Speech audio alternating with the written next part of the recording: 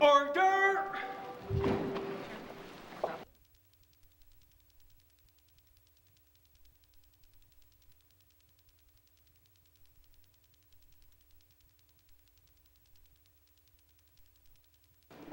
Creator, may your spirit and guidance be in us as we work for the benefit of all our people, for peace and justice in our land, and for the constant recognition of the dignity and aspirations of those whom we serve. Amen.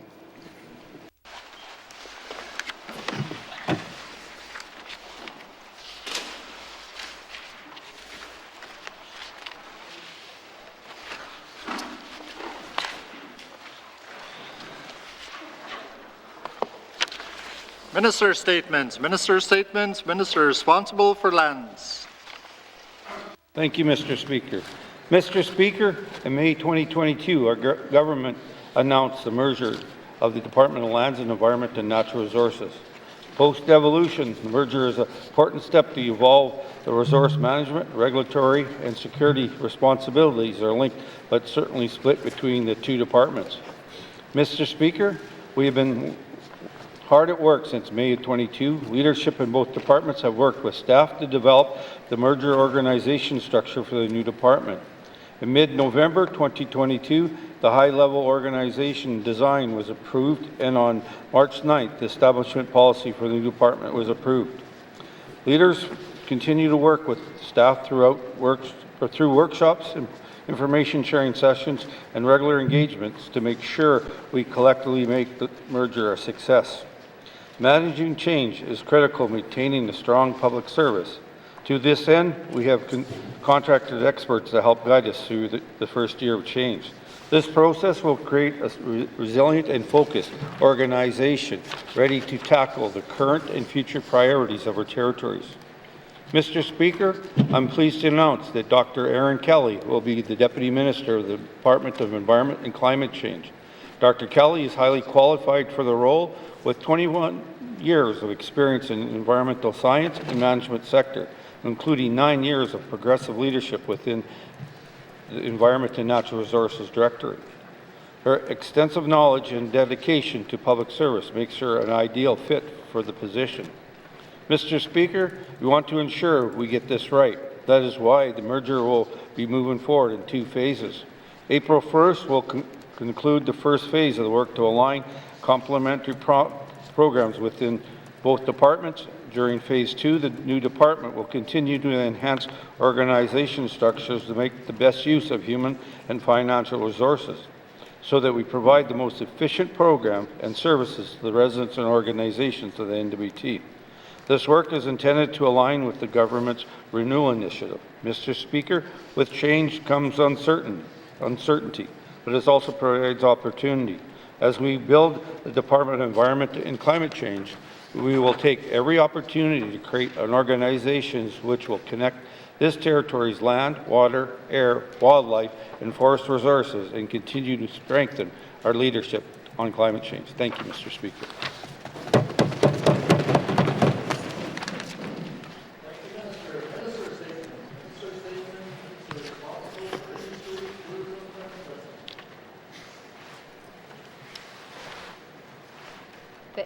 Thank you, Mr. Speaker.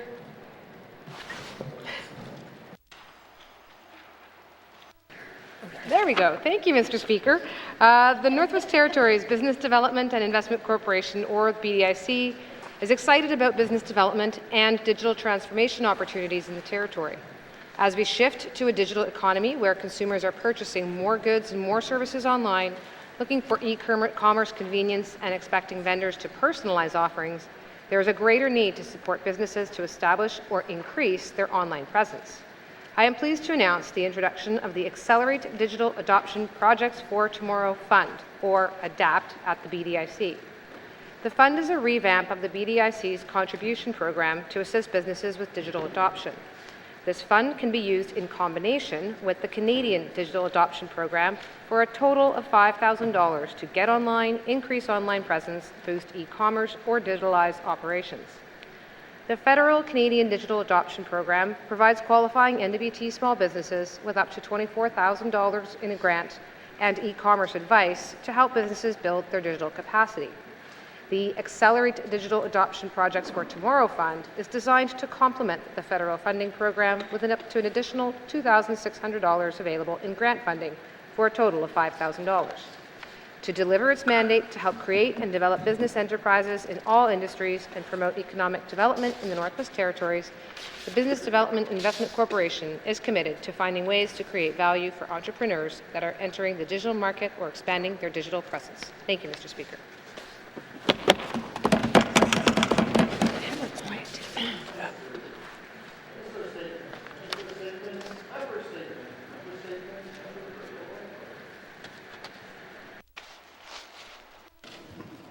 Thank you, Mr. Speaker. The Department of Lands is currently running an ad campaign on the benefits of leasing. And Mr. Speaker, I want to talk about the main benefit of leasing, which is one we all tend to ignore in this territory. And the main benefit is that at the end of a lease, a lessor can take the land back, Mr. Speaker. And in fact, in the Northwest Territories, not only do we take the land back, we require the lessee to tear down any structures and remediate the land, Mr. Speaker. And yet everyone I talk to who has a lease does not seem to think this is at all a possibility. So, Mr. Speaker, we have to ask ourselves, are we actually going to take back any of the land and the structures that people live in under these leases? And Mr. Speaker, if the answer to that question is no, there is a very simple and obvious solution. That is to give those people their land, Mr. Speaker, that we have no intention of actually taking back. And Mr. Speaker, I believe it is time we get out of the leasing business. Firstly, Mr. Speaker, I think we have to start with the hunters and trappers who are exercising a traditional right. I say the easiest and most simplest solution here is to identify their cabins, give it to them in fee simple for $1, and leave them alone, Mr. Speaker. No more inspections. However, Mr. Speaker, if we're not willing to do that, I think there is an elegant solution in some sort of tenure for Indigenous rights holders. May I suggest a 99-year lease for $1, and then we leave them alone, Mr. Speaker. And we might just have to accept that our pages and pages of lease guidelines aren't the best fit. Mr. Speaker, we're going to have to meet our hunters and trappers where they are. The reality is they have cabins that are sometimes within the 100-meter setback from the high water mark, Mr. Speaker, and we might just have to accept that, Mr. Speaker, and give them some sort of tenure for $1, Mr. Speaker, and stop charging them lease fees, stop charging them taxes, and stop taking them to collections. Next, Mr. Speaker, once we are in community boundaries, why do we have any leases? The key role of community government is to set bylaws that speak to setbacks, the size of structures, and to administrate their land and community boundaries. It is time we take every single lease we have in community boundaries and either give it to the community government or the individual who lives in that house. The N.W.T needs to get out of the leasing business and stop doubling down on the benefits of leasing if our intention is to not actually take the land back at the end of the term. I'll have questions for the Minister of Lands. Thank you, Mr. Speaker.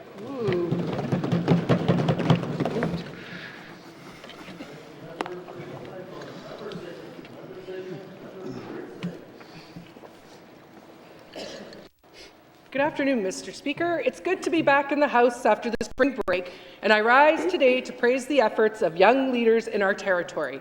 Over the last few months, youth from around the territory have been organizing and hosting summits in their communities. These gatherings brought future leaders together to discuss the challenges they all face, to learn from each other and experts, and to share their solutions and ideas for a brighter future. Gatherings have been held in Betchico, Detta, and Fort Providence, to name a few, and saw youth gather not only from the N.W.T, but from the Yukon and Nunavut as well. Events involved traditional hand games, crafts, and drumming, as well as workshops on communication skills and mental and physical health and well-being. Youth had the opportunity to try new things and make new friends, building relationships that will last a lifetime. Relationships I know will be crucial when these young people take their seats in this House and at the consultation tables across the regions. These youth are our future, and it heartens me to see their strength and resiliency, to see them take the reins of their own destiny. For that, I want to thank everyone who helped organize these events that give voice and opportunity to the youth of the territory. Mr. Speaker, it's no secret youth are facing challenges. The reports being tabled by the Social Development Committee show that youth are crying out for help and want solutions, and our government is failing them.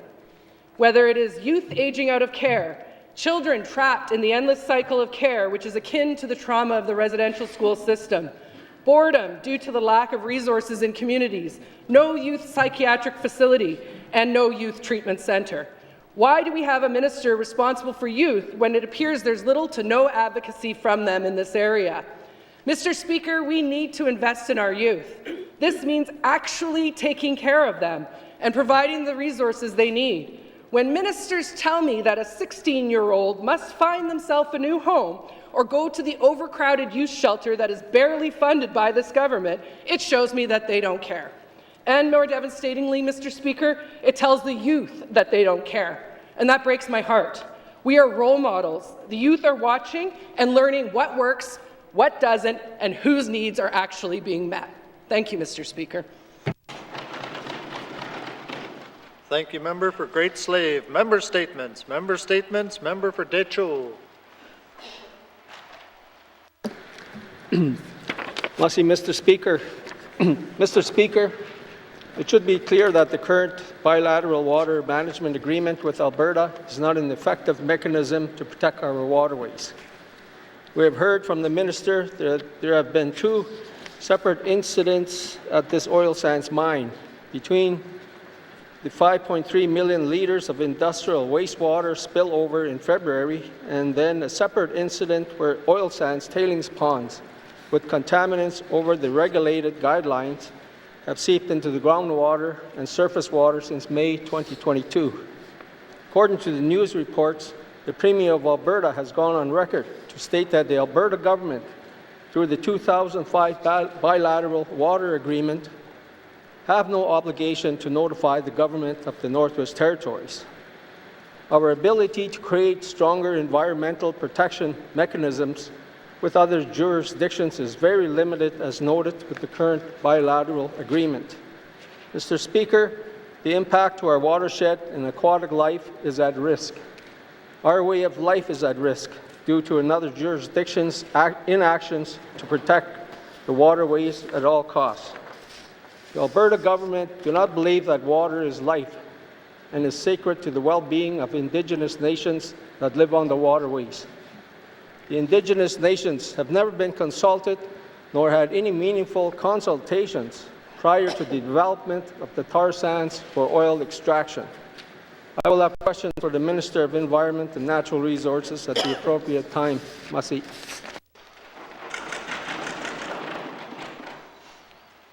Thank you, member for Decho. Member statements. Member statements. Member for Mumfree.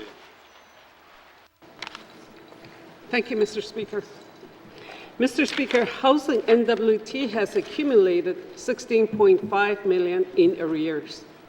Of that, $4.9 million is owed in mortgage payment.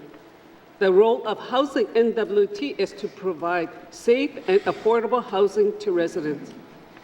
It is not to set up people for failure, entering into mortgage with people only to have them to evict them later because they cannot afford the mortgage. Mr. Speaker, I have residents who renewed their mortgage with housing N.W.T when it was clear they were unable to keep up with costs of that mortgage.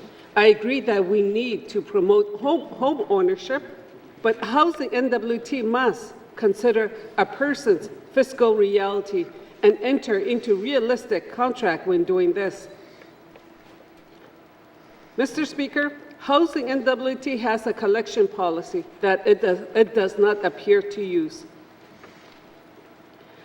I have seniors who are being told they need to renew a mortgage they cannot afford to renew, when then they receive a letter saying they are behind on their mortgage payments. We have housing N.W.T refinancing mortgages with young adults in their 20s upon getting their first full-time job. This again is setting up our people for failure, Mr. Speaker. The government of the Northwest Territories needs to take responsibility and support our residents if housing N.W.T mortgage arrears continue to grow. That means there is something wrong with the N.W.T housing process for entering into mortgages or collecting payments or managing arrears. There is mismanagement on housing N.W.T sites. This is not reflective of what residents need. Thank you. I will have a question for the Minister of Housing. Thank you. Thank you. Thank you, member for Mumfwee. Member statements. Member statements. Member for Frame Lake. Merci, Monsieur le Président. In the Finance Minister's budget address on February 8, 2023, there was mention of a review of the fiscal responsibility policy. She said, quote, "Last summer we evaluated this policy and its requirement that at least half of N.W.T capital investments is financed by the operating surplus to ensure that it still is effective in meeting our debt management principles. We have already started changes in the reporting on the future debt implications in this budget, and in short order, we will be revising the fiscal responsibility policy to help decision makers better understand the implications of their budget choices." End of quote. The fiscal responsibility policy has failed to keep us out of growing debt. The 2023-24 year-end debt projection is $1.5 billion, $65 million higher than that projected for 2022-2023. This policy also did not prevent the massive over-budgeting of capital projects that has finally been capped, at least in practice. I can confirm that there was engagement with regular MLAs on the fiscal responsibility policy late last year. Unfortunately, I can't talk much about it, but I do think our feedback was amongst the best work we have ever done. It appears that the Minister has finally heard regular MLAs' calls for the calculations associated with the determination of compliance or non-compliance with the fiscal responsibility policy that will now regularly be found in financial documents. We need more detailed financial reporting and accountability throughout the year to ensure that sound financial management continues. There needs to be some consequences, though, for non-compliance, and at a minimum, a requirement for a plan to be made public to bring our finances back in order.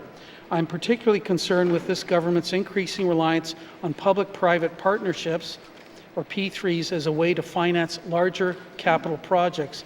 There's been little to no analysis or disclosure of the impact this has had on our operating budgets, as P3 servicing costs eat away into our ability to provide programs and services. There should be firm caps on P3 servicing costs, just as there are on debt servicing, as part of the fiscal responsibility policy. I will have questions later today for the Minister of Finance. Merci, Mr. Speaker. Thank you, member for Frame Lake. Member statements. Member statements. Member for Thabacha. Thank you, Mr. Speaker. Mr. Speaker, earlier this month, on March the 6th, the Minister of Education, Cultural and Employment announced the members of the new Aurora College Board of Governors. I was very pleased to hear the Minister's long-awaited announcement on this matter, because I know that having a new Board of Governors for Aurora College is a vital step to advancing the transformation into a new polytechnic university.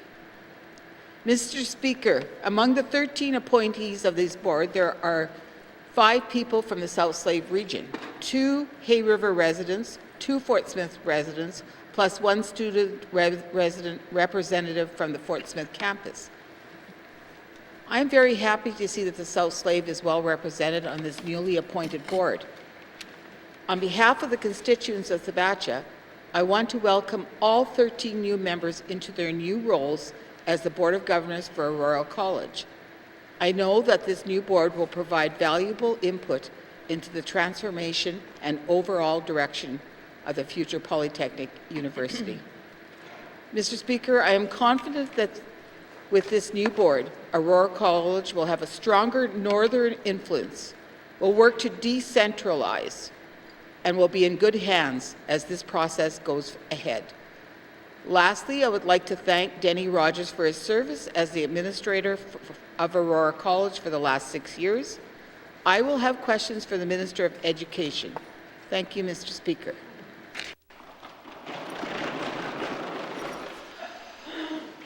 Thank you, member for Thabacha. Member statements. Member statements. Member for N.W.T. Thank you, Mr. Speaker. Today, before we start, I'd like to congratulate the Yukon Indian Hockey Tournament this past week and the K&D Outlaws from McClavick for winning B Division down at the biggest tournament, the Stanley Cup of our hockey tournaments in the north. And I really want to congratulate Bodie and Johnny Elias. I was really proud last night. Our good friend Darius Elias, who passed away, former MLA for North Yukon Eagles, won the A Division, and Johnny's really looking like his dad. So, and we watch those kids grow up. So I'm really proud of them. So congratulations to all who participated in that tournament. Mr. Speaker, today my member statements recreation funding. Accessing sport and recreation to my communities is not easy as it is here in Yellowknife. My constituents travel from communities at larger centres extremely expensive. Yellowknife will have Super Soccer shortly, Cager Tournament, countless other tournaments in the South Slave, and being able to drive to Edmonton and Grand Prairie is very realistic for them. Mr. Speaker, the charter for my communities can cost up to $30,000 round trip. A round trip ticket from N.W.T to Yellowknife is costing now $1,400 on our local airline. Our current economic activity is crippling. Supporting our youth and ensuring the access of sport and recreation. Mr. Speaker, I should not need to tell this House how the importance of the sport is in building our youth. Our future leaders' sports programming helps our youth grow mentally, to become more confident, develop in skills, having a physical outlet. Sports gives a chance for meeting new friends, a positive environment, and being able to travel outside of our home communities. All this goes a long way. It's not about going out and going to into communities as well. We are not seeing our territorial sport organizations supported. They are facing inflation, high costs of delivering sports programs. We are not giving a strong foundation for our youth to travel to meet other athletes in themselves and to try to excel themselves in sport. I was told by the minister $250,000 was budgeted for the Beaufort Delta and MACA. That's not nearly enough. It's given us what we asked for. The costs have been highlighted. I will have questions for the minister at the appropriate time. Thank you, Mr. Speaker. Thank you, member for N.W.T. Member statements. Member statements. Member for Tunaday-Welday. Thank you, Mr. Speaker. Today I come to you with a message of grave concerns regarding our waters. As we speak, the Slave water system, which is a lifeline for many small communities in our region, and facing serious threats from downstream water contamination originating in Alberta. This contamination is a result of industrial development and has the potential to cause irreparable harm to our environment, our economy, and most importantly, the health of our people in the Tunaday-Welday riding and all residents in the Northwest Territories as downstream users. The current transplant agreement between the government of Northwest Territories and Alberta lacks the regulatory means to address this issue. This means that we are at the mercy of those who are polluting our waters system south of 60 parallel, and the Mackenzie Valley Resource Management only addresses the commercial development north of 60 in the Northwest Territories.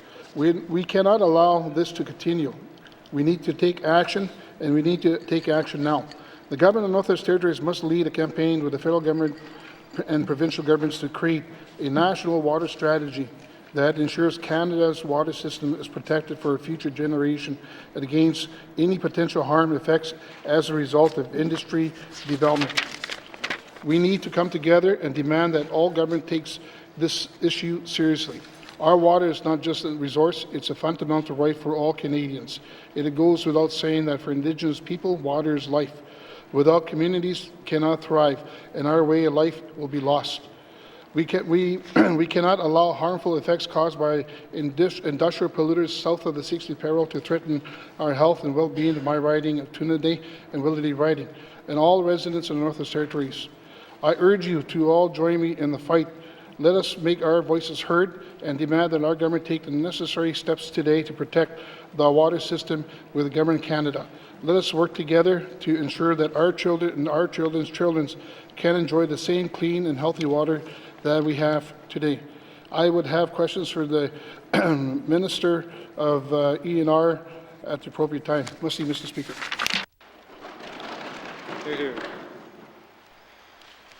Member statements. Member statements. Member for Kamloops. Thank you, Mr. Speaker. Mr. Speaker, the word procurement has been mentioned over 500 times in this House in the life of this Assembly, which is more than the previous 2 assemblies. Through conversations about procurement, we have advocated for increased northern procurement benefit retention, economic reconciliation, improved procurement transparency, and a general change in procurement accessibility. As elected leaders, we have all committed to making procurement improvements as requested by all Northerners. In September 2021, the Procurement Review Panel published its findings and 50 recommendations. According to the panel, this review provides the N.W.T with a historic opportunity to establish a solid foundation for the strategic use of procurement and take full control of the opportunities to leverage public contracting to support economic and social objectives in the Northwest Territories. This past fall, the N.W.T tabled a work plan with a single table divided into 4 deliverable categories: administrative updates to make it easier to do business with the N.W.T, actions to improve government procurement's transparency and accountability, and efforts to increase the benefits of government procurement for Indigenous and N.W.T businesses. But that is literally the extent of the work plan's detail. Mr. Speaker, this work plan does not give certainty of whether or not the procurement review of the 19th Assembly will affect change or fall short of resident and northern business expectations. In response to questions about the outcomes of the procurement review, this House has been told that, quote, the work is underway and we need to wait and see how it unfolds, end quote. Mr. Speaker, we have limited time left in the life of this Assembly, and this Assembly needs the opportunity to review, question, and hold the government accountable to changes to the N.W.T procurement policies. And as a regular member, I need the opportunity to advocate for the people and entrepreneurs I serve and ensure their voices, experience, and time given during the panel review are respected. N.W.T businesses continue to question why their businesses should continue to operate north of 60 when significant contract dollars go south to where the cost of doing business is more affordable. And population decreases show that a significant number of Northerners are heading south. Northerners need certainty. Regular members cannot continue to wait and see how long the work of procurement review unfolds. This government needs to finalize this work and deliver it along with certainty to N.W.T residents. Thank you, Mr. Speaker. Thank you, Member for Kamloops. Member statements. Member statements. Member for Nahende. Thank you, Mr. Speaker. Mr. Speaker, Jack Lee Mouse was born on May 15, 1972 in Fort Simpson. He passed away on March 14, 2023 at the age of 21. He was the son of Cecile Mouse and Frederick Tonka. When we heard that he passed away, the family, friends, and community were shocked and saddened. Mr. Speaker, death has taken away a genuinely nice individual, and more importantly, a loving nephew, cousin, and brother. While the family and friends mourned the loss, they gathered in Fort Simpson to pay tribute and the celebration of life this past Tuesday. I can advise you that he had left a lasting impression in the minds of his acquaintances and others. People knew him as a pleasant, cooperative, helpful, and dedicated individual. Everyone at the service talked about how they always remembered his laugh and how it made him feel. Mr. Speaker, I had the pleasure of knowing Jack in 1993 on the ball field in Fort Simpson when we played the Roadrunners team. He stood out because of several things. He had a reverse grip when he went up to bat on the left-hand side of the plate.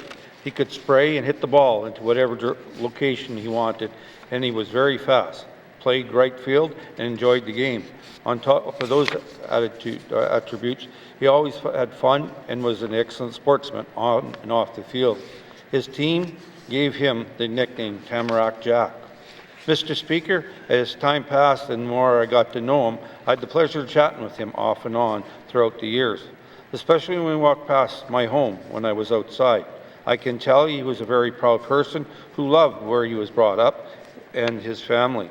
He was a very nice person that cared about his family. Mr. Speaker, I can tell you that this is a particularly difficult and painful time for his family, and extending to them my heartfelt condolences. I wish them courage and strength as they deal with their loss. Mr. Speaker, I've received a beautiful write-up from his cousin Angela, and I would like it to be deemed as read and printed in the Hansards. Mr. Speaker, the family would like to thank everybody for their support during this difficult time, especially Litico First Nation and their Executive Director. He will be sadly missed by his surviving family and friends. Thank you. Member for Nahende, our thoughts and prayers are with the family and community at this time. Member statements. Member statements. Returns to oral questions. Returns to oral questions. Minister responsible for Health and Social Services.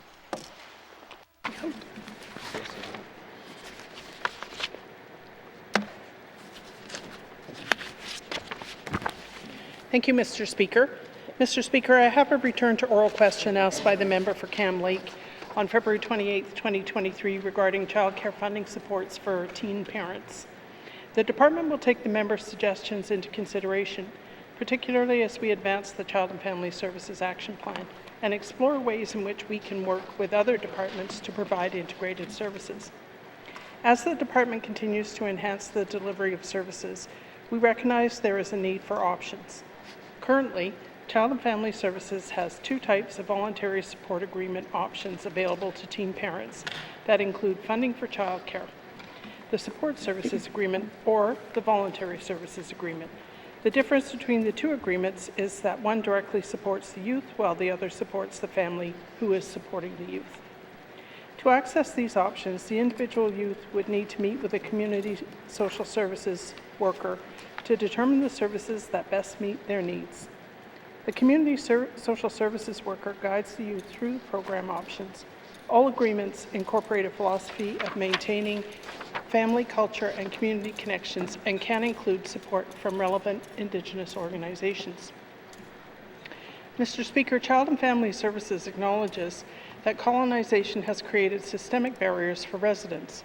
All N.W.T. residents, including teen parents, deserve to feel safe, free from discrimination and racism when accessing health and social services. We are making some important progress in this area. For example, the Cultural Safety and Anti-Racism team tailored the existing cultural safety and anti-racism training specifically to focus on harmful historical and present-day child and family services policies that have contributed to anti-Indigenous racism and systemic barriers for clients. This training was delivered to Child and Family Services staff in November of 2022 and will be delivered again in November 2023. As a second example, the department is developing cultural safety and anti-racism principles in 2023 with guidance from the Indigenous Advisory Body. These principles will shape how we operate as a system toward a culture of cultural safety. Child and Family Services continues to make improvements based on feedback from families, communities, and stakeholders, and we're committed to continuing these discussions no matter how uncomfortable they may be. Thank you, Mr. Speaker. Thank you, Minister. Returns to oral questions. Returns to oral questions. Minister responsible for infrastructure. Mr. Speaker, I have returned to oral questions asked by the member for Great Slave on March the 1st, 2023 regarding renewable energy. Regarding the request for information about how much of the $20 million in funding secured for Tolston Hydro expansion has been retained with northern businesses and how much has been sole sourced to former Government of Northwest Territories or N.W.T employees. I can provide some information in addition to what is already on the public record. To date, approximately $11.5 million has been spent on pre-feasibility work for the project. This includes activities related to regulatory planning, commercial development, forming Indigenous partnership, and establishing the technical parameters for transmission and generation components of the project. Of this amount, approximately 6.2 or 54.6% of spending has been distributed to northern businesses, residents, and Indigenous governments. Regarding specific sole source contracts, a total of $167,000 or 1.4 was paid to a single contractor over a 4-year term from June 2019 to November 2022. The consultant was formerly an employee of the Government of Northwest Territories whose experience was relied upon to build and coordinate working relationships between the parties involved. The Tolston Hydro expansion project is being developed in partnership with the Acknowledgements Dene First Nation, or ADFN, and Northwest Territories Métis Nations, or N.W.T. A key area of focus early in this project was development of a guiding statement of principles and a memorandum of understanding to work together to advance the project. The success of a project of this scale hinges on collaboration and relationship building with Indigenous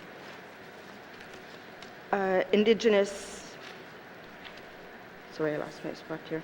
The success of the project of this scale hinges on collaboration and relationship building between various parties at the table. Although it took some time to establish trust between parties, this is a long-term project. An MOU was formally endorsed by the leadership of the ADFN and N.W.T. at our first Tulsin Expansion Steering Committee meeting, which was June 2021. The consultant continued to support the MOU implementation until November of 2022, and no further work is expected going forward. Regarding the Northern businesses, direct contracts have been awarded for services such as fixed wing and rotary aircraft consulting.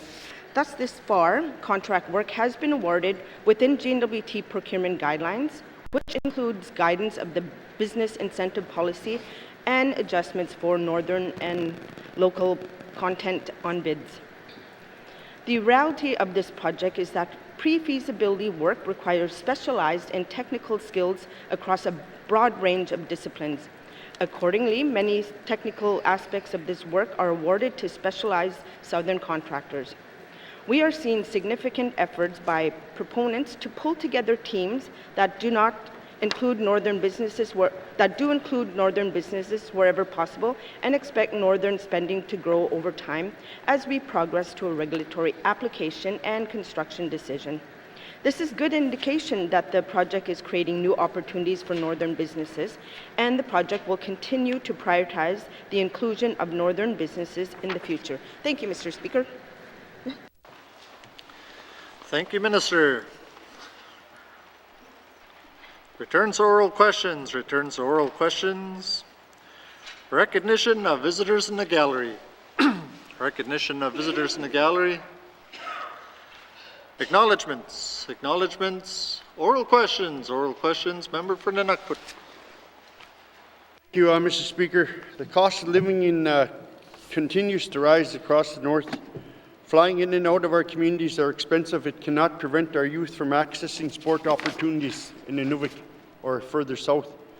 Can the Minister explain what funding supports are provided to territorial sport organizations and organizations like BDSRA, given the impacts of inflation? Is there any increases on that? Thank you, Mr. Speaker.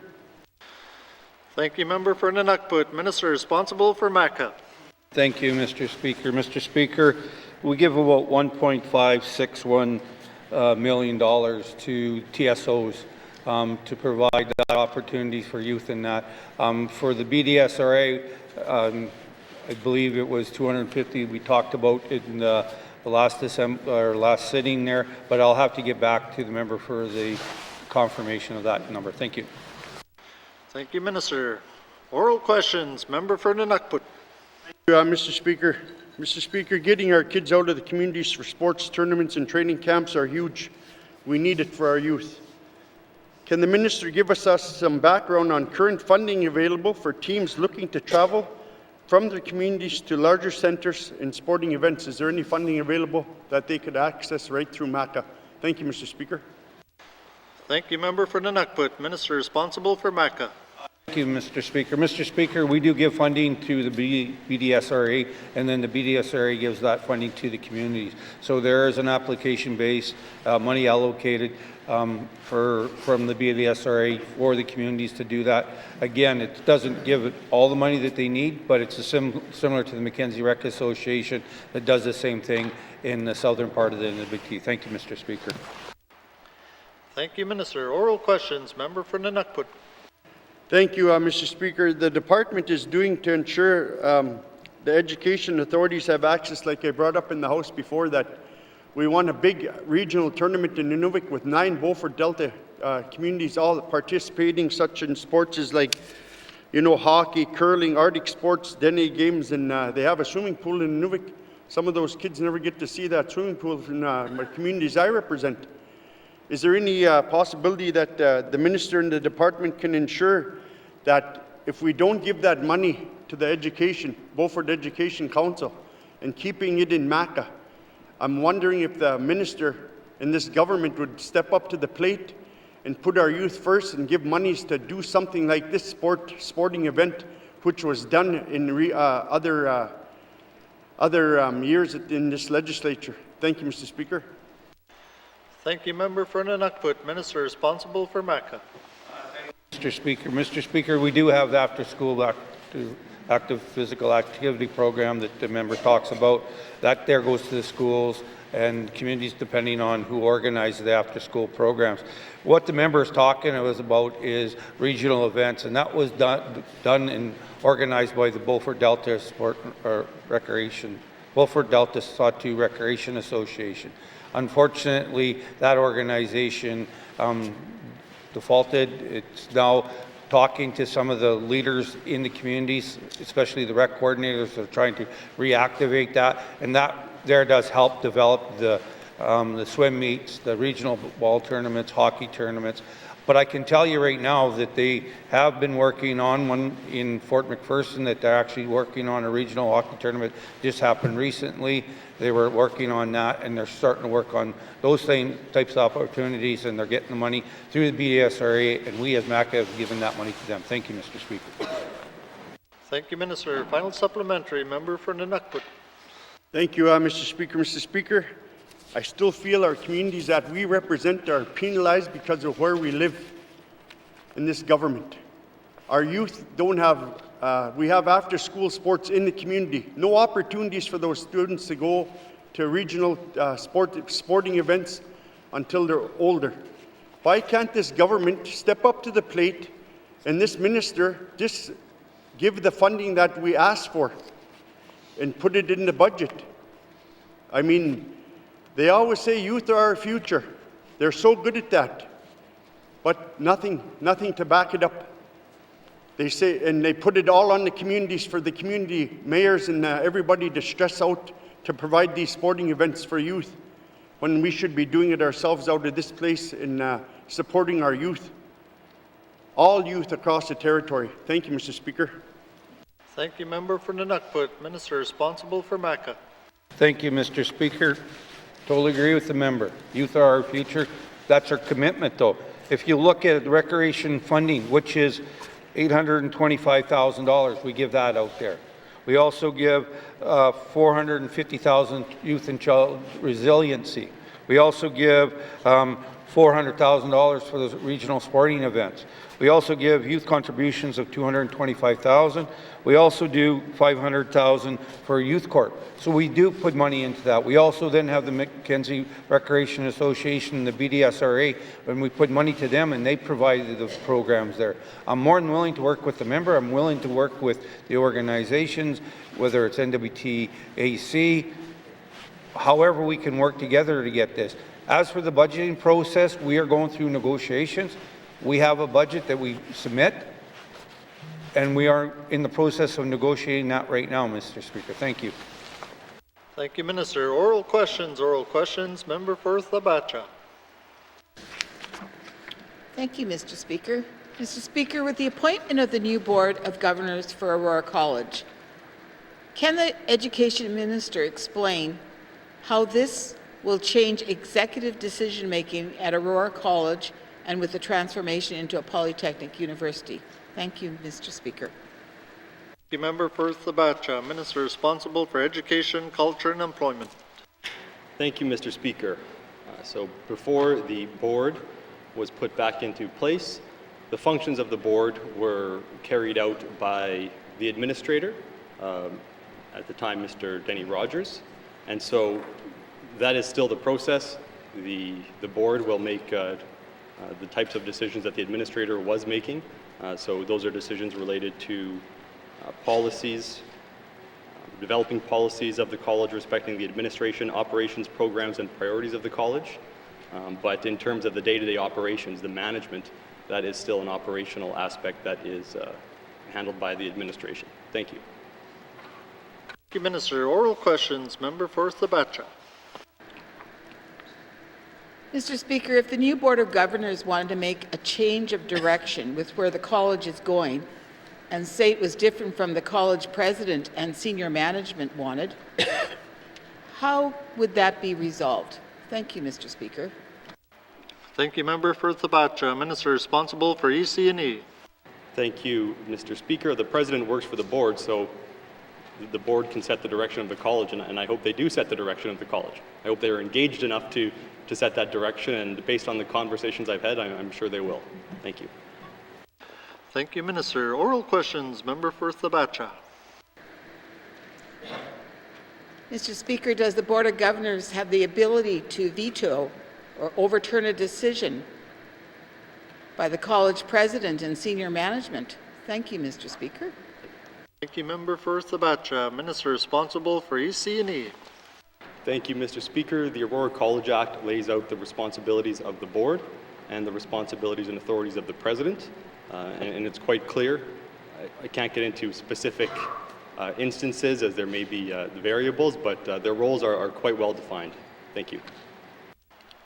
Thank you, Minister. Final supplementary. Member for Thabacha.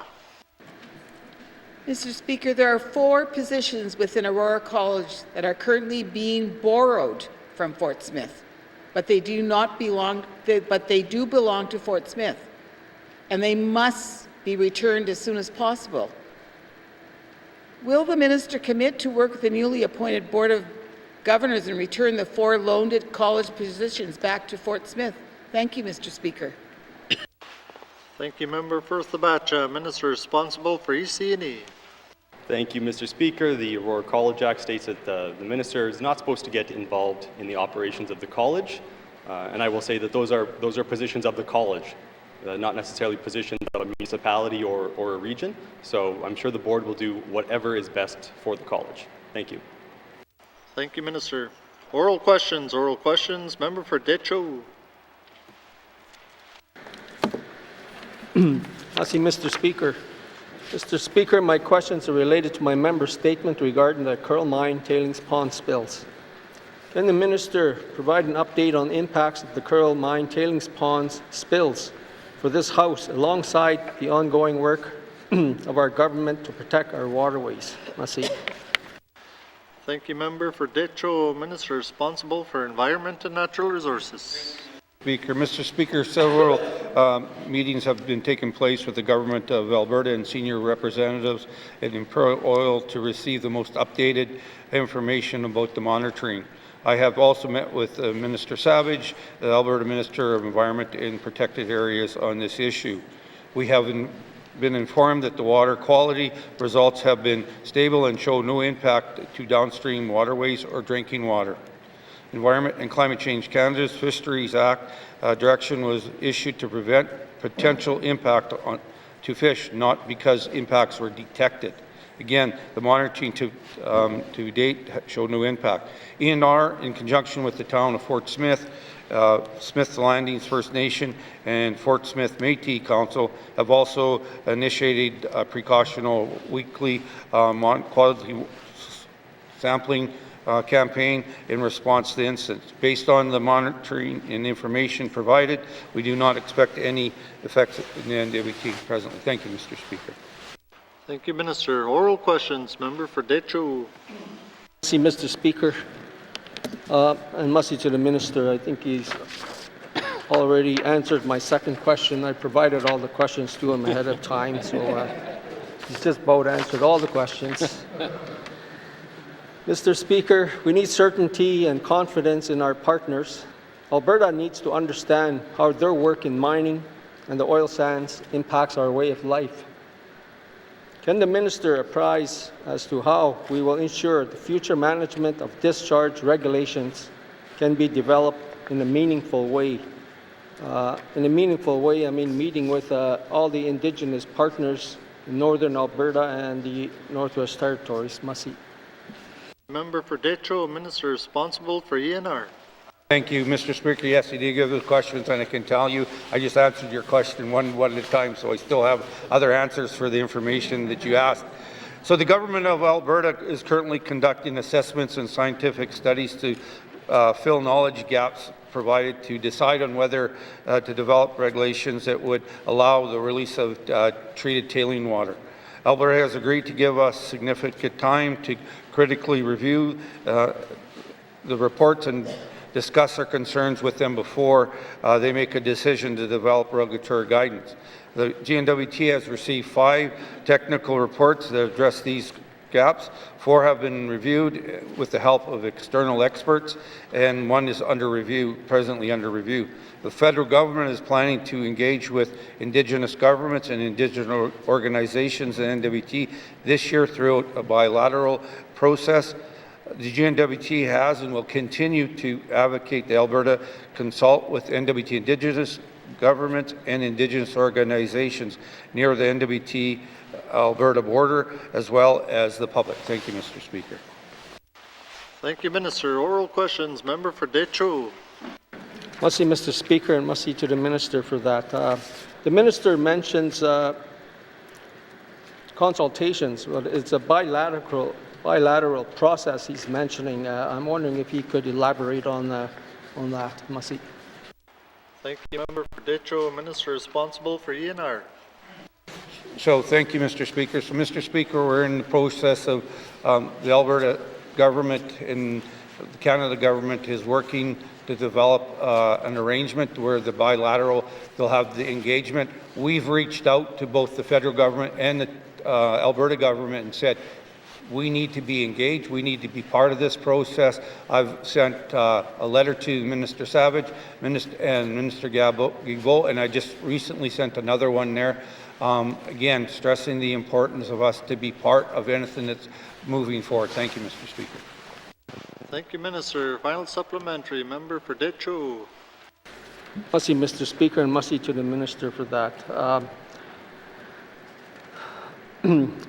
I'm encouraged by the fact that they will have engagement, which was very lacking at the outset of the tar sands development from the early years.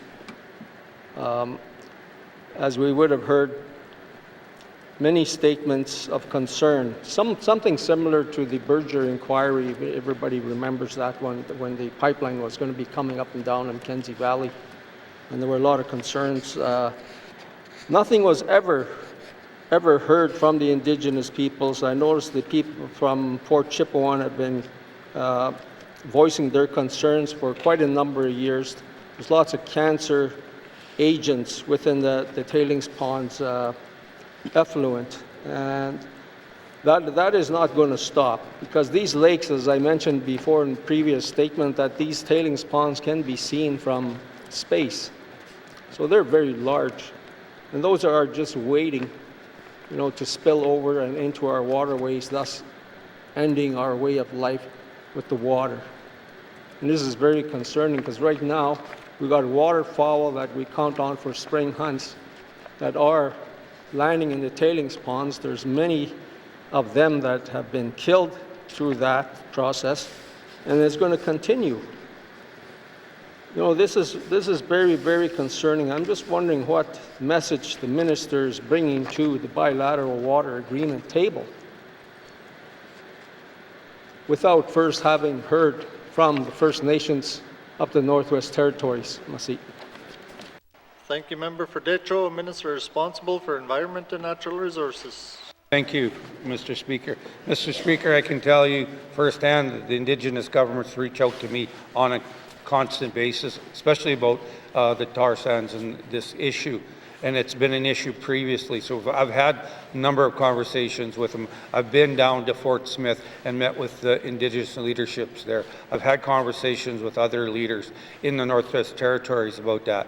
So the first and foremost thing is right now, with the disaster that happened with the seepage and the 5.3 million liters of tailings released into the environment, I can tell you right now, Fort Chip has done the monitoring. There has been no impact there. Right now in Fort Smith, the monitoring we have done, there is no monitoring. So we are working with the Indigenous governments. We're hearing their concerns. We've also passed that message on. The Wednesday I heard it, we had a minister statement out. We advised the Alberta government and the federal government this what was going on. We advised the Indigenous governments. So we are taking this seriously. It's about, as the member said, water is life in the Northwest Territories, and we take it seriously. So we are dealing with it as efficiently as we can. Thank you, Mr. Speaker. Thank you, Minister. Oral questions. Member for Tunaday-Welde. Thank you, Mr. Speaker. Mr. Speaker, I had the privilege of chairing the Mackenzie Valley Impact Review Board for 6 years, and I had also the privilege of working with the Yukon Environmental Assessment and Yukon Environmental Social Economic Assessment Board, and also the N.W.T Impact Review Board. Amongst these three boards, I was able to work with them to create an MOU so we could work together and share information. But at the same time, here in the Northwest Territories, I chaired many environmental assessment projects here, and so I understand what's happening here in the North in terms of regulatory process. My question to the Minister today is that my concern is that we need to come up with a strategy, and I mentioned that in my opening remarks. So my question to the Minister of ENR, Shane Thompson, is that what specific regulatory measures will the government put in place to address the downstream users of water contamination originating in Alberta to protect the slave water system in the Northwest Territories? Thank you, Mr. Speaker. Thank you, Member for Tunaday-Welde. Minister responsible for Environment and Natural Resources. Thank you, Mr. Speaker, and I thank the member for the question. The N.W.T continues and does participate in Alberta public environmental assessments and regulatory processes. The transboundary agreement with Alberta provides a number of ways to address downstream concerns. The agreement commits Alberta to meet water quality, water quantity, and biological objectives at the border. The agreement commits Alberta to share information in a timely way and notify the N.W.T prior to development of the activity. Should questions of dispute arise, the agreement contains a dispute resolution process. Should the provisions of this agreement not be met, the N.W.T needs the agreement was negotiated so that all legal measures outside of the agreement remains available. Thank you, Mr. Speaker. Thank you, Minister. Oral questions. Member for Tunaday-Welde. Thank you, Mr. Speaker, and thank you, Minister. When I was chairing the Public Review Board, we dealt with Giant Mine, for example, and when we did with Giant Mine is that we had a lot of proponents that were impacted, so all the Indigenous governments and the N.W.T, and we went through a review board environmental assessment process, and we thoroughly examined that project, and we made some strong recommendations and measures and that kind of thing. The thing is that the Mackenzie Valley Resource Management Act, the way it's set up right now, is that it doesn't address the downstream users, whether it be in Yukon or in Nunavut. And so we're only, when I was a chairman, I was only able to address in north of 60 in the Northwest Territories only. That's why we created this MOU to work with both boards and agencies and that kind of thing. But for me, right now as it is, Mr. Speaker, is that the current transboundary water agreement between the government of the Northwest Territories and Alberta is insufficient in addressing this issue on downstream users. My question to the Minister is, what steps will the government take to renegotiate this agreement to ensure it includes adequate regulatory measures to protect the water system for downstream users? Thank you, Mr. Speaker. Thank you, Member for Tunaday-Welde. Minister responsible for ENR. Thank you, Mr. Speaker. Mr. Speaker, the Transboundary Water Agreement remains one of the best of its kind. The agreement prioritizes N.W.T interests to identify throughout the years of engagement on the N.W.T water strategy and guidance from Indigenous steering committees. For example, it includes measures to protect aquatic ecosystems integrity and ensures Indigenous knowledge is considered in decision-making. These agreements are cooperative and respected decision-making authority of each jurisdiction.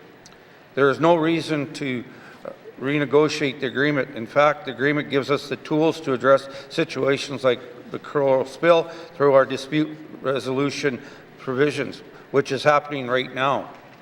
Throughout the agreement, we should not have, if we would not have these tools, and Alberta would not be obligated to share information with us or meet specific conditions at the border. Alberta is engaging with us on this issue. They have agreed to engage in a dispute resolution under the agreement and have put us in touch with Imperial to provide us with more detailed information on this matter. Thank you, Mr. Speaker. Thank you, Minister. Oral questions. Member for Tuna-de-Welde. Thank you, Mr. Speaker. Again, when I was thinking about when I chaired the Impact Review Board,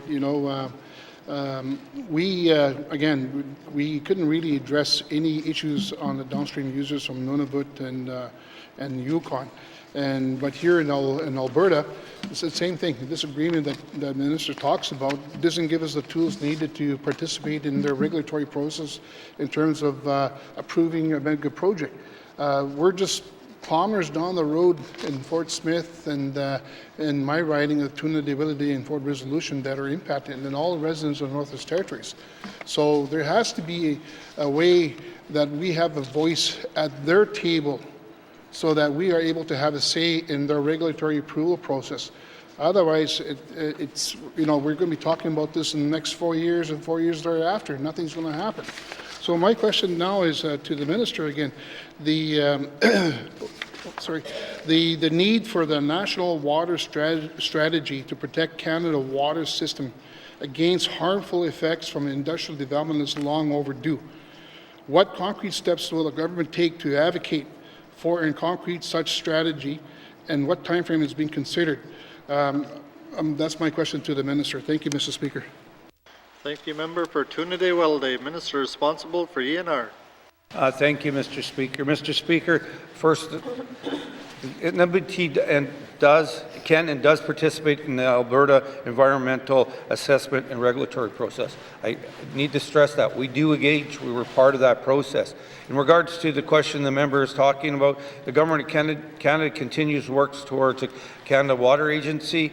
We have participated in the process and will continue to advocate for the N.W.T. Indigenous governments and organizations to be part of any process that we have, or they have. We've been having that. That's our letter. We've had conversations with Minister Savage. We're reaching out to Minister Guilbeault, and we're trying to meet with them, and we're trying to meet with Minister Savage as well in sometime in April, face-to-face, to discuss this. Thank you, Mr. Speaker.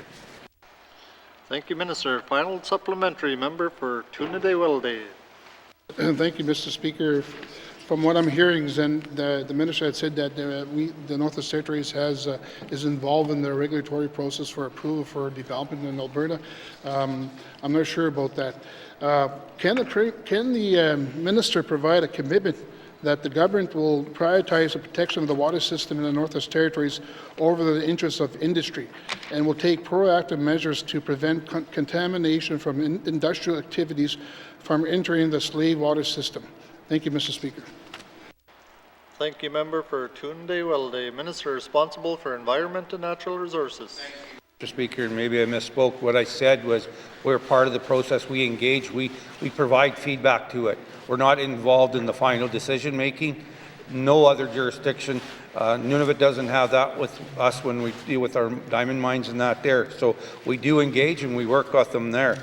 I can tell you right now I'm committed to protect the waters of the N.W.T. As I said to the previous member from Deschaux, as soon as we found out this was happening, we did a minister's statement. We wrote letters. We've had contact with both the federal and the Alberta government. So again, though, I have to stress that right now there's no evidence in the water, whether it was in Fort Chip or in Fort Smith, that the tar sands of the water, what has happened has had an impact in our waters right now. Finally, as I publicly stated, I will not support the discharge of treated oil sands, tailing water without rigorous scientific or science to prove that the water is safe and the process is safe. And if the N.W.T. is not happy with it, Indigenous governments are not happy with it, and the public needs to be involved. So we're all are part of this. We're stressing it, and if it's not that, we have other processes that we can move forward on. Thank you, Mr. Speaker. Thank you, Minister. Oral questions. Member for Frame Lake. Merci, Monsieur le Président. My question is for the Minister of Finance on the recent review that seems to have been carried out around the fiscal responsibility policy. So can the Minister outline how this review was carried out and who was consulted? Merci, Mr. Speaker. Thank you, Member for Frame Lake. Minister responsible for Finance. Thank you, Mr. Speaker. Mr. Speaker, the fiscal policy review is something that is an internal policy looking at a way of evaluating what we do as a government and how we manage our budgets, how we design our budgets. It was completed by the Fiscal Policy Division as the primary lead within the Department of Finance, but also with input from some of the other departments that look at this type of work and that do this type of work, such as the Comptroller General's Office, Management Board Secretariat. We certainly did look at counterparts across other governments to see what they might do when their departments of finance are managing and developing their own internal budgets, and it certainly was very helpful to take that opportunity and have a fairly detailed engagement with Standing Committee, and as mentioned earlier, it was a very thorough response that was received back. I'd also note we did check in with the 2 credit rating agencies that would look at how we are doing to manage our budgets, and that's how this was developed. Thank you, Mr. Speaker. Thank you, Minister. Oral questions. Member for Frame Lake. Merci, Monsieur le Président. It never fails to amaze me sometimes the things I can learn in oral questions, that the credit rating agencies were consulted, but okay, that's all good. In my statement, I noted that the fiscal responsibility policy has failed to keep our debt from growing at greater than inflation, and that there are no consequences for non-compliance. Can the Minister tell us what changes will be made to the fiscal responsibility policy? Merci, Mr. Speaker. Thank you, Member for Frame Lake. Minister responsible for Finance. Thank you, Mr. Speaker. Mr. Speaker, the fiscal responsibility policy is really only one tool among many, not the least of which is the process that we are currently engaged in here of examining our budgets publicly as part of this Assembly. Mr. Speaker, I would note that our current rate of budget growth is the smallest that it's been in a very long time, possibly in over a decade. So certainly there are things that are working within the Department of Finance right now to manage that debt growth. But notwithstanding that, the review was done to try to make it even better. There's a number of changes, Mr. Speaker, not the least of which, something that comes up frequently, we're proposing a cushion of $120 million under the federal borrowing limit, so that there's not going to be this constant question of when are we going to hit the limit. We know there's going to be that cushion there, so that gives us the room every year to ensure that if there's something like a flood, that there's always the room available to us. Another one I want to highlight, Mr. Speaker, is with respect to publishing 2 things: an ongoing moving average to show where we are in terms of where we are in the fiscal responsibility policy, what kind of surplus we need depending on what's happening on the capital side.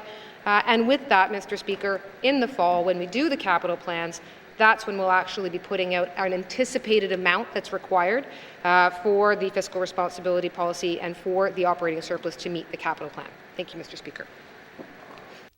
Thank you, Minister. Oral questions. Member for Frame Lake.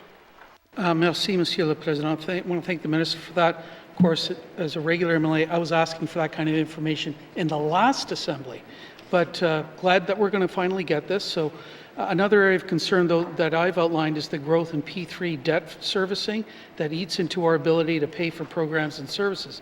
This is a growing problem as this government takes on more and more P3 projects with little to no analysis or disclosure of the impact this has had on our operating budget. So can the Minister tell us whether there will be greater analysis and disclosure of P3 servicing costs and impacts on programs and services as part of a revised fiscal responsibility policy? Merci, Mr. Speaker. Thank you, Member for Frame Lake. Minister responsible for Finance.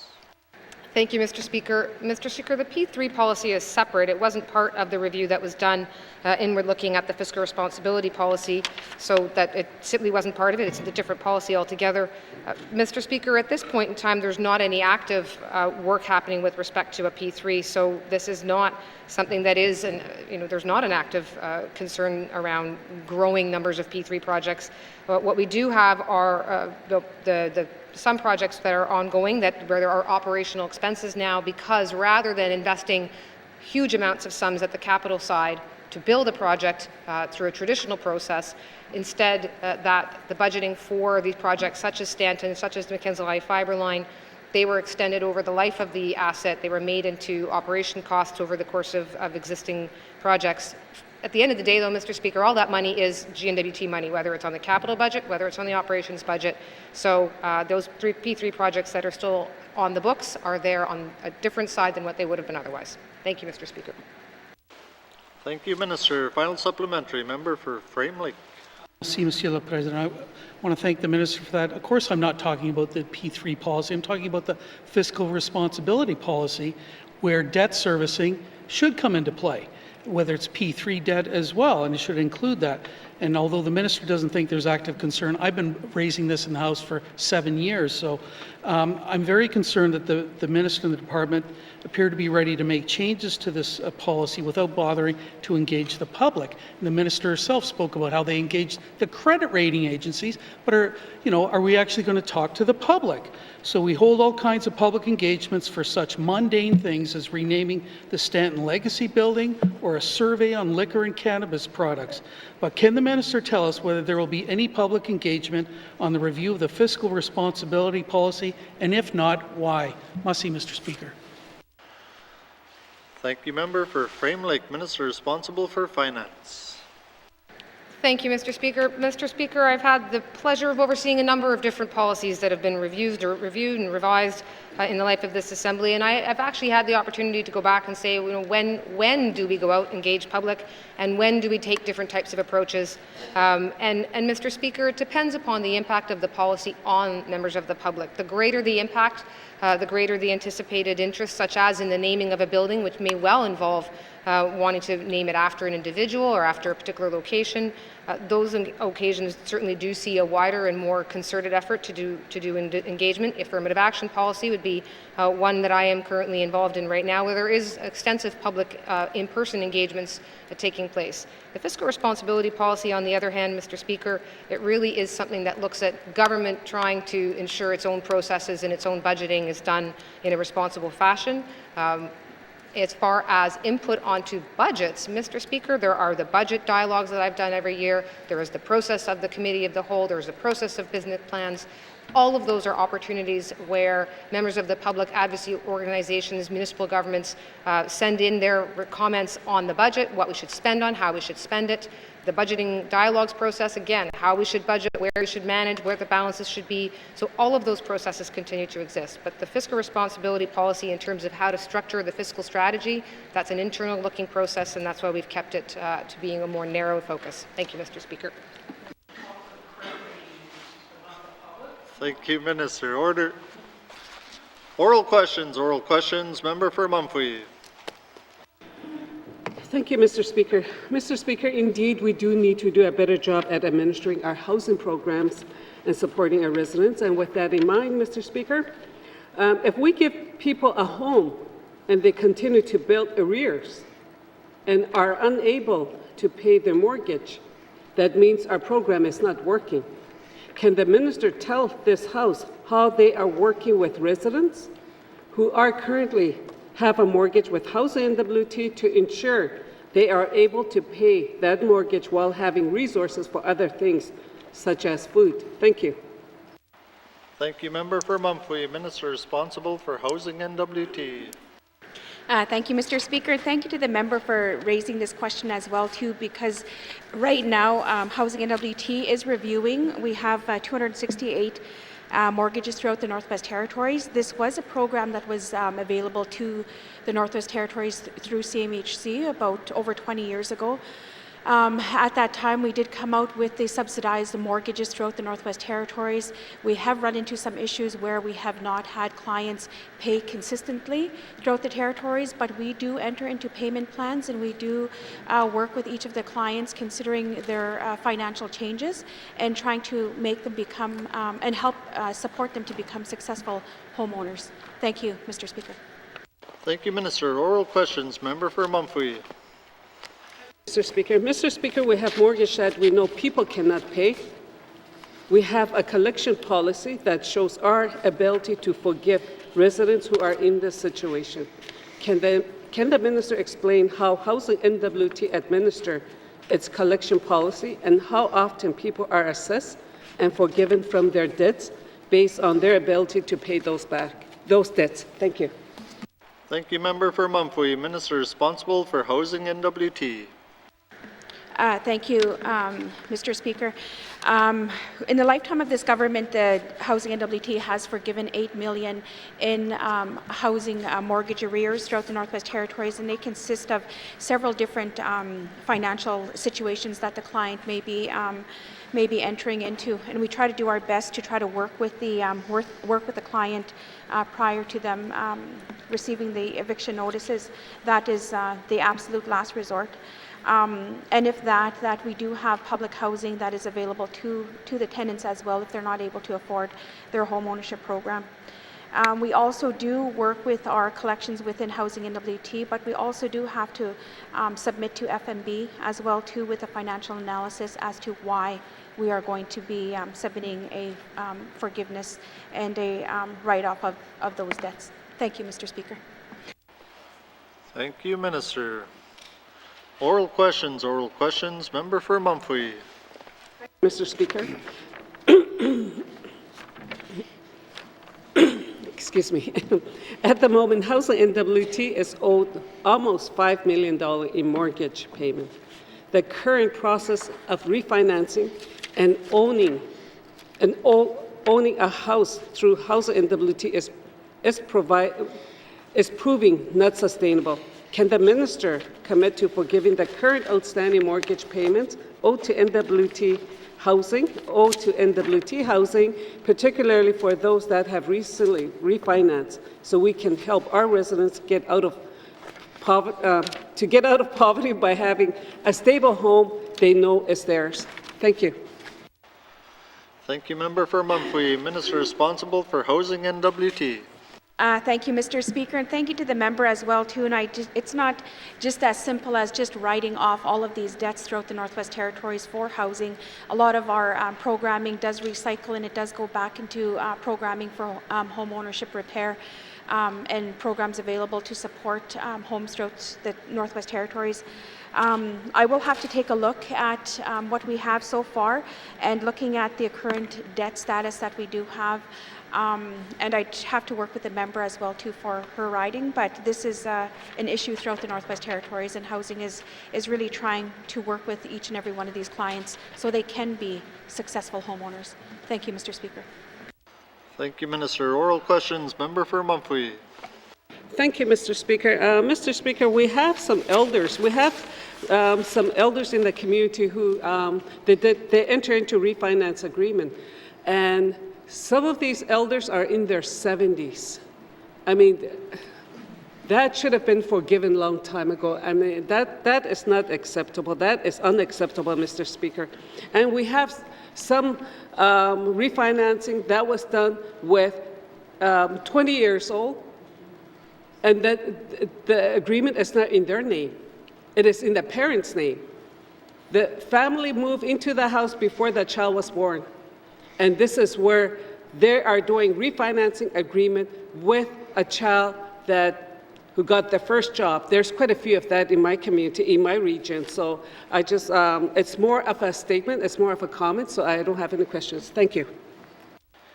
Thank you, Member for Mumfwee. Taken as a comment. Oral questions. Member for Kamlik. Thank you very much, Mr. Speaker. Mr. Speaker, my questions today are for the Minister of Industry, Tourism and Investment. Mr. Speaker, the 19th Legislative Assembly cannot afford to leave residents of the Northwest Territories without meaningful change to procurement, benefit, retention and transparency in this territory, especially after all of the focus and conversation we've had about that in the life of this Assembly. So I'm wondering, does ITI intend to table a fulsome response to the Procurement Review Panel's 50 recommendations that the public can see where ITI stands on each of those recommendations? Thank you. Thank you, Member for Kamlik. Minister responsible for Industry, Tourism and Investment.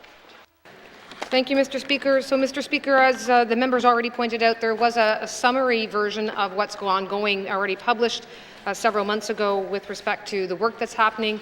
I believe with that there was also a publication of a set of principles, unifying principles about procurement so that we are no longer spread with different purposes and objectives between different departments, which was a significant recommendation from that report. As to a detailed response, Mr. Speaker, that is something that is still coming out. There will be a more fulsome response out this summer.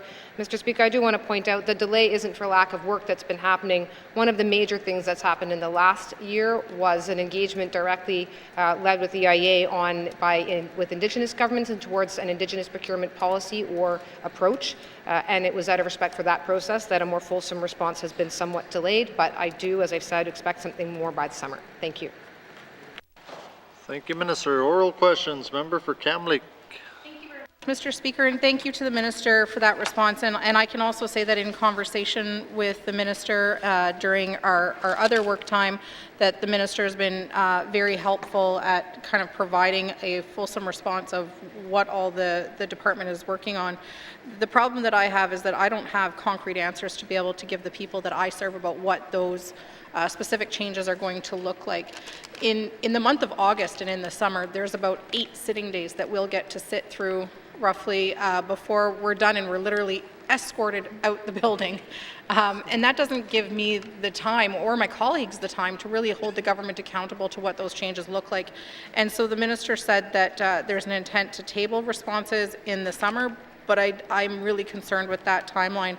So is the specifics to the policy work that's being done, for example, to the Northern Manufacturers Policy, to the Business Incentive Policy, is that expected to be tabled in the summer, or is that something that we will see before? Thank you. Thank you, Member for Kamloops. Minister responsible for ITI. Thank you, Mr. Speaker. Mr. Speaker, there's things happening in an ongoing way. So some of the work under the manufacturing policy has, if I'm not mistaken, has already been prepared and is already ready to be going out with respect, for example, to the guidelines under the manufacturing policy. Those guidelines have been improved. And I will reconfirm as to their whereabouts on the website. I had understood they were going out and were being promulgated already.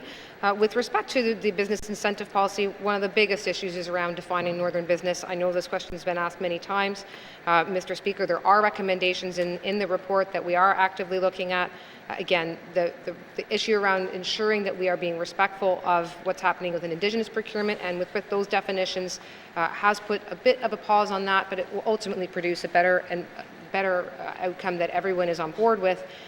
It's not my intention, not that I wouldn't table them, but it's not the intention to wait to the August session to table it. The idea is to get them published in the usual past practices here, which is it goes to Cabinet, it goes to MLAs, it then goes public. I would certainly employ that process here, but with a view to having it out so that if there needs to be some further debate about it in August, that there's ample time for that to take place, and it won't just be happening on August 30th.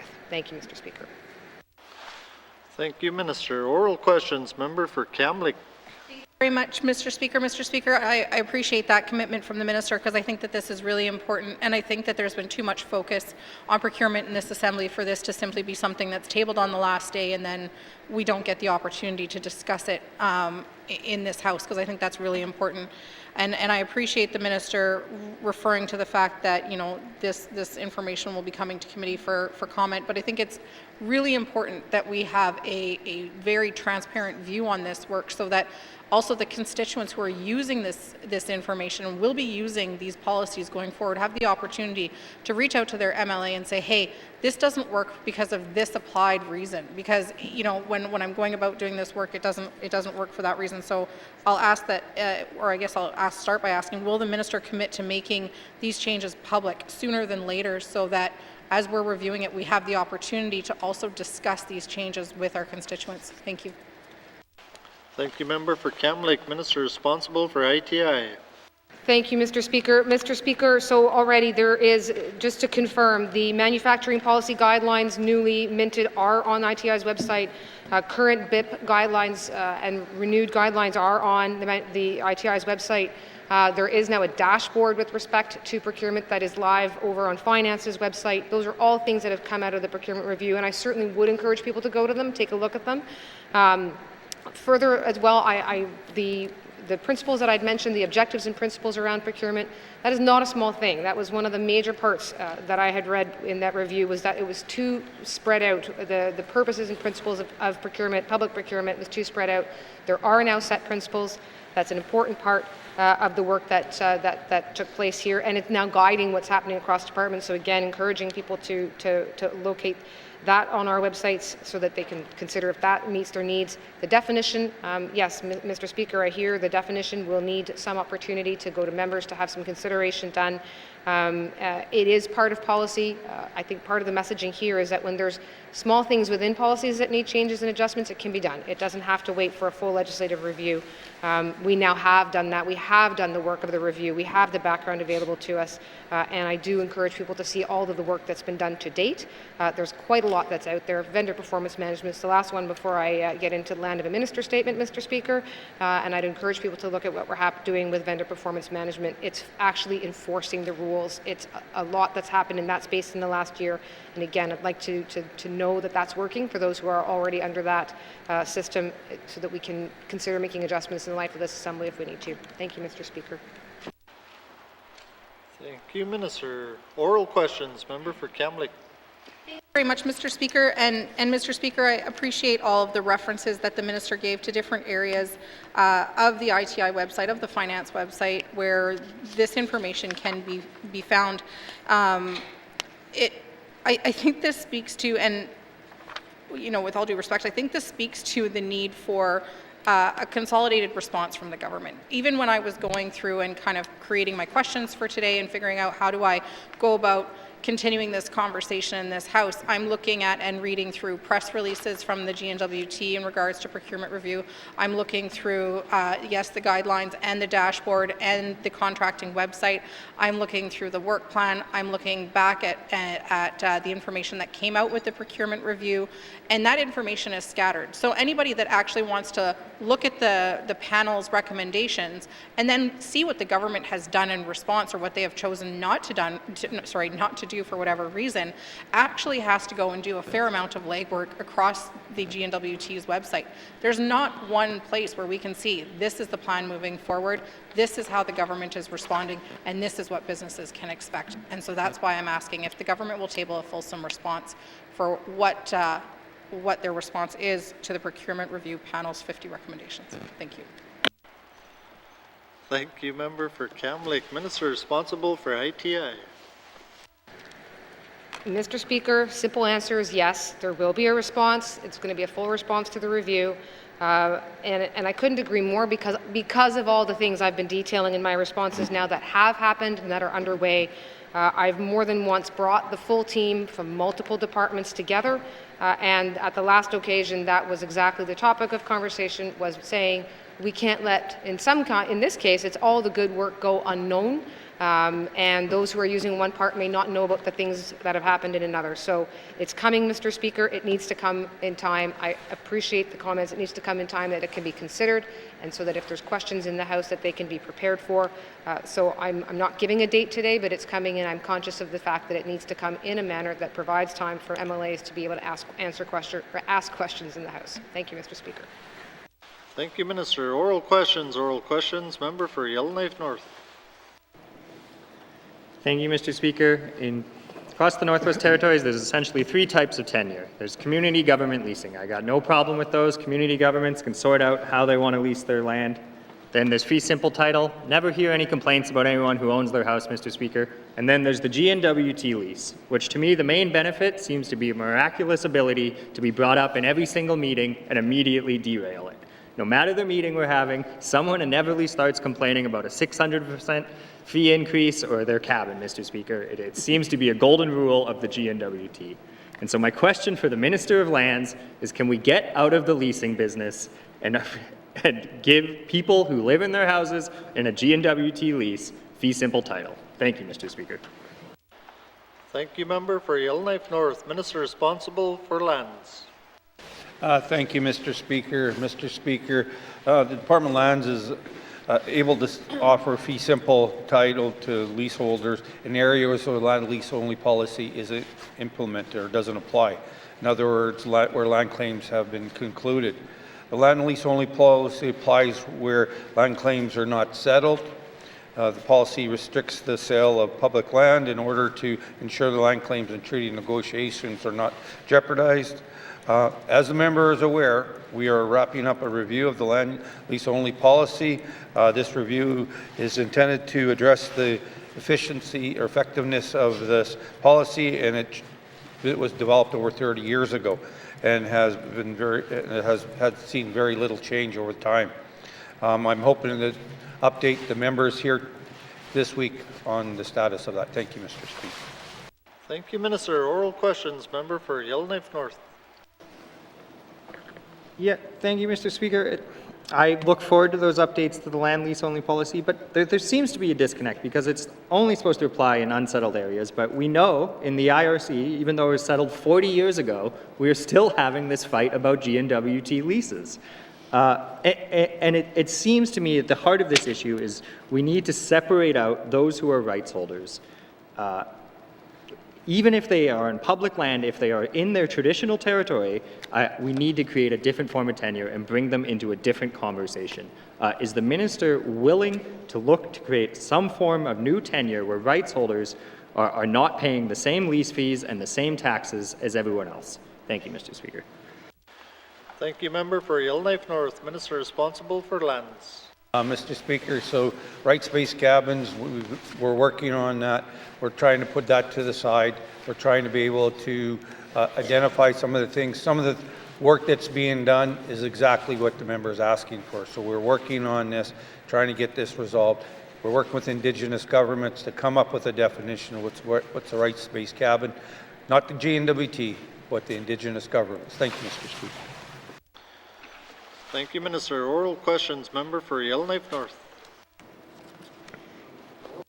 Oral questions. Member for Frame Lake. Merci, Monsieur le Président, and I'm going to spring this on the Minister of Finance, unfortunately, but there was a audit report just released by the Auditor General of Canada connectivity in rural and remote areas. There's quite a bit of discussion, Mr. Speaker, in this report about unspent funds. I thought our government was bad getting money out the door, but this is actually quite shocking in terms of supporting internet connectivity in rural and remote communities. You know, for example, the broadband fund, only 26% of the money budgeted was expended. Low Earth orbit to capacity agreement, 0%. Connecting Canadians, 88%, a little bit better, but only 40% of the money was actually expended to help connect rural and remote communities. Mr. Speaker, what is our government doing to fix this problem? Thanks, Mr. Speaker. Thank you, Member for Frame Lake. Minister responsible for finance. Thank you, Mr. Speaker. Mr. Speaker, I would love to see the federal government spend its money better and spend its money in the Northwest Territories. That would be a good news story for all. I can say that the universal broadband funds, including their rapid universal broadband fund, which I think I've got slightly mistitled, were not necessarily well tuned to some of the needs here in the Northwest Territories. An example being redundancy was not eligible for any funding through those funds, and redundancy in the Northwest Territories, of course, when we have one line going into communities, one line going across the Northwest Territories, that actually is a big part of ensuring accessibility and availability, because if one line goes down, it costs us millions, it costs businesses millions. That was not available for funding.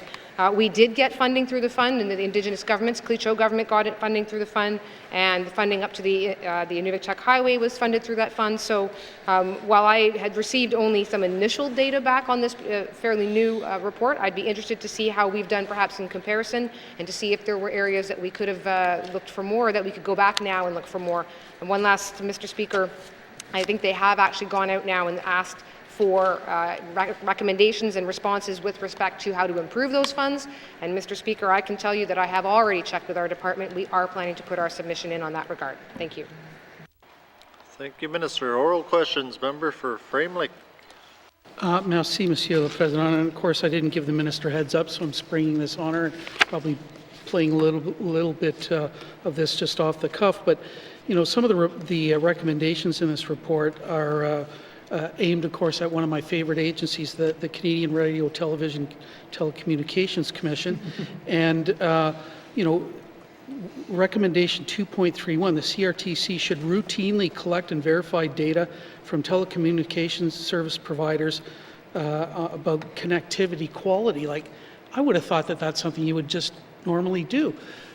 In any event, Mr. Speaker, would the minister commit to provide a briefing note to regular MLAs about what our government is doing in response to this report from the Auditor General? Merci, Mr. Speaker. Thank you, member for Frame Lake, Minister responsible for Finance. Thank you, Mr. Speaker. Yeah, Mr. Speaker, I would be happy to provide a briefing, briefing note or briefing in person with respect to monies we've had, challenges, perhaps opportunities to come, and what we might be doing to look for more money. Mr. Speaker, it's again certainly been my position, and I've communicated to federal ministers that some of the funds perhaps weren't best tuned or well tuned to what the needs actually are and to where we are at in terms particularly around, again, not only accessibility and availability, but affordability. That was not necessarily well tuned in terms of those funds, in terms of improving affordability here in the North. So again, happy to explain where we're at so that all sides of the House can continue to advocate for residents. Thank you, Mr. Speaker. Thank you, Minister. Oral questions, written questions,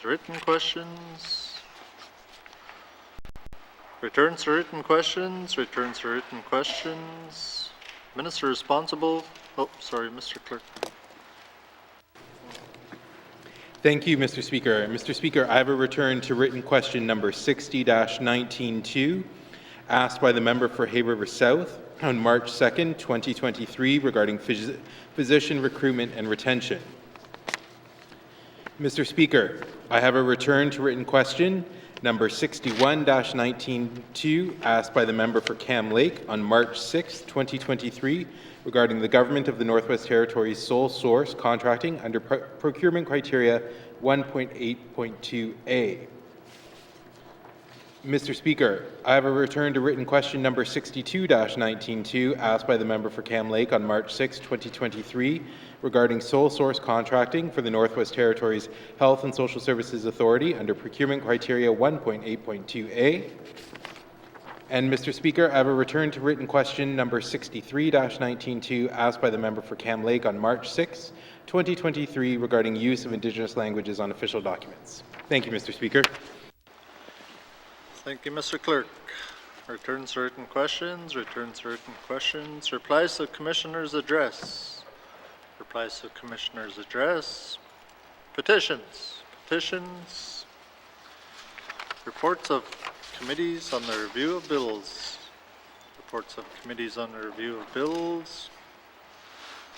reports of standing and special committees, member for Yellowknife North.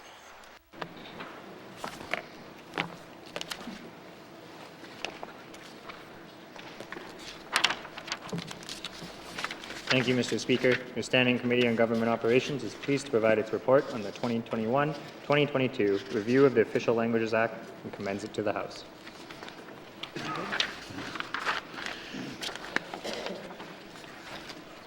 Introduction and summary. Over the last 2 years, the Standing Committee on Government Operations reviewed the Official Languages Act. This law protects speakers of the N.W.T's 11 official languages and outlines language rights, rules, and responsibilities in different parts of government. This law requires a review about every 5 years. Previous committee reviews were released in 2003, 2009, and 2015. For our 2021-2022 review, committee aimed to collect input from Northerners on the effectiveness of the Official Languages Act, recommend changes to better protect and revitalize official languages, and ensure changes are implemented. The COVID-19 pandemic delayed our review, but committee pushed for changes before the end of the 19th Assembly. This report describes how the public participated in the review and summarizes what committee heard.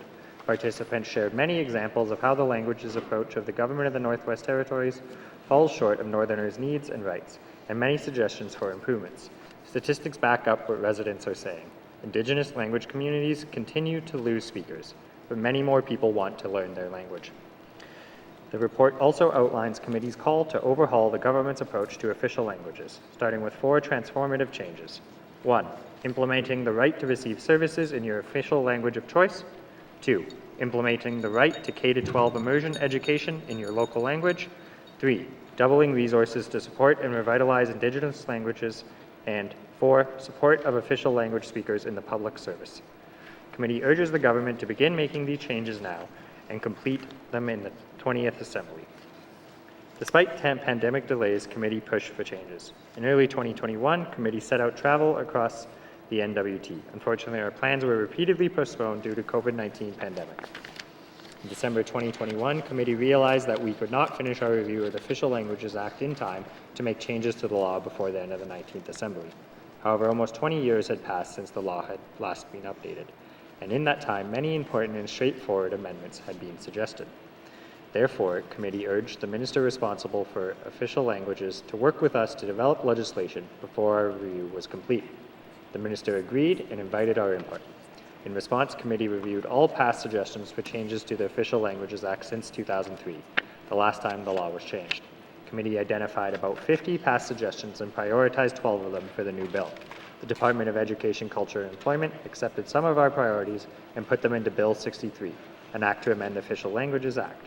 Bill 63 would clarify and strengthen the role of the Languages Commissioner, merge the 2 language boards, and update the law's preamble to recognize the impact of colonialism and the relevance of the United Nations Declaration on the Rights of Indigenous People. While committee was pleased with these changes, we were also disappointed that the bill was not more ambitious. We wrote a report our review of the bill entitled Report on Bill 63, an Act to Amend the Official Languages Act. In that report, committee recommended a second phase of legislative changes to improve the government's approach to official and Indigenous languages. Those changes should start in the life of the 19th Assembly and respond to the recommendation contained in this report. It is a known fact that the 20th Assembly is not obligated to follow up or consider any recommendation this Assembly makes. Furthermore, it may not be their priority. I will now turn it over to the member for Cam Lake. Thank you, Mr. Speaker. Thank you, member for Yellowknife North. Member for Cam Lake. Thank you, Mr. Speaker. Participants across the N.W.T. were clear on need for change. In October 2020, committee held public briefings with the Languages Commissioner and the Minister responsible for official languages and his staff. Between June 2021 and October 2022, committee engaged the public. 74 people from across the N.W.T. participated in public meetings, including 33 residents, organizations, and governments that provided formal oral comments. During this time, committee was inspired by N.W.T. residents doing amazing things to reclaim their languages, teach young people with limited resources, and advocate for changes to help their language communities survive and thrive. We were especially moved by what elders had to say. They reminded committee of the horrific role of the Indian residential school system in the loss of Indigenous languages, but also Indigenous people's determination to keep their language. One survivor shared, "Even we whispered, and we get slapped. Sometimes we bleed from our mouths, we get hit, and you're so scared. You just wish you could go home, and you were a long way from home. And today, when we're trying to teach our young people to speak, that thing is with us. I don't know why they didn't want us to speak our language, but we held on to it." The harmful legacy of residential schools and colonization and the need for reconciliation and recognition of Indigenous rights were major themes that committee heard from residents. Other important themes were: 1, visibility. Indigenous languages need to be more visible in daily life. 2, education. Barriers to revitalization can be overcome with more funding, training, educational resources, instruction time, and rights to immersion education. 3, program funding. Existing funding for Indigenous language education and revitalization is not enough and must be increased. Funding requirements should be tailored to applicants' needs and flexible for creative approaches. 4, services. The government should improve access to quality services in official languages by enhancing active offer, standards, and rights to service. 5, public service. The government should promote using and learning official languages in the public service by increasing Indigenous representation, providing more training, and recognizing the value of knowing a second official language. 6, legislation and rights. More needs to be done in law to protect rights and revitalize languages, including adding Michif as an official language and setting up new bodies and policies for language revitalization. 7, Languages Commissioner. The role should be clarified and strengthened. And 8, languages boards. A merged board needs a better nomination process, a clearer role, and more effective representation, transparency, and resources. Committee provided more detail on these themes in an appendix to this report. We recommend the government review and consider residents' input on official languages. Statistics show Indigenous languages are declining and endangered. Statistics confirm a trend committee heard on the road. Indigenous language communities in the N.W.T are not creating enough new speakers to sustain their languages. From 2014 to 2019, 8 of the 9 Indigenous official languages lost speakers, resulting in a total decline from 7,900 to 6,800 Indigenous language speakers. According to UNESCO, an agency of the United Nations, all 9 Indigenous official languages are endangered, meaning they're at risk of disappearing. YELLOWKNIFE and thank you. Dinjiju, thank you very much, MLA for Inuvik Twin Lakes, Gwich'in, are the most severely endangered languages, with 560 and 290 speakers in the N.W.T, respectively. The age profile of current speakers is also concerning. Half of the 6,800 Indigenous language speakers are over 50 years old, and 1/5 are over the age of 65. In almost every community, committee heard that young people are losing the Indigenous language, and elders find that they are unable to communicate with them in their Indigenous languages. In 2019 survey by the N.W.T Bureau of Statistics gives reason for hope. This survey found that thousands of residents, Indigenous and non-Indigenous, want to improve their conversational skills in each of the 9 Indigenous official languages. For instance, while less than 1,400 Northerners speak N.W.T, nearly 5,000 Northerners want to improve their N.W.T. This extends to all 9 languages. The desire to learn each language is 3 and 14 times higher than the number of actual speakers. Despite attempts to eradicate Indigenous languages, many people remain passionate about reclaiming this right. Committee is convinced there is incredible potential to revitalize all language communities. Revitalizing language is not just a hope, it's a right. Article 13 of the United Nations Declaration on the Rights of Indigenous Peoples says that Indigenous peoples have the right to revitalize, use, develop, and transmit to future generations their histories, languages, oral traditions, philosophies, writing systems, and literatures.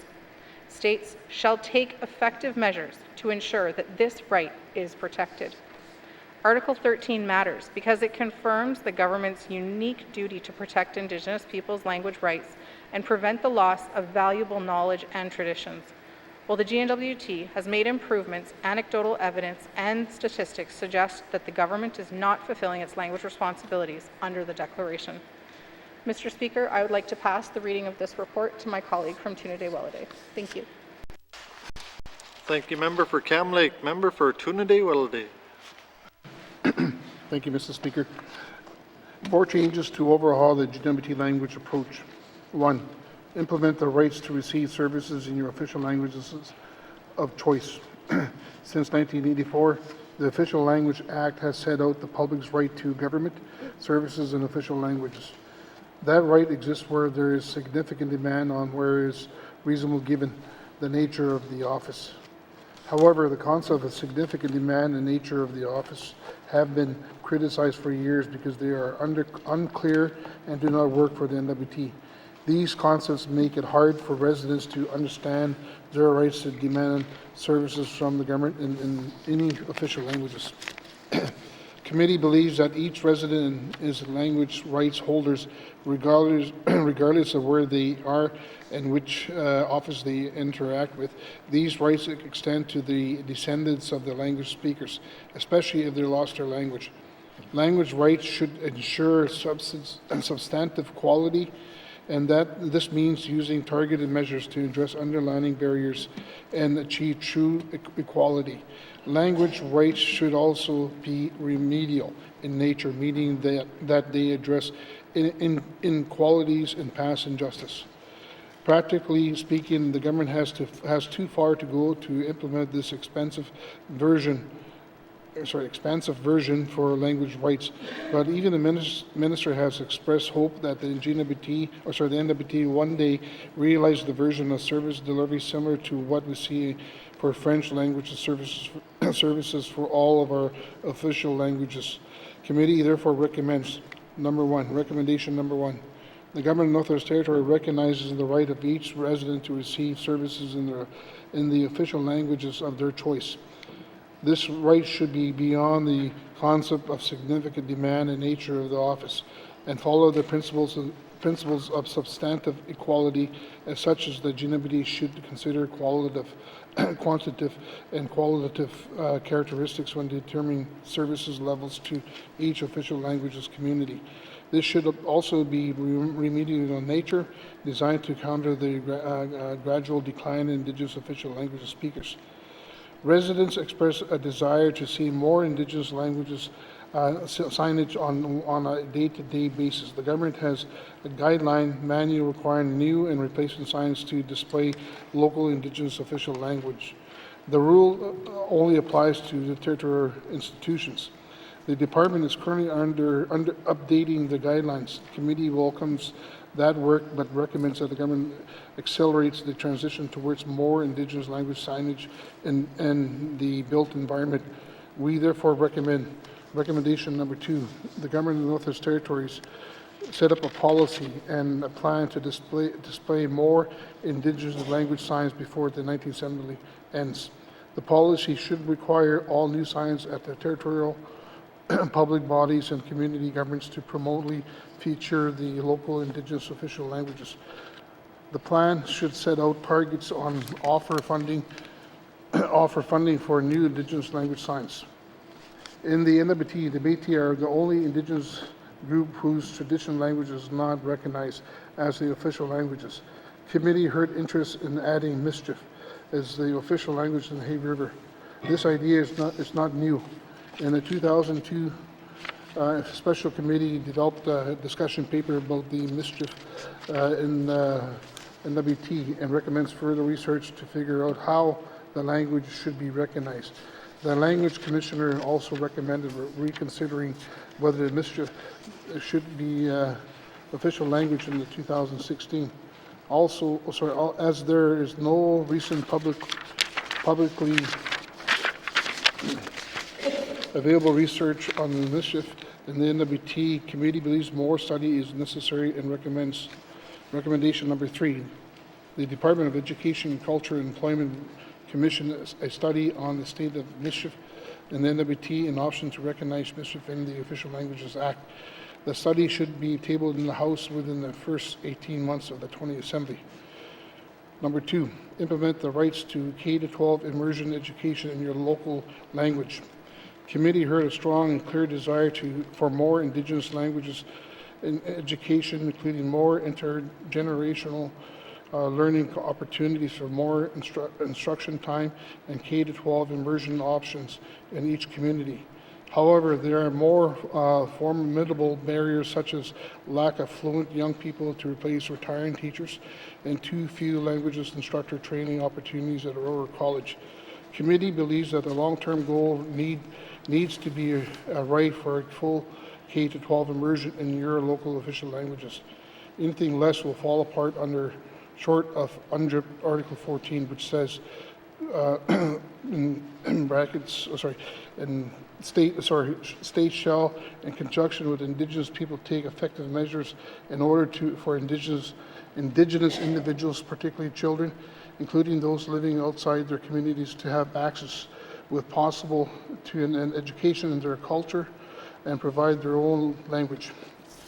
Committee believes upcoming work to renew the Education Act must prioritize languages revitalization and to aim to make a plan to achieve full immersion in the future. We note that the Nunavut Education Act sets out a long-term schedule to phase in bilingual Inuktitut education for all grades by 2039. The Standing Committee in the Government Operation recommendation number 4. The Department of Education, Culture and Employment implement an accessible right for Northerners to full K-12 immersion in each local Indigenous languages. To achieve this version, ECE should prioritize Indigenous language revitalization in the ongoing Education Act modernization. Recommendation number 5, the Department of Education, Culture and Employment help ensure Indigenous languages early childhood education is available in each community. To achieve this version, ECE should provide additional sufficient funding to programs operators that use Indigenous languages. Thank you, Mr. Speaker. I'd like to turn this over to my colleague for a member from the Batcha. Merci. Thank you, member for Tunde-Welde. Member for Sabacha. Number 3, double resources to support and revitalize Indigenous languages.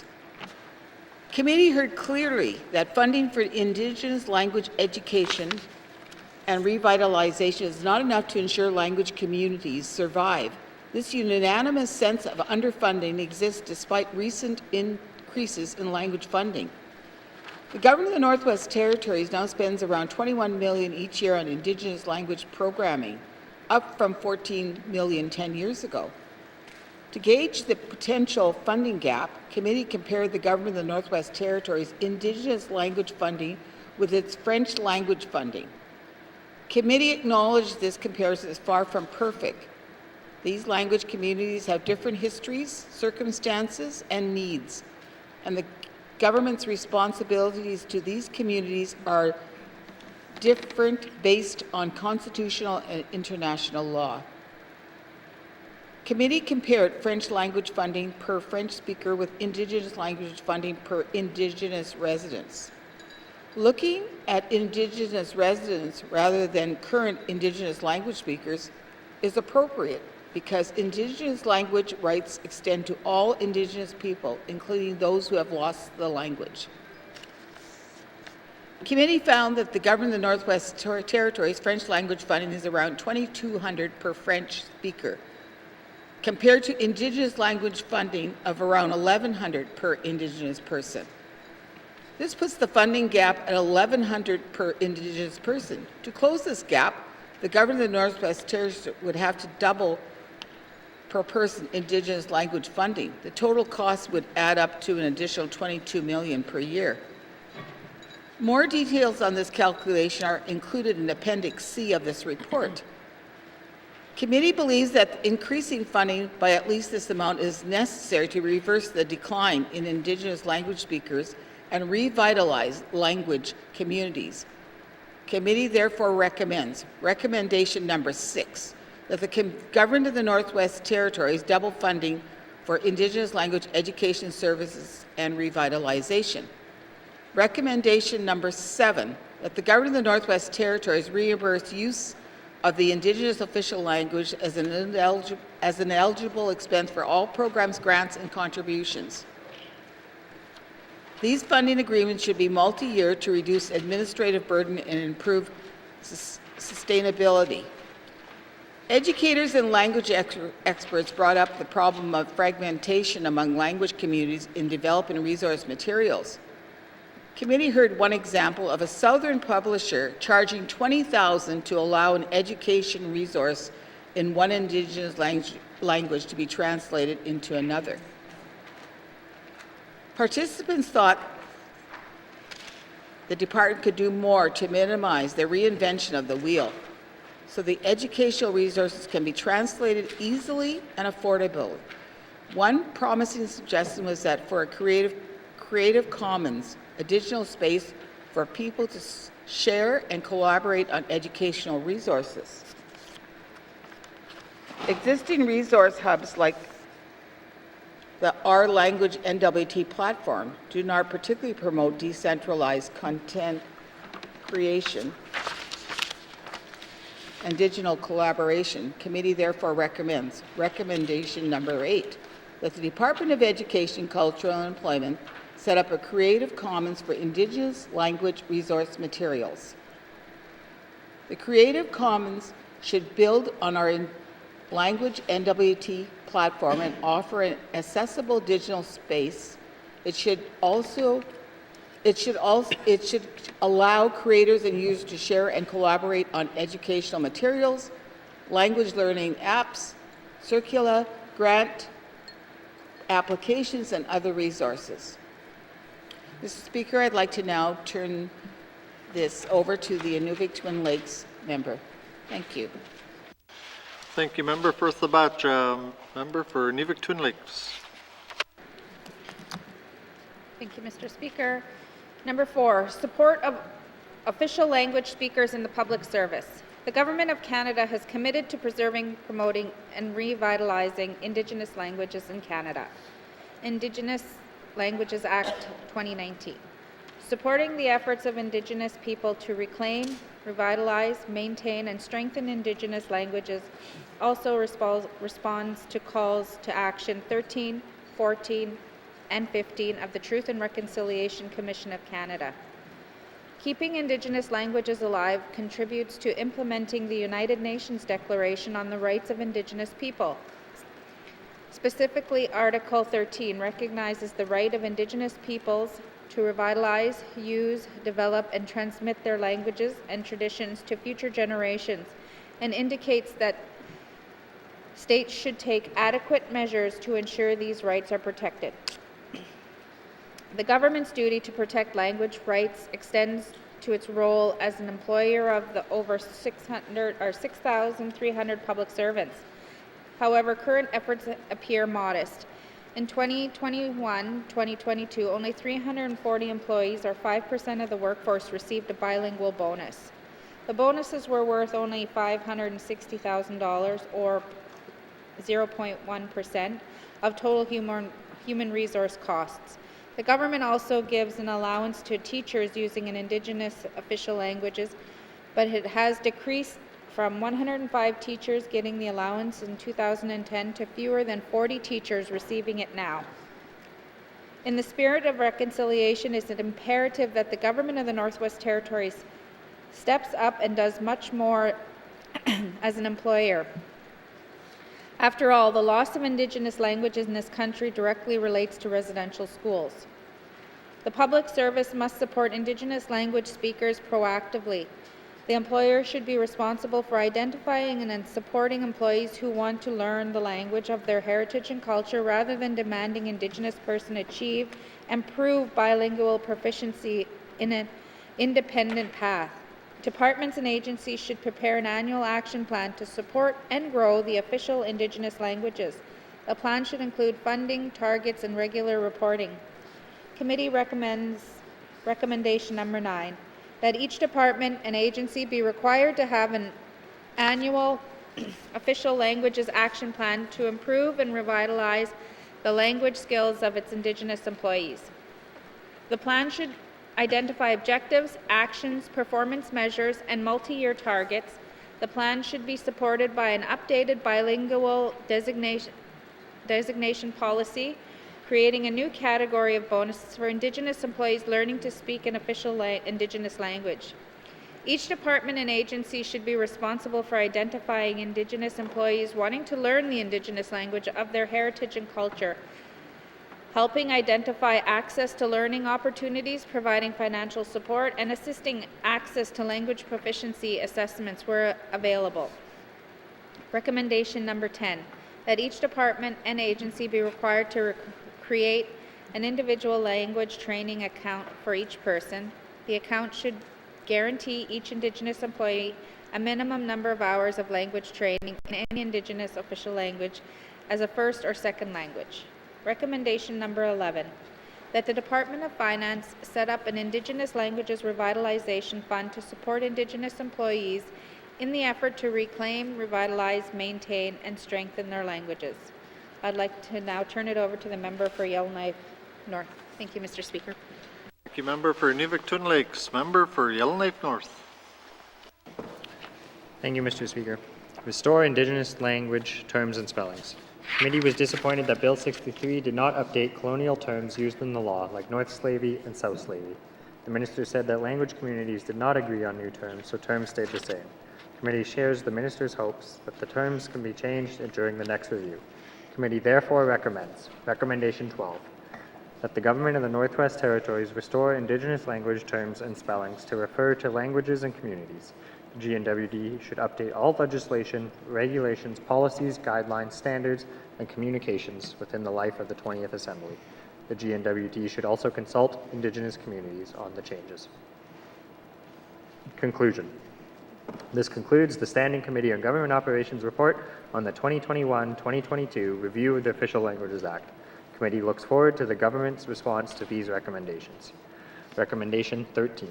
The Standing Committee on the Government Operations recommends that the Government of the Northwest Territories respond to this report within 120 days. Thank you, Mr. Speaker. Thank you, Member for Yellowknife North. Member for Yellowknife North. Mr. Speaker, I move, seconded by the Honourable Member for Tabacha, that Committee Report 49-19-2, Standing Committee on Government Operations Report on the 2021-22 Review of the Official Languages Act be received by the Assembly and moved into Committee of the Whole for further consideration. Thank you, Mr. Speaker. Thank you, Member for Yellowknife North. Motion is in order to the motion. Question has been called. All those in favor? All those opposed? Any abstentions? The motion is carried. The committee report has been received and will be moved into Committee of the Whole for further consideration. Colleagues, we will take a short recess.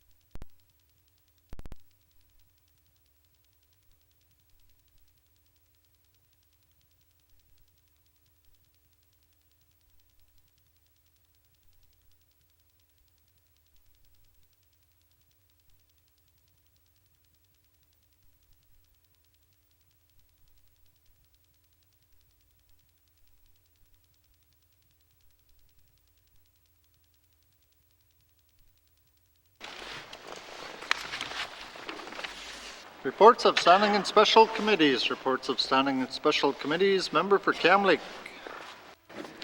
Thank you, Mr. Speaker. Mr. Speaker, your Standing Committee on Social Development is pleased to provide its report, Strengthening Community Supports, Lifting Youth Voices, recommendations on suicide prevention, and commends it to the House. Standing Committee on Social Development report on suicide prevention. A message to youth. Thank you to the youth who shared courageously on suicide prevention with the Standing Committee on Social Development. We heard you, we respect you, we believe in you.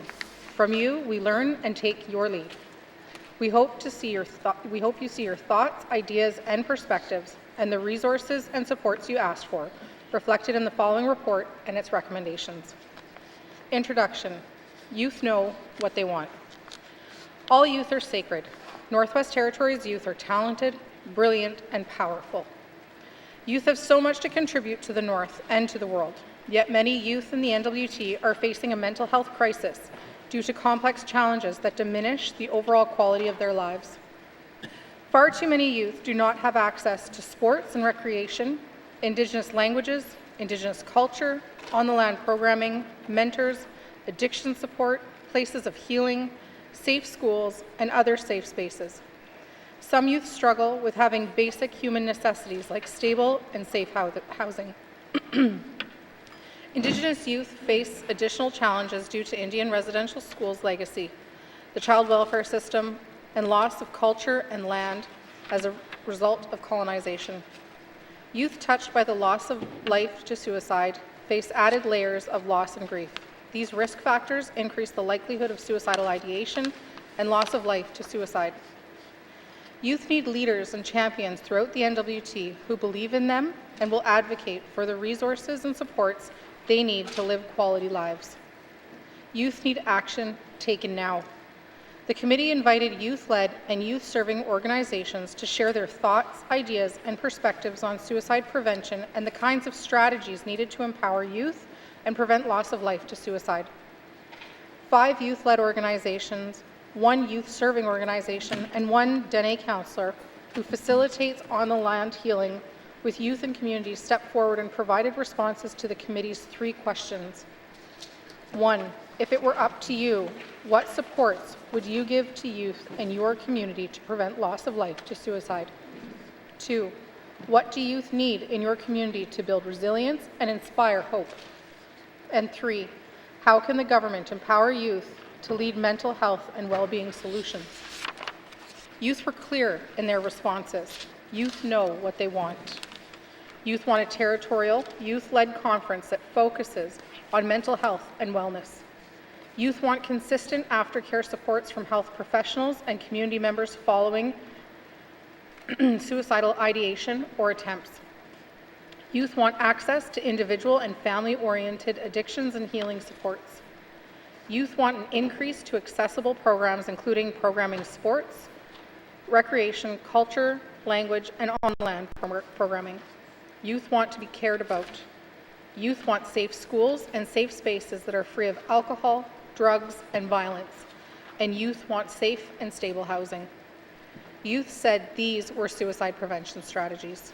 A territory-wide response focused on building resilience and strengthening community supports is key to protecting lives and reducing loss of life due to suicide. Loss of life to suicide in the Northwest Territories. In October 2022, the Office of the Chief Coroner released the 2021-2022 early release of suicide data to raise the alarm on the upsurge of deaths to suicide. At that time, 18 deaths to suicide were reported, more than any one year in the 2 decades prior. According to the Office of the Chief Coroner, the majority of those impacted were males between the age of 20 and 29 in the Beaufort Delta and North Slave regions of the Northwest Territories. Community leaders have shared that most were Indigenous. Loss of life to suicide occurred in all 5 regions. See Appendix A for more information. In response to the loss of life among youth to suicide, committee prioritized speaking to youth on the topic of suicide prevention efforts and advocating for accessible resources and supports. Youth are defined as an individual under 30. Committee approach. Mr. Speaker, I would like to pass the reading of this report to my colleague for Nuvik Twin Lakes. Thank you, Mr. Speaker. Thank you, member for Cam Lake. Member for Nuvik Twin Lakes. Committee approach. Committee took two approaches to this report. First, a suicide prevention approach that is focused on strategies that reduce the likelihood of someone losing their life to suicide, participating in suicidal behaviors or suicidal thoughts, suicidal ideation. Second, a trauma-informed approach that recognizes a person holistically and acknowledges that a person may have or is currently experiencing trauma. Committee incorporated this approach several ways, including centering the voices of individuals with lived experience, providing private and confidential listening sessions, and only asking questions with consent. Recommendation: Youth-led mental health and wellness conference. Throughout the process, avoid tokenization. Have lots of youth, value their lived experience. The youth of today have the insight and experience needed to represent what N.W.T. youth are experiencing. This was from Community Building Youth Futures. Youth want a youth-led territory-wide conference in a regional center, small community outside of Yellowknife that focuses on fostering mental health and wellness with workshops and activities. Potential topics for workshops and activities mentioned were positive relationship development, emotional intelligence, healthy ways to manage grief, anti-bullying, practicing advocacy and grassroots movements, sobriety, self-care, Indigenous languages, Indigenous culture, trauma and intergenerational trauma, mental health first aid, grant proposal writing, sports, and arts. Youth required support from the Government of the Northwest Territories to advance this undertaking. Youth-led organizations want to lead and develop a conference, but need the GNWT's financial and human resource support. Committee believes a youth-led conference can be organized within 6 months. Committee therefore recommends recommendation number 1. The Department of Health and Social Services provide financial and human resource support to youth-led non-governmental organizations to host a territorial youth conference on mental health and wellness before the end of the 19th Assembly. Mr. Speaker, I'd like to pass it on to the member for Deschaux. Thank you, member for Nuvik Twin Lakes. Member for Deschaux. Aftercare. When we reach out for help, we need something to happen. That's home base, Yellowknife. What happens when a youth ends up at a hospital or healthcare center in the N.W.T. following suicidal ideation or attempt of suicide?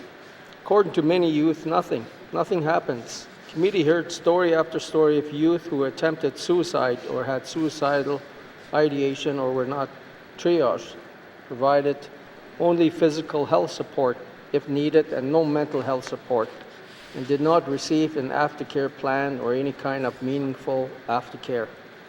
Youth shared that in addition to their parent or guardian, they would like to be accompanied by a counselor or health advocate while they are in the hospital or healthcare center. Additional support persons provide comfort and knowledge in challenging situations. After discharge, youth and the persons who care for them want consistent aftercare support from health professionals and community members. Committee believes that aftercare plans support a youth's journey out of crisis and towards recovery in mental health and wellness. Committee therefore recommends recommendation 2. The Department of Health and Social Services develop aftercare processes for persons discharged from hospitals and healthcare centers following suicidal ideation and attempts to reduce suicide, reattempts, and loss of life. Addiction Support and Healing Center. Piecemeal stuff doesn't work with addictions or suicide prevention. Donald Prince. Addictions are a major contributor to poor mental health and wellness. While many youth in the N.W.T. do not identify with having a drug or alcohol addiction, youth in the N.W.T. have the highest rates of hospitalization caused by substance abuse in the country. Leaders and community members are concerned about the impact of drug and alcohol addiction among youth and the increased availability and new types of drugs entering the communities. Current approaches to preventing alcohol and drug abuse do not work. For many people in the N.W.T, alcohol and drug abuse is seen as a response to trauma, with holistic healing needed for the individual and family. Youth describe the land as a place of healing. Youth want an addictions and healing center here in the N.W.T where they can deepen their support circles with family and loved ones. Committee therefore recommends recommendation number 3. The Department of Health and Social Services establish a youth and family addiction support and healing center in the Northwest Territories. Mr. Speaker, I'd like to pass to the member for Tunaday-Welladay. Merci. Thank you, member for Detroit. Member for Tunaday-Welladay. Thank you, Mr. Speaker. Community Suicide Prevention Fund. In October 22, following the upsurge of death to suicide, the Minister of Health and Social Services acknowledged that N.W.T was a mental health crisis and expedited the Community Suicide Prevention Fund. The Community Suicide Prevention Fund provides financial support for community-based prevention activities. At the direction of the Minister of Department of Health and Social Services, provided funds directly without application. Committee believes this was an appropriate response. Many communities do not have the human resources capacity to write an application, budget, or provides reporting required. As a result, many communities do not apply to the Community Suicide Prevention Fund or other mental wellness and addiction recovery funds, leaving these funds unutilized. Excuse me. Eliminating administration burden allow communities to focus on determining their own suicide prevention strategies and will increase the likelihood these funds will be utilized. Committee therefore recommends recommendation number 4. The Department of Health and Social Services expedite and streamline the application approval and reporting requirements for the Community Suicide Prevention Fund. We are talking about more culturally programmed events in the community. What if we had small activities happening every week, every month that makes us feel supported? Various things like going on walks, drum dances, anything that helps youth connect with the others. Connecting with identity and culture in suicide prevention, supporting well-being. Youth want opportunities to be involved in sports, recreation activities, and do arts to develop friendship and gain confidence and be part of the community. Youth want to know their identities and have opportunities to practice their culture. Language on the land, skills, and elders and knowledge keepers. Doing so instills pride and empowers Indigenous youth. Youth wants access to consistent programming and activity daily, weekly, and monthly. Youth are in a crisis or experiencing challenges may need access to a lot of different programming, with the understanding that their participation may take time to develop interest or trust. Youth want mentorship with elders and respected members of the community. Youth are seeking simple experiences with their mentors, like going on walks, getting coffee, or just having conversation. They want to be sincerely cared about. Home-based YK staff said, one of the kindness will make a huge difference in someone's life. Youth want youth-led program that builds resilience and strengthens their community support. This is what youth said in the suicide prevention. Committee believes that the eligible projects under the Community Suicide Prevention Fund should be expanded to include strategies youth have identified as a suicide prevention. Committee therefore recommends recommendation number 5. The Department of Health and Social Services expand the eligibility for projects under the Community Suicide Prevention Fund to include sports, arts, recreation, culturally programming, culture, language, and on the land program, and informal elders respected community member youth mentorship. Currently, the maximum funding available for a Community Suicide Prevention Fund is $225,000 per year. Committee believes that $225,000 annually does not adequately respond to the mental health crisis and the upsurge in death and suicide. Additional funding is required to strengthen the community support. Committee therefore recommends recommendation number 6. The Department of Health and Social Services increases community suicide prevention fund to $1 million annually. Mine doesn't have, okay, so Mr. Speaker, I'd like to pass on to my colleague, Mofi, Ms. Armstrong. Thank you. Member for Tunadewelde. Member for Mumfui. Thank you, Mr. Speaker. Safe places and safe spaces. Housing. Youth need housing for shelter and their basic human needs. Housing is a first step for stabilizing youth and reducing loss of life. The probability of experiencing homelessness increases for youth who do not have access to housing. Youth in care are especially vulnerable if they do not have family or close relationship to support them as they transition out of care and secure housing. Youth need access to different housing options that are safe, affordable, and supportive. For example, home-based YK Youth Dorms in YELLOWKNIFE offers programming every day and have staff on site 24 hours a day. Currently, there are no housing N.W.T units targeted towards youth. Few to no studio or one-bedroom units are available in N.W.T communities. Youth need housing options. Safe and stable housing is directly related to quality of life. Quality of life is linked to the likelihood a youth will lose their life to suicide. Committee therefore recommends recommendation 7, housing N.W.T develop a supportive community housing strategy focused on youth and youth aging out of care. Mr. Speaker, this is a quote from the Dene Nation Youth Council. For years, I have been hearing parents and students need an Indigenous guidance person and a space open to them for support in the schools.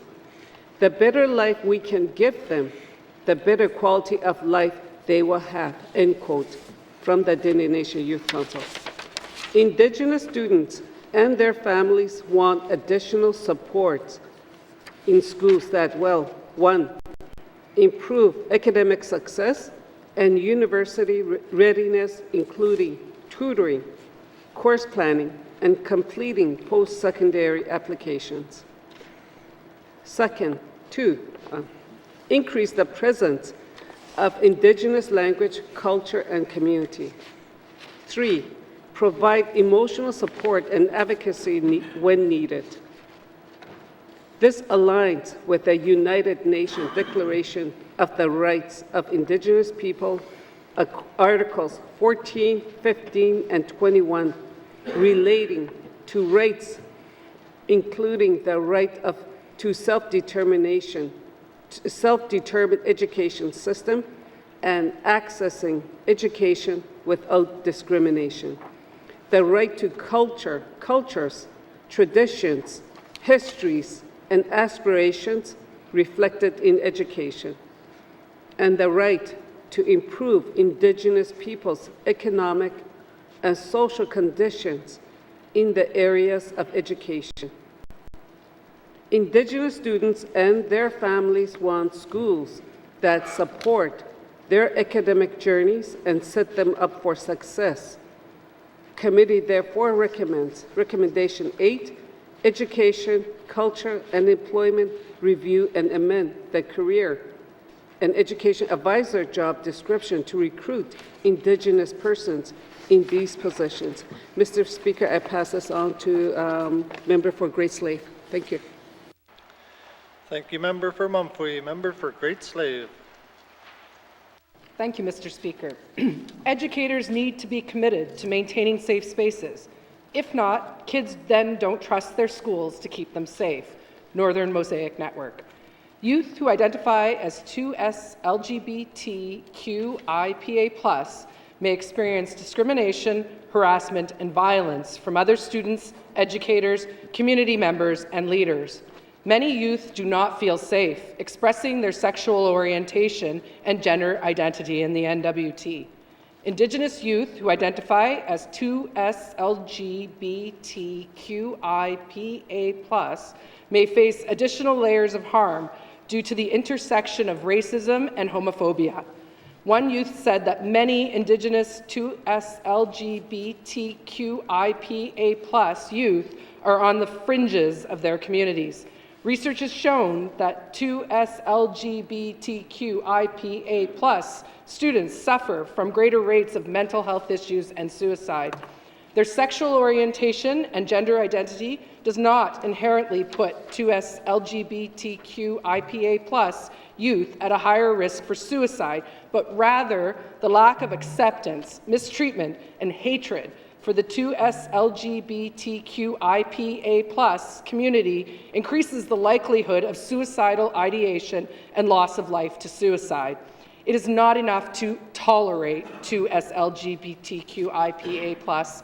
Adults, including educators, leaders, and community members, need to actively educate themselves and work to be accepting and inclusive of 2S LGBTQIPA+ youth in schools and the broader community. Committee therefore recommends recommendation number 9, education, culture, and employment make the guidelines for ensuring LGBTQ+ equity, safety, and inclusion in the Northwest Territories schools, training mandatory in Northwest Territories schools. Youth centers. Youth know what they need and they know what they want. AYDA women youth shared what they want in a youth center. Physical spaces that are free from drugs, alcohol, or any forms of violence. Environments that are inclusive, positive, and uplifting. Consistent, healthy, and fun programming and activities that give youth meaningful things to do.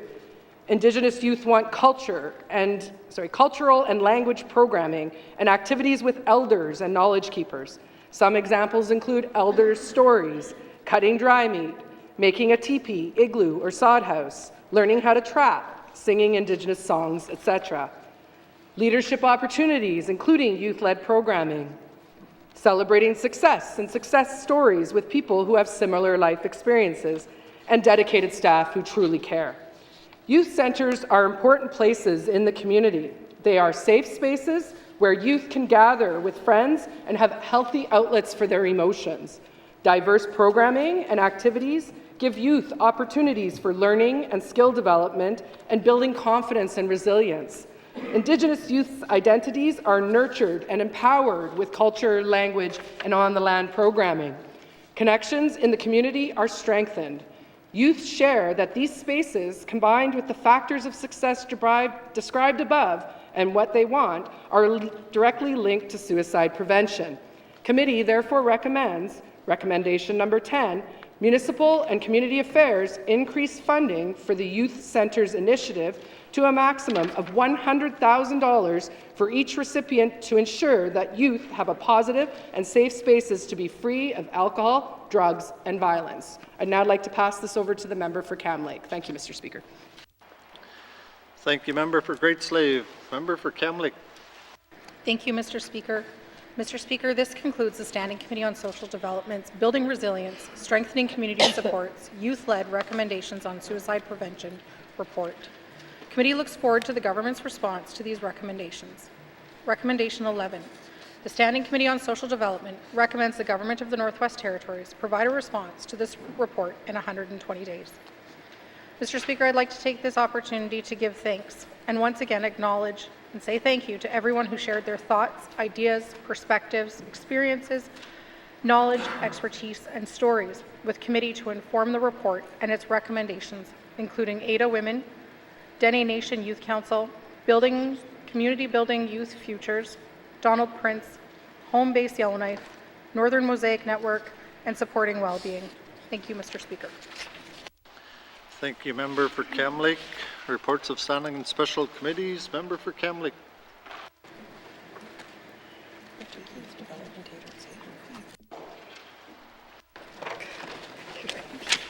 Thank you very much, Mr. Speaker. Mr. Speaker, I move, seconded by the member for Great Slave, that Committee Report 50-19, brackets 2, Standing Committee on Social Development Report on Strengthening Community Supports, Lifting Youth Voices, Recommendations on Suicide Prevention, be received by the Assembly and referred to Committee of the Whole. Thank you, Mr. Speaker.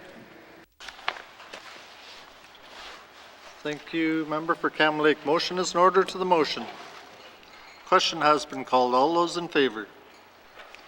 All those opposed? Any abstentions? The motion is carried. Committee Report 50-19 brackets 2 has been received and will be moved into Committee of the Whole for further consideration. Reports of standing and special committees. Reports of standing and special committees. Tabling of documents. Tabling of documents. Minister responsible for industry, tourism and investment. Mr. Speaker, I wish to table the following 3 documents. Additional information for written questions 61-19 bracket 2, Government of the Northwest Territories sole source contracting under procurement criteria 1.8.2 bracket A, Northwest Territories Business Development Corporation and the Business Development Investment Corporation Corporate Plan 2023-2024, and Northwest Territories Innovation Action Plan. Thank you, Mr. Speaker. Thank you, Minister. Tabling of documents. Tabling of documents. Minister responsible for justice. Mr. Speaker, I wish to table the following document, follow-up letter for oral question 1423-19 brackets 2, the N.W.T court travel. Thank you, Mr. Speaker. Thank you, Minister. Tabling of documents. Tabling of documents. Minister responsible for health and social services. Mr. Speaker, I wish to table the following 2 documents. Follow-up letter for oral question 1367-19 brackets 2, healthcare in small communities, and follow-up letter for oral question 1435-19 brackets 2, dental hygienist regulations. Thank you, Mr. Speaker.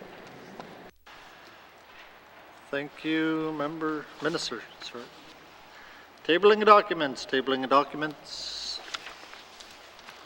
Notices of motion. Notices of motion. Motions. Motions. Notices of motion for the first reading of bills. Member for Cam Lake. Very much, Mr. Speaker. Mr. Speaker, I give notice that on Wednesday, March 29th, 2023, I will present Bill 80, Dental Hygienist Profession Statutes Amendment Act, to be read for the first time. Thank you, Mr. Speaker. Thank you, Member for Cam Lake. Notices of motion for the first reading of bills. Minister responsible for education, culture and employment. Mr. Speaker, I give notice that on Wednesday, March 29th, 2023, I will present Bill 81, an act to amend the Education Act, number 2, to be read for the first time. Thank you, Mr. Speaker. Thank you, Minister. Notices of motion for the first reading of bills. Minister responsible for justice. Mr. Speaker, I give notice that on Wednesday, March 29th, 2023, I will present Bill 82, Legal Profession Act, to be read for the first time. Thank you. Thank you, Minister. Notices of motion for the first reading of bills. Minister responsible for finance. Mr. Speaker, I will give notice that on Wednesday, March 29th, 2023, I will present Bill 83, the Liquor Act, to be read for the first time. Thank you, Mr. Speaker.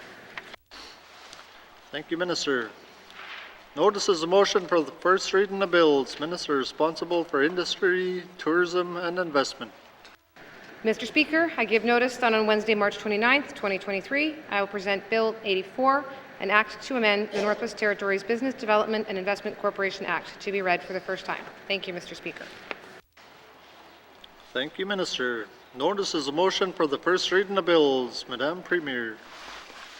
Mr. Speaker, I give notice that on Wednesday, March 29th, 2023, I will present Bill 85, the United Nations Declaration on the Rights of Indigenous Peoples Implementation Act, to be read for the first time. Thank you, Mr. Speaker.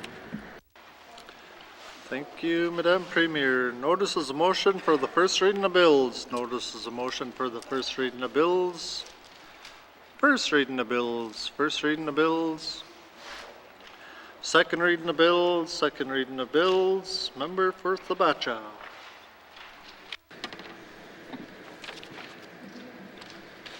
Mr. Speaker, I move, second by the member for Nahende, that Bill 76, an act to amend the Electoral Boundaries Act, be read for the second time.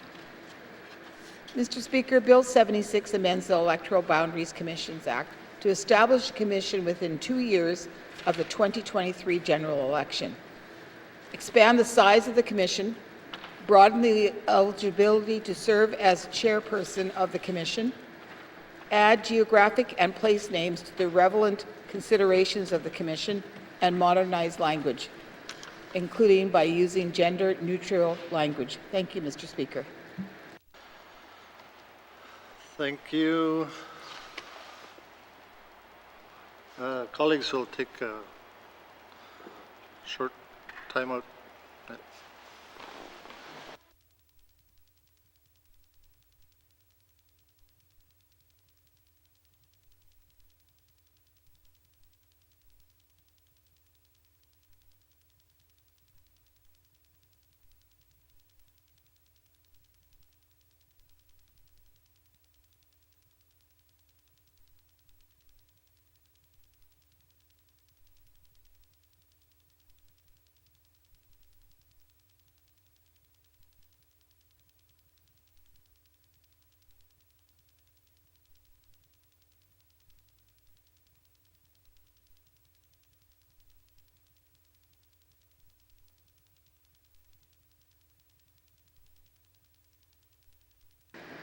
Mr. Speaker, I move, second by the member for Hay River North, that Bill 76, an act to amend the Electoral Boundaries Act, be read for a second time. Mr. Speaker, Bill 76 amends the Electoral Boundaries Commissions Act to establish a commission within 2 years of the 2023 general election, expand the size of the commission, broaden the eligibility to serve as chairperson of the commission, add geographic and place names to the relevant considerations of the commission, and modernize language, including by using gender-neutral language. Thank you, Mr. Speaker. Thank you, Member for Thabacha. Motion is in order to the principle of the bill. Question has been called. All those in favor? All those opposed? Any abstentions? The motion is carried. Bill 76 has had second reading. Member for Thabacha. Mr. Speaker, I seek unanimous consent to waiver Rule 8.2, Bracket 7, and have Bill 76, an act to amend the Electoral Boundaries Act, referred directly to Committee of the Whole for consideration later today. Thank you, Mr. Speaker. Thank you, Member for Thabacha. The member seeking unanimous consent to seeking unanimous consent to waive Rule 8.2, Bracket 7, and have Bill 76, an act to amend the Electoral Boundaries Act, referred directly to Committee of the Whole for consideration later today. Are there any nays? There are no nays. Member for Thabacha. It's referred to Committee of the Whole later today. Thank you. Okay. Second reading of bills. Second reading of bills.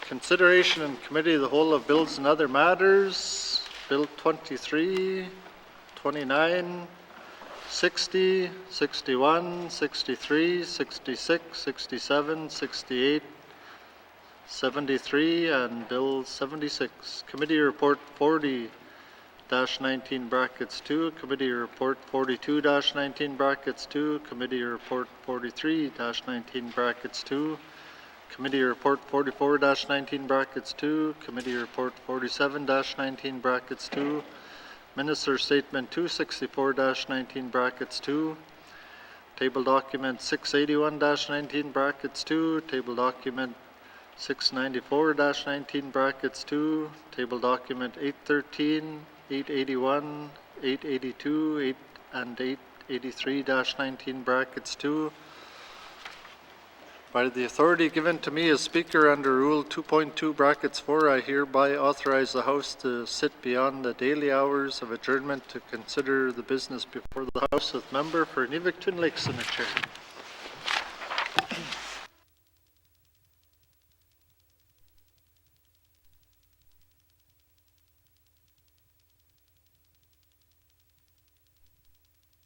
Call to order. What is the wish of committee? Member for Frame Lake. Merci, Madame la Présidente. Committee wishes to consider Committee Report 40-19 brackets 2, Committee Report 43-19 brackets 2, Bill 61, Bill 63, Table Document 881-19 brackets 2, Table Document 882-19 brackets 2, Table Document 883-19 brackets 2, and Committee Report 44-19 brackets 2. Merci, Madam Chair. Thank you. Does committee agree? Thank you, committee. We'll take a short recess and resume with the first item.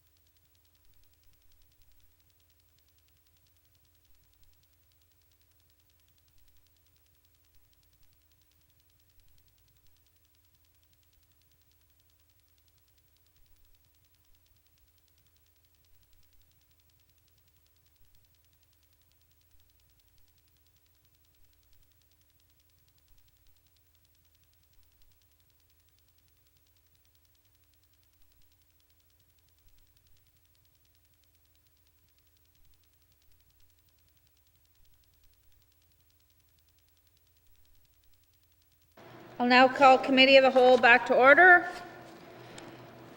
Committee, we've agreed to consider Committee Report 40-19 brackets 2, Standing Committee on Government Operations Report on Bill 61, an act to amend the Ombudsman Act.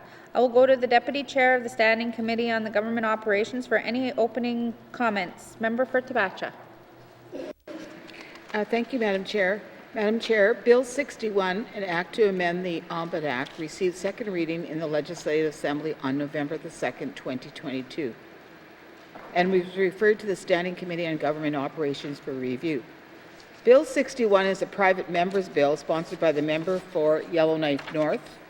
As such, I, as Deputy Chair, assumed the role of chairing meetings about the review of this bill.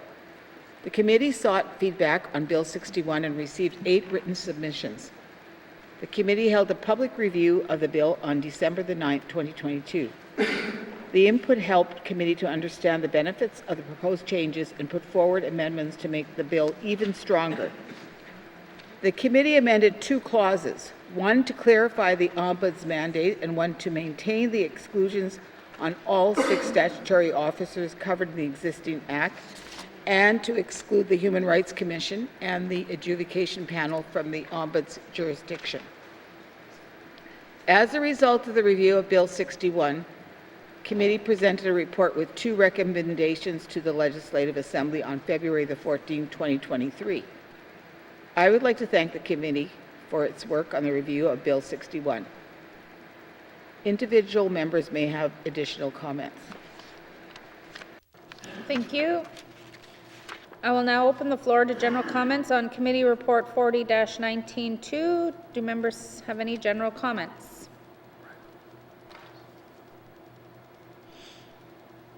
Seeing none. Member for Tabacha. Madam Chair, I move that this committee recommends that the Government of the Northwest Territories, in consultation with the Board of Management, lead a holistic review to examine and clarify the jurisdiction of each statutory officer of the Assembly to investigate A, other statutory officers of the Assembly, B, public bodies that exercise statutory authority on behalf of the Executive, and C, public bodies that provide statutory advisory services to the Executive. And further, the review should identify areas of over- and underlapping jurisdiction and make recommendations to address discrepancies based on best practices. Thank you, Madam Chair. Thank you. The motion is in order. To the motion. Member for Frame Lake. Yeah, thanks, Madam Chair. I think someone should speak to this. So I think what happened was the bill had recommended that the Ombudsman have the ability to review statutory officers' operations in terms of fairness and so on, and some of the statutory officers felt that that was not appropriate. So, and it wasn't clear where some jurisdiction began, some jurisdiction ended. So I think in lieu of trying to get a better understanding of all of that, that's why this recommendation was put forward, to kind of do a review of the jurisdiction of each of the statutory officers, that the Board of Management should look at that. And I support this motion, and I think it's a better way to approach this issue a little more systematically. Thanks, Madam Chair. Thank you. To the motion. Question has been called. All those in favor? All those opposed? Abstentions? Motion is carried. Member for Tabacha. Madam Chair, I move that this committee recommends that the Government of the Northwest Territories provide a response to this report within 120 days. Thank you, Madam Chair. Thank you. The motion is in order. To the motion. Question has been called. All those in favor? All those opposed? Abstentions? Motion is carried.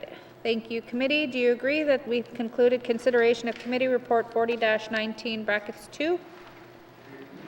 Thank you, committee. We've concluded consideration of Committee Report 40-19 brackets 2, Standing Committee on Government Operations, Report on Bill 61, an act to amend the Ombudsman Act.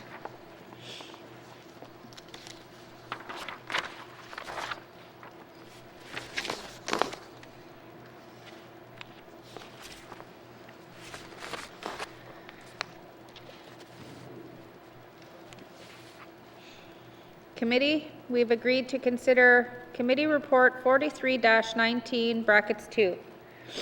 Report on Bill 63, an act to amend the Official Languages Act.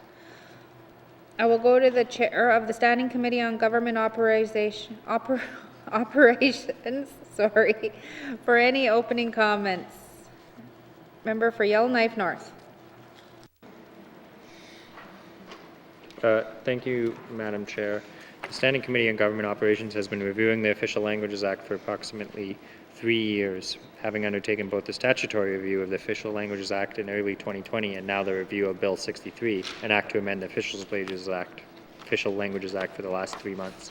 The committee provided input to the Minister of Education, Culture and Employment for the development of Bill 63 by providing the Minister with ideas for some of the most straightforward and attainable legislative changes committee heard in its review process of the Official Languages Act. The bill received second reading on November 2nd, 2022. The committee invited public feedback on the bill and appreciates all of the stakeholders that participated in the review process. As a result of the review, Bill 63 committee presented a report with 3 recommendations to the Legislative Assembly on February 28, 2023. I would like to thank the committee for its work on the review of Bill 63. Individual members may have additional comments. Thank you.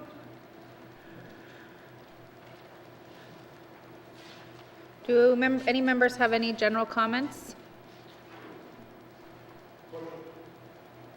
Member for Montfouet. We know that a lot of people have different view on the Indigenous language. And some are saying, okay, our language is dying. Some are saying our language is thriving. But so what I would like to see from this government is that this government should give the Aboriginal Language Fund to the Indigenous government because they are the authority over the language and culture. You know, they should have more say, but they should give the funding to the Indigenous government. And I don't feel comfortable and support somebody from ECE having the authority over this language. So that's what I would like to see, is that for future reference, is that to give the Aboriginal language funds to the Indigenous government, because they are the authority. They have the authority and control over the language and culture. Thank you. Thank you. Are there any other general comments? Seeing none, member for Yellowknife North. Thank you, Madam Chair. I move that this committee recommends that the Government of the Northwest Territories commit to a second phase of legislative changes to protect, promote, and revitalize official and Indigenous languages in the 20th Assembly. And further, this new legislation should be based on past recommendations, suggestions arising during the review of Bill 63, and the advice in committee's upcoming report on its statutory review of the Official Languages Act. And furthermore, the new legislation should also seek to implement Articles 13 and 14 of the United Nations Declaration on the Rights of Indigenous Peoples. And furthermore, Indigenous government should be invited to co-develop the legislation. Thank you, Madam Chair. Thank you. To the motion. The motion is in order. To the motion. Question has been called. All those in favor? All those opposed? Abstentions? The motion is carried. Member for Yellowknife North. Thank you, Madam Chair. I move that this committee recommends that the Department of Education, Culture and Employment ensure independence and transparency at the Merged Languages Board, and further that the department should provide a proper framework and resources for the board to fulfill its mandate, including timely appointments when vacancies arise. And furthermore, the board should disclose meeting agendas, minutes, and other documents of public interest. And furthermore, the board should also release an annual report that summarizes recommendations to the minister, the minister's response, progress on implementation, and the findings of program and initiative evaluations. Thank you, Madam Chair. Thank you. The motion is in order to the motion. Question has been called. All those in favor? All those opposed? Abstentions? Motion is carried. Member for Yellowknife North. Madam Chair, I move that this committee recommends that the government of the Northwest Territories provide a response to this report within 120 days. Thank you, Madam Chair. The motion is in order to the motion. Question has been called. All those in favor? All those opposed? Abstentions? Motion is carried. Thank you, committee. Do you agree that you've concluded consideration of Committee Report 43-19(2)? Thank you, committee. We have concluded consideration of Committee Report 43-19(2), Standing Committee on Government Operations Report on Bill 63, an act to amend the Official Languages Act.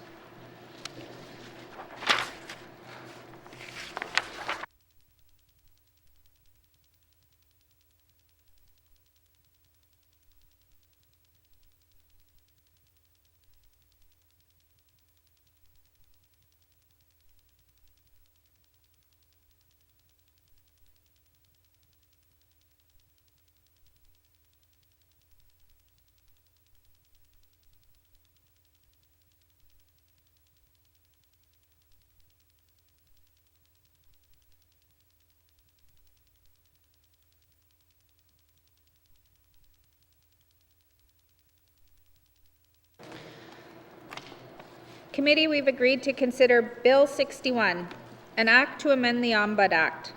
I will ask the sponsor of the bill, the member for Yellowknife North, to introduce the bill. Thank you, Madam Chair. Madam Chair, I'm pleased to speak to Bill 61, an act to amend the Ombudsman Act. The bill proposes changes that derive specifically from the Ombudsman's 2019-2020 annual report and the Standing Committee on Government Operations review of that report. The Ombudsman of the Northwest Territories is a new position for this territory.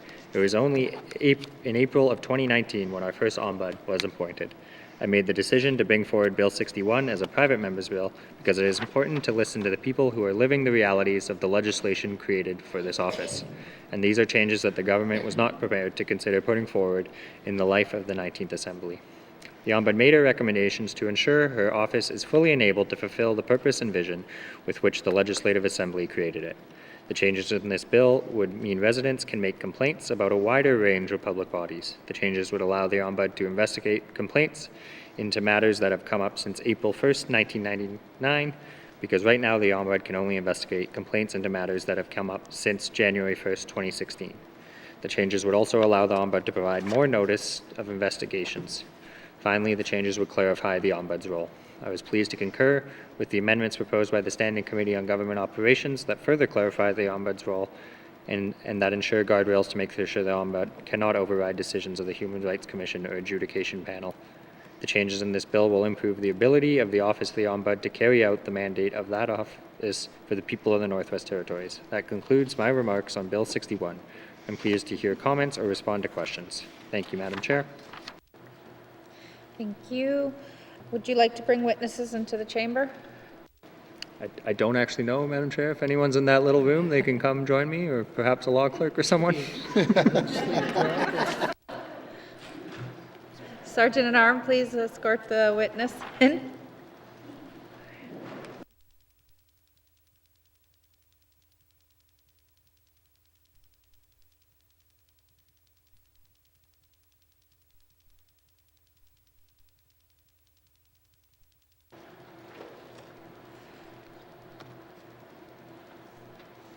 Can you please introduce your witness? Thank you, Madam Chair. I'd like to introduce Christina Duffy, who is a legislative drafter. Thank you. Thank you. I will now turn to the Deputy Chair of the Standing Committee on Government Operations, the committee that reviewed the bill, for any opening comments on Bill 61. Member for Tabacha, sorry. Sorry. I'm ahead of. have to start over again now. Thank you, Madam Chair. Madam Chair, Bill 61, an act to amend the Ombudsman Act, received second reading in the Legislative Assembly on November the 2nd, 2022, and was referred to the Standing Committee on Government Operations for review. The committee received 8 written submissions and oral comments at a public review of the bill. Considering the valuable feedback received from stakeholders during the review period, the committee was pleased to see 2 proposed amendments concurred with by the sponsor of the bill at the committee's clause-by-clause review. As a result of the committee's review of Bill 61, the committee presented its report on Bill 61 to the Legislative Assembly on February the 14th, 2023. I'd like to thank the committee for its work on the review of Bill 61. Individual members may have additional comments. Thank you. I'll now open the floor to general comments on Bill 61. Minister of Justice.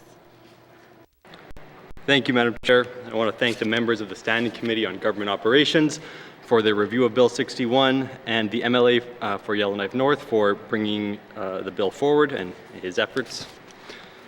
Given existing resources and focus on current legislative priorities for the 19th Legislative Assembly, the Department of Justice, which jointly administers the Act with the Legislative Assembly, has not been able to undertake a policy analysis. The policy analysis that is necessary to fully understand the impacts of some of the proposed amendments in Bill 61, but had provided initial feedback to Standing Committee during the course of their review. The Department of Justice appreciates that some of the initial feedback that was provided on the bill was incorporated into a revised bill. Cabinet agrees that several of the provisions will improve the overall administration and readability of the Ombudsman Act. However, the impacts of some of the provisions proposed in the bill are not clear. For example, Bill 61 will allow the Ombudsman to investigate complaints about a wider range of public bodies by expanding the definition of authority and replacing the current schedule that lists these authorities.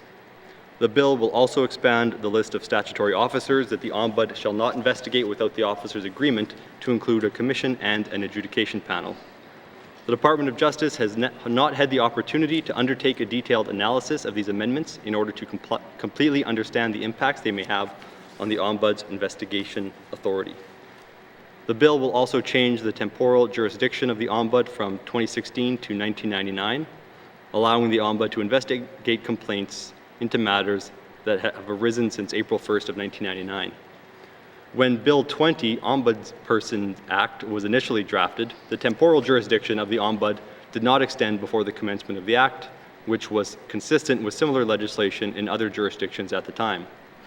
The temporal jurisdiction in Bill 20 was amended in response to feedback from the committee so that it was extended towards the beginning of the 18th Legislative Assembly, specifically January 1st, 2016.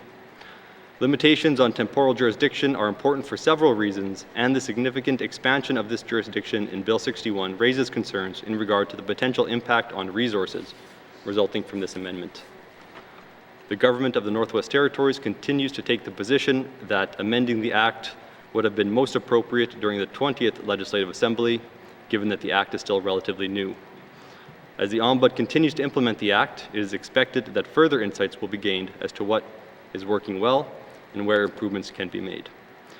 Madam Chair, there is nothing egregious in this bill, but given that the department has not had an opportunity to do its due diligence, Cabinet will abstain from voting on the bill as a whole. But that said, I wish the member good luck, and I thank him for his efforts on this. Thank you. Thank you. Member for Frame Lake. Yeah, thanks, Madam Chair. First off, I guess this is one of the few times a private member's bill has actually come forward for consideration in Committee of the Whole. And so it is a historic event. And I think that members, certainly on this side of the House, should consider and use private members' bills more often. You know, well, look, there's some things that Cabinet is never going to get to, some things that they will not do, and that's why we have a consensus government, so that members on this side of the House can sometimes bring forward legislative initiatives, and that's the importance of private members' bills. So, and I guess I'm speaking a little bit from experience because I did have a private member's bill passed in the last assembly. So, and that was actually after encouragement from a couple of members of cabinet. In any event, I do want to commend sincerely the initiative and work of the member for Yellowknife North in bringing this forward as a private member's bill. And in my view, what this bill really does is fix some of the problems with the Ombudsman Act that was, some of these issues were identified in the last assembly. The minister who just spoke was actually on this side of the House and voted in favor of some of those amendments to try to fix the bill at that point. So it's kind of interesting to hear the changing of shoes or hats in this House. On some of these issues, particularly on the scope of the ability of the Ombudsman to reach back in time. And the Ombudsman, in the very first report, identified this as a problem, her ability to go back in time to get a full understanding of some of the issues and complaints that were being brought forward to her attention, and really impeded her ability to conduct a full investigation. So, as I said, I think this just helps fix a number of problems that were already there with the bill, some of which arose from the way it was put together and drafted in the last assembly. I'm a bit dismayed to hear the minister say that the Department of Justice hasn't had time to do policy analysis around this bill. It's been with us now for months. Perhaps the people at Department of Justice have too much other work to do, but I'm a bit dismayed to say that, they haven't had time to look at this. Some of these issues, as I say, have been around not just for months, now for years. So, a bit dismayed to hear that, but I'm pleased to hear that Cabinet is going to abstain, and I anticipate that all the members on this side of the House will support this bill because it's in keeping with issues that were identified in the last Assembly and helps meet some of the issues that have been brought forward by the Ombudsman to help improve the ability of her office to do that very important work on behalf of all of our constituents and residents of the N.W.T. So I'll definitely be supporting this bill, and again, I want to sincerely thank the member for Yellowknife North for all his work on this bill. Thanks, Madam Chair. Thank you. Are there any other general comments? Does committee agree that there are no further general comments? Can we proceed to a clause-by-clause review of the bill? Committee, we will defer the bill number and title until after consideration of the clauses. Please turn to page 1 of the bill. Clause 1, does committee agree? Clause 2, does committee agree? Clause 3, does committee agree? Clause 4, does committee agree? Clause 5, does committee agree? Clause 6, does committee agree? Clause 7, does committee agree? Clause 8, does committee agree? Clause 9, does committee agree? Clause 10, does committee agree? Clause 11, does committee agree? Committee, to the bill as a whole, does committee agree that Bill 61, an act to amend the Ombudsman Act, is now ready for third reading? Thank you, committee. Does the committee agree that this concludes our consideration of Bill 61, an act to amend the Ombudsman Act? Thank you. Thank you, member. Thank you to your witness. Sergeant at Arms, please escort the witness from the chamber.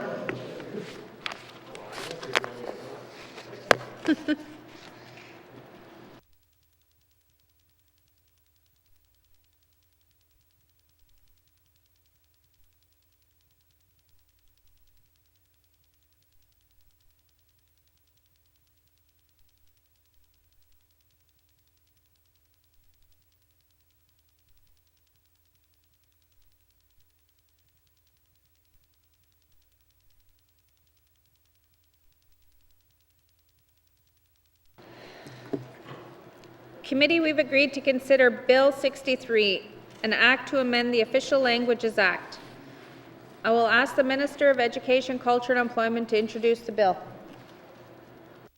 Thank you, Madam Chair. I'm here today to present Bill 63, an act to amend the Official Languages Act. The Official Languages Act of the Northwest Territories seeks to recognize, preserve, and enhance the use of Indigenous languages in the N.W.T, along with the 2 official languages of Canada. To do so, the Act designates Chipewyan, Cree, English, French, Gwich'in, Inuit-Naktun, Inuktitut, Inuvialuktun, North Slavey, South Slavey, and Tlicho as official languages in the N.W.T.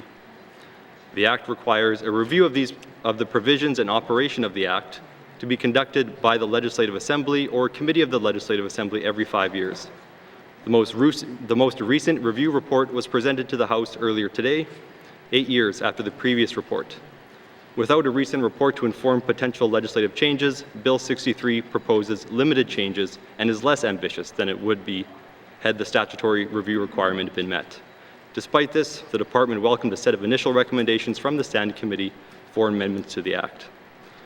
Based on Standing Committee's recommendations and the Department's engagement with stakeholders and the public, ECE is seeking to amend the Act to clarify and strengthen the role of the Languages Commissioner, to merge and empower the Languages Board as a single unified board, and to emphasize the importance of language protection as a means of implementing the Articles of the United Nations Declaration on the Rights of Indigenous Peoples.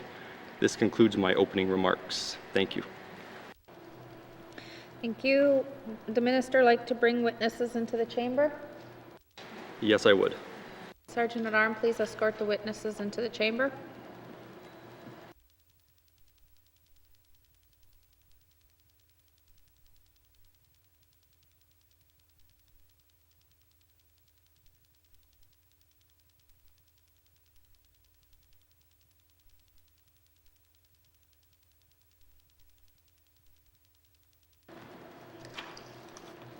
Minister, please introduce your witnesses.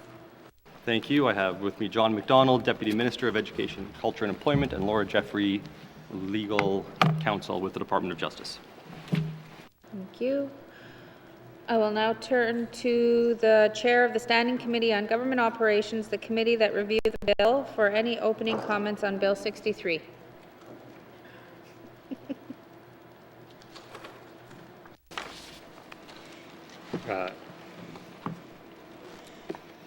Thank you, Madam Chair. Bill 63, an act to amend the Official Languages Act, received second reading in the Legislative Assembly on November 2nd, 2022. It was referred to the Standing Committee on Government Operations for review.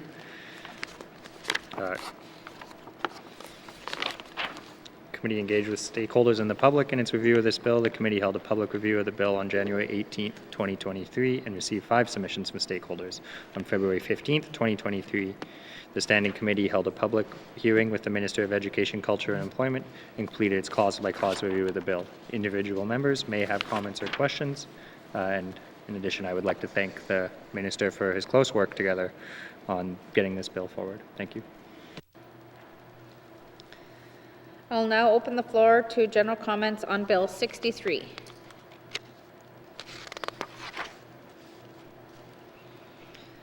Does committee agree that there are no general comments? Can we proceed to a clause-by-clause review of the bill? Committee, we will defer the bill number and title until after consideration of the clauses. Please turn to page 1 of the bill. Clause 1, does committee agree? Clause 2, does committee agree? Clause 3, does committee agree? Clause 4, does committee agree? Clause 5, does committee agree? Clause 6, does committee agree? Clause 7, does committee agree? Clause 8, does committee agree? Clause 9, does committee agree? Clause 10, does committee agree?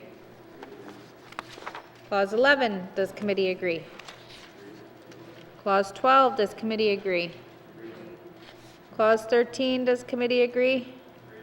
Clause 14, does committee agree?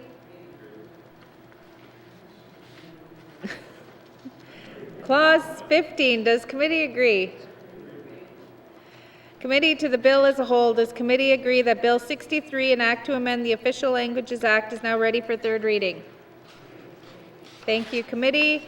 Does the committee agree that this concludes our consideration of Bill 63, an act to amend the Official Languages Act? Thank you, Minister. Thank you to your witnesses. Sergeant at Arms, please escort the witnesses from the chamber.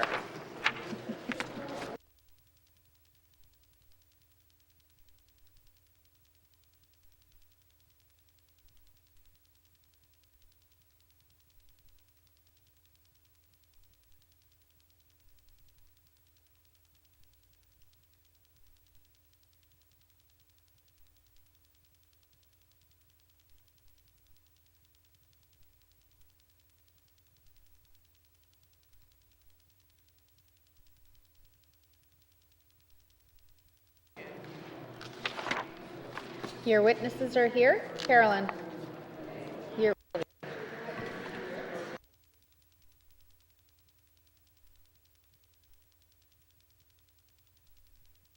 -19.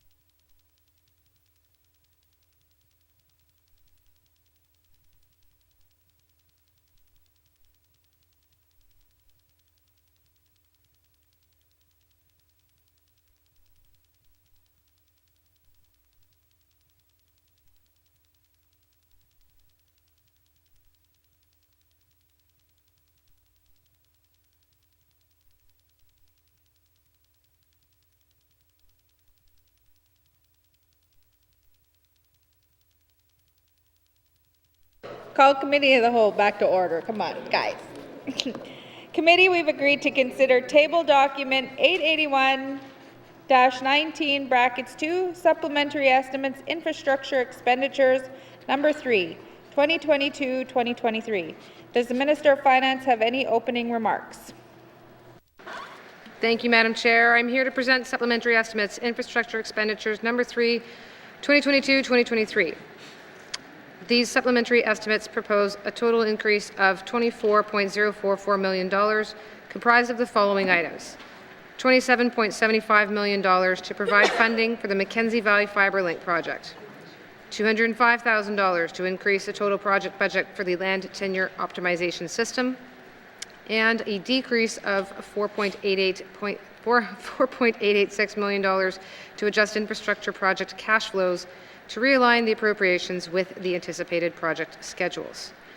These estimates also propose supplementary appropriations that will be offset by federal revenues, including $726,000 for fish processing equipment for the Hay River Fish Plant, $158,000 for cost increases related to the Fort Simpson Airfield Electrical Replacement Project, and $91,000 for nurse call bells in Fort Simpson to be included in the Communications Retrofit Project.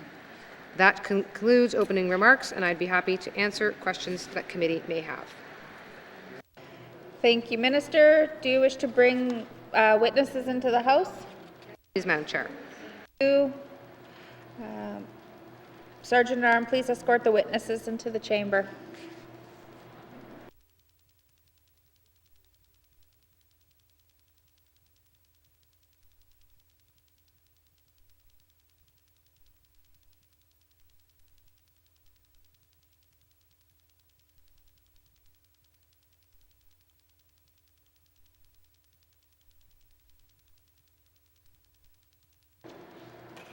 Minister, can you please introduce your witnesses? Thank you, Madam Chair. Madam Chair, on my left, I have Bill McKay, who is the Deputy Minister of Finance, and on my right, I don't have your title. Director of Management. Christopher Mellinson is Director of the Management Board Secretariat. My apologies. Thank you. Welcome. I'll now open the floor for general comments. Member for Frame Lake. Thanks, Madam Chair. Can someone tell me what the opening supplement, the supplementary reserve was for the infrastructure side in 22-23? Thanks, Madam Chair. Thank you. Minister? Thank you, Madam Chair. Madam Chair, supplementary reserves are on the operations sides. There aren't supplementary reserves for infrastructure subs. Thank you. Thank you. Member for Frame Lake? Sorry, thanks. Okay, so as a result of this supplementary appropriation, are we going to be in a, does this create, are we going, what's the debt that's created through this supplementary appropriation? Thanks, Madam Chair. Thank you. Minister? Thank you, Madam Chair. So, Madam Chair, at this point, the net impact doesn't have us going into any new debt on this one. Actually, Madam Chair, sorry. I think I'm looking at the wrong page. Let me turn it to the Deputy Minister. Deputy Minister. Thank you, Madam Chair. So the total impact on the total impact to be $31,758,000. So that will be spending more than what was budgeted under the capital plan. Thank you. Thank you. Member for Frame Lake. Thanks. Maybe I'm really mistaken, but I understood that we actually did have a reserve on the infrastructure side. Can I just confirm that with the minister? And thanks, Madam Chair. Thank you. Minister? Madam Chair, no, there is a reserve for supplementary operations, Madam Chair. Thank you. Member for Frame Lake? We've had a little bit of a flood here, Madam Chair, so I'm just trying to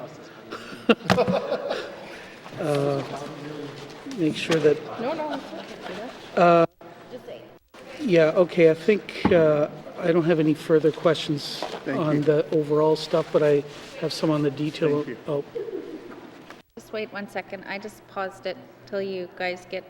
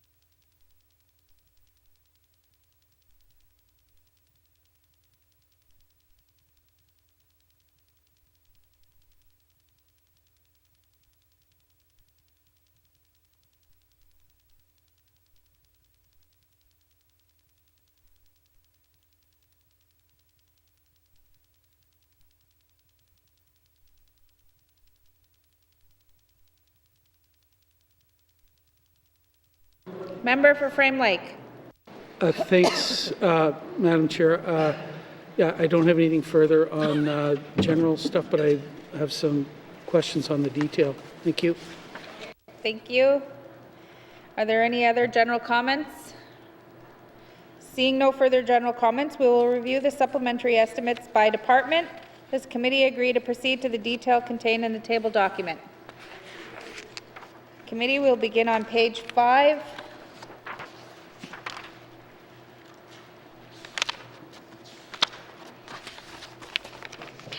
Supplementary estimates, infrastructure expenditures, number 3, 2022-2023, Department of Finance, infrastructure expenditures, Management Board Secretariat not previously authorized, $27,750,000. Does committee agree? Member for Frame Lake. Sorry, they're not going to get away with this one. So I guess I'd like to get an explanation of what this $27.75 million is for. Thank you, Madam Chair. Thank you. Minister of Finance. Thank you, Madam Chair. Madam Chair, there had been a matter involving the other parties, what we call Project Co, the entity that was involved in building and running Mackenzie Valley Fiber Line. They, under the project agreement, have the ability to seek compensation for what's called a supervening event. So that's an event that they may have claimed would have increased the associated costs of the project. What they were seeking was such that the N.W.T entered into some discussions to try to determine if that could be settled rather than having to go all the way through a more formalized process. And in the course of doing that, brought in a mediator, and it was after the mediated process that a proposed settlement amount was reached, and that is the amount that is reflected here. Thank you, Madam Chair. Thank you. Member for Frame Lake. Thanks, Madam Chair. So this money is going to go to Northwest Tel. Is that what happens here? Thanks, Madam Chair. Thank you. Minister. Thank you, Madam Chair. It was the LEDCOR team cohort that is the other party. Thank you, Madam Chair. Thank you. Member for Frame Lake. Okay, thanks, Madam Chair. So what's then the total cost of the Mackenzie Valley Fiber Link with this settlement and all the rest of it? Thanks, Madam Chair. Thank you. Minister. Thank you, Madam Chair. Madam Chair, I have 194 million as being the total cost now, including this. Thank you. Member for Frame Lake. Thanks, Madam Chair. So what was the original sort of cost estimate? 86. Thank you. Thank you. Minister. Thank you, Madam Chair. Madam Chair, Ms. Melanson has the detail. I'll direct it to her, please. Thank you. Ms. Melanson. Thank you, Madam Chair. The original procurement estimate for this project was $81.3 million. Thank you. Member for Frame Lake. Thanks. I think there were a few gasps in the room. How do we get from $81 million to $194 million? Who provided the original cost estimate of $81.3 million? And I guess I just need more of an explanation here. Thanks, Madam Chair. Thank you. Minister.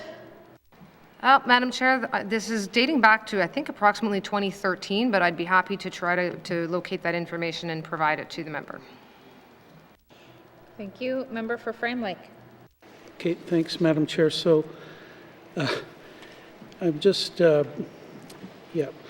So this was done as a P3, and was there any other way for us to, I guess we could have contracted this rather than do it as a P3 or something? And, why did and I know I'm putting the minister in a difficult position because she wasn't even here when these decisions were made, but would this have been any cheaper if this had been done just as a regular procurement? We contract somebody to do it rather than as a P3, like it's more than double the original cost. Thanks, Madam Chair. Thank you. Minister.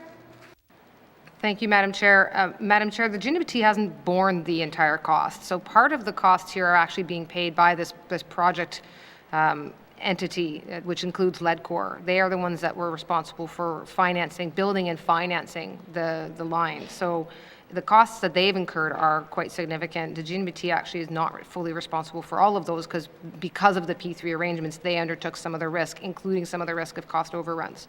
It's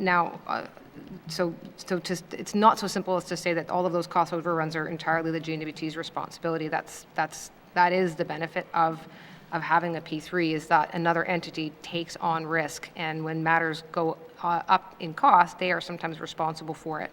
And that is one of these situations. So again, I'm hesitating, Madam Chair, only because some of that was the subject of the matter that was settled, and I want to not run afoul of an agreement about of what was settled and why it was settled upon. They were claiming, obviously, an increase of costs that they put under the supervening events.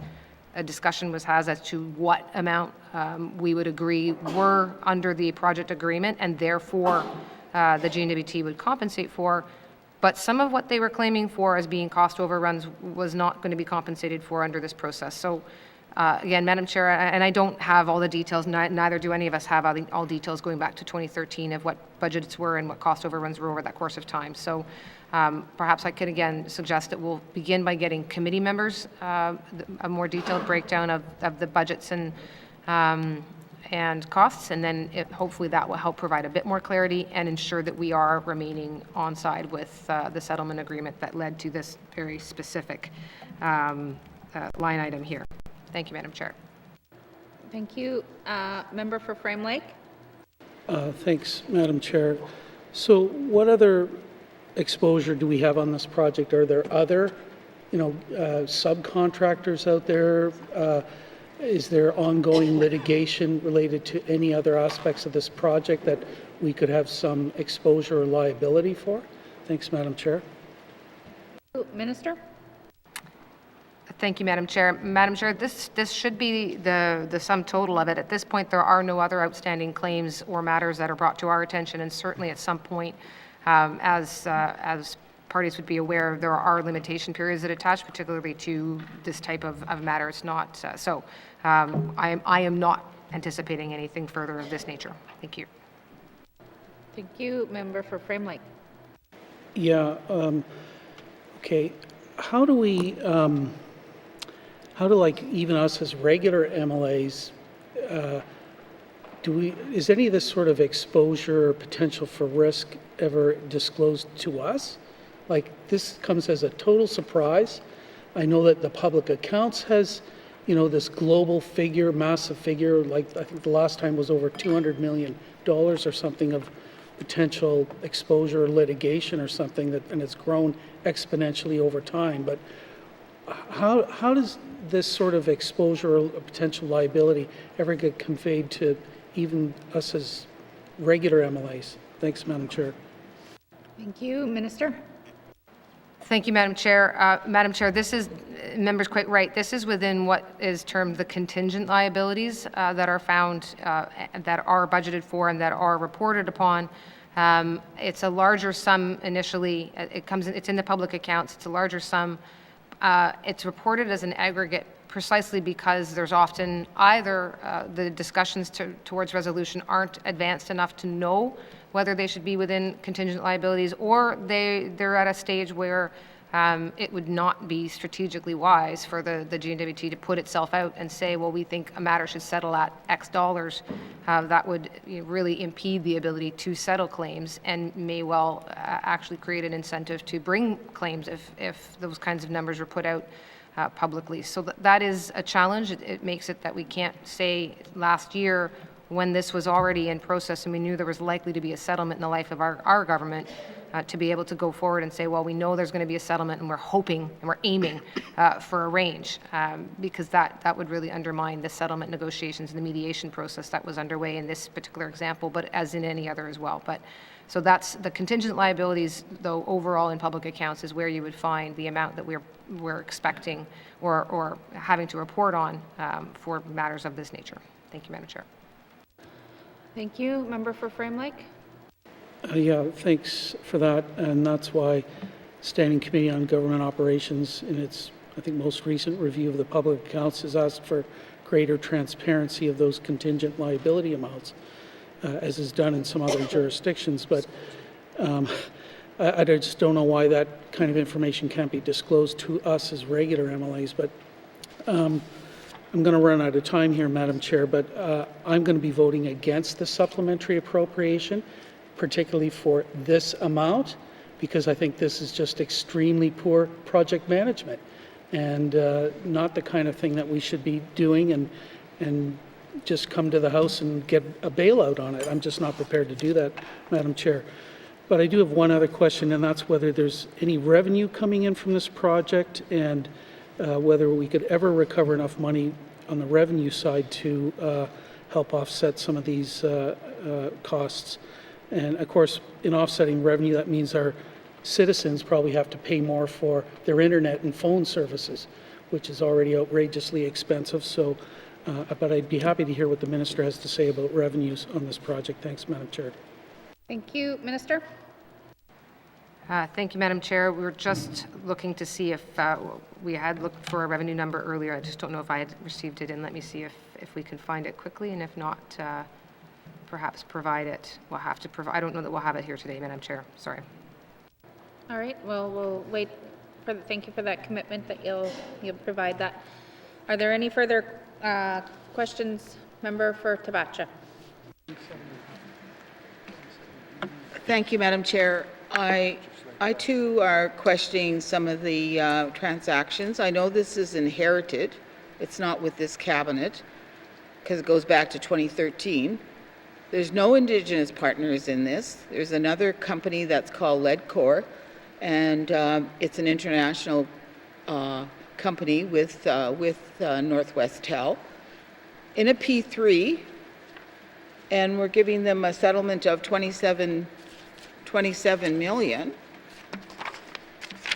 750. And I just, it's questionable as to how these kind of agreements are done. I'm all for P3s if it's done properly and the I's are dotted and the T's are crossed.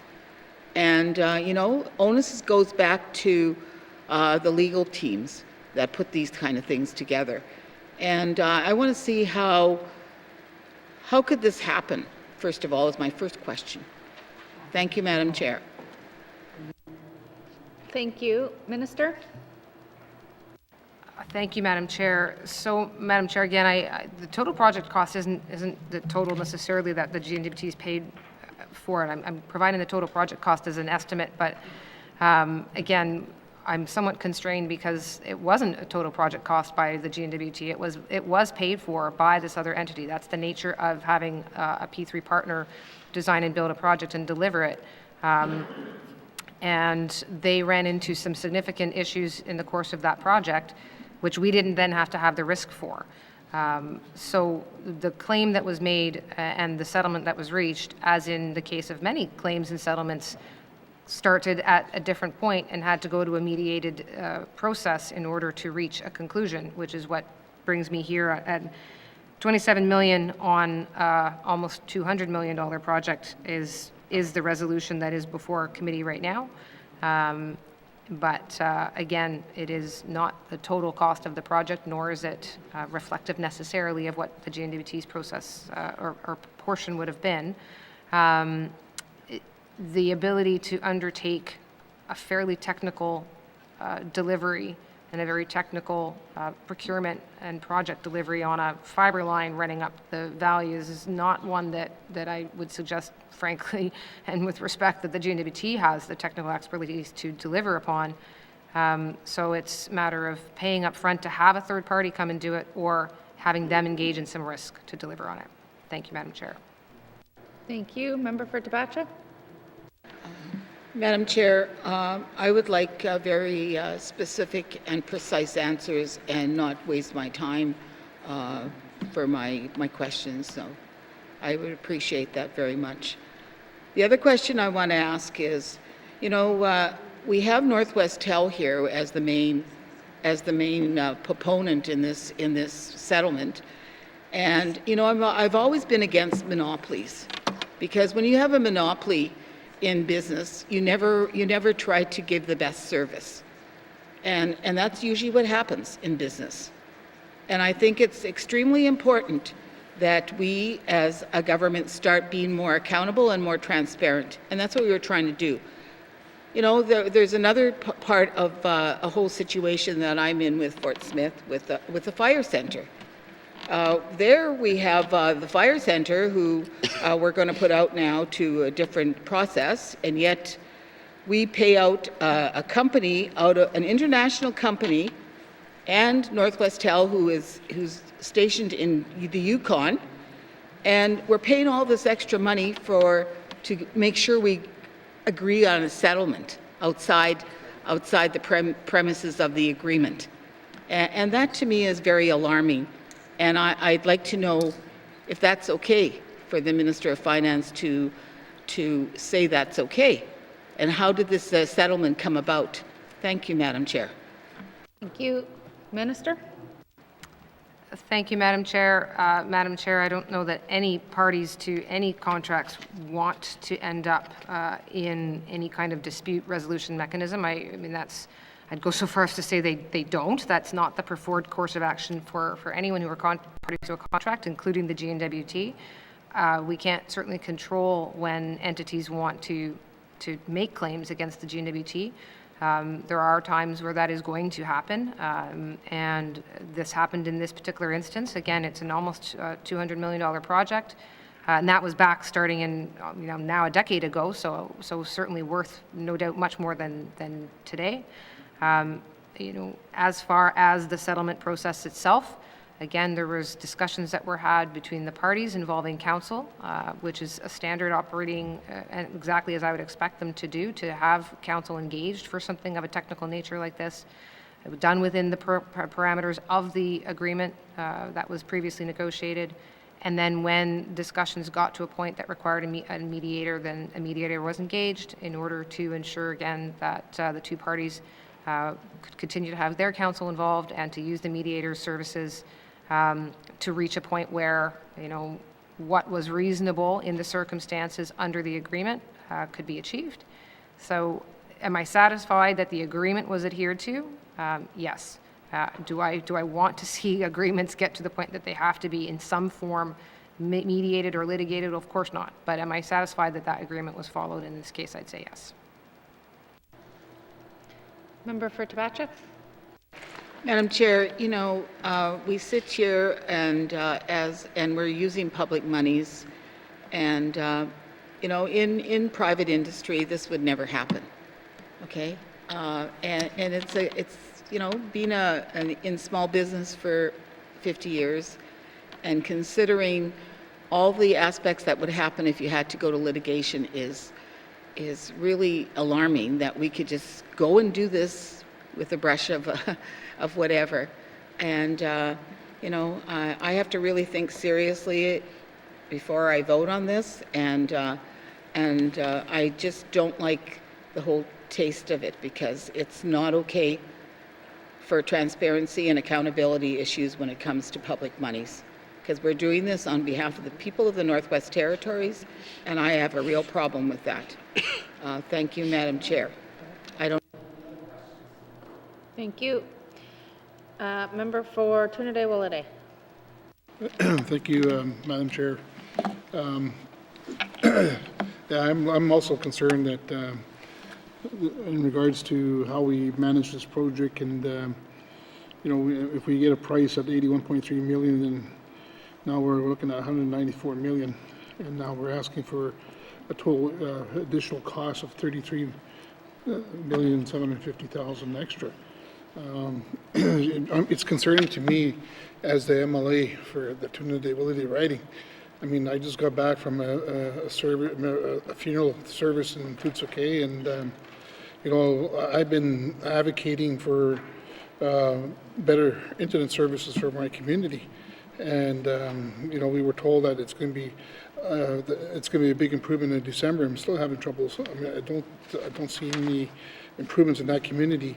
Having said that, though, I mean, and I agree with my colleagues that there's got to be a better way of doing this. I mean, in the business world, these guys should be holding all the risk at 81.3 million.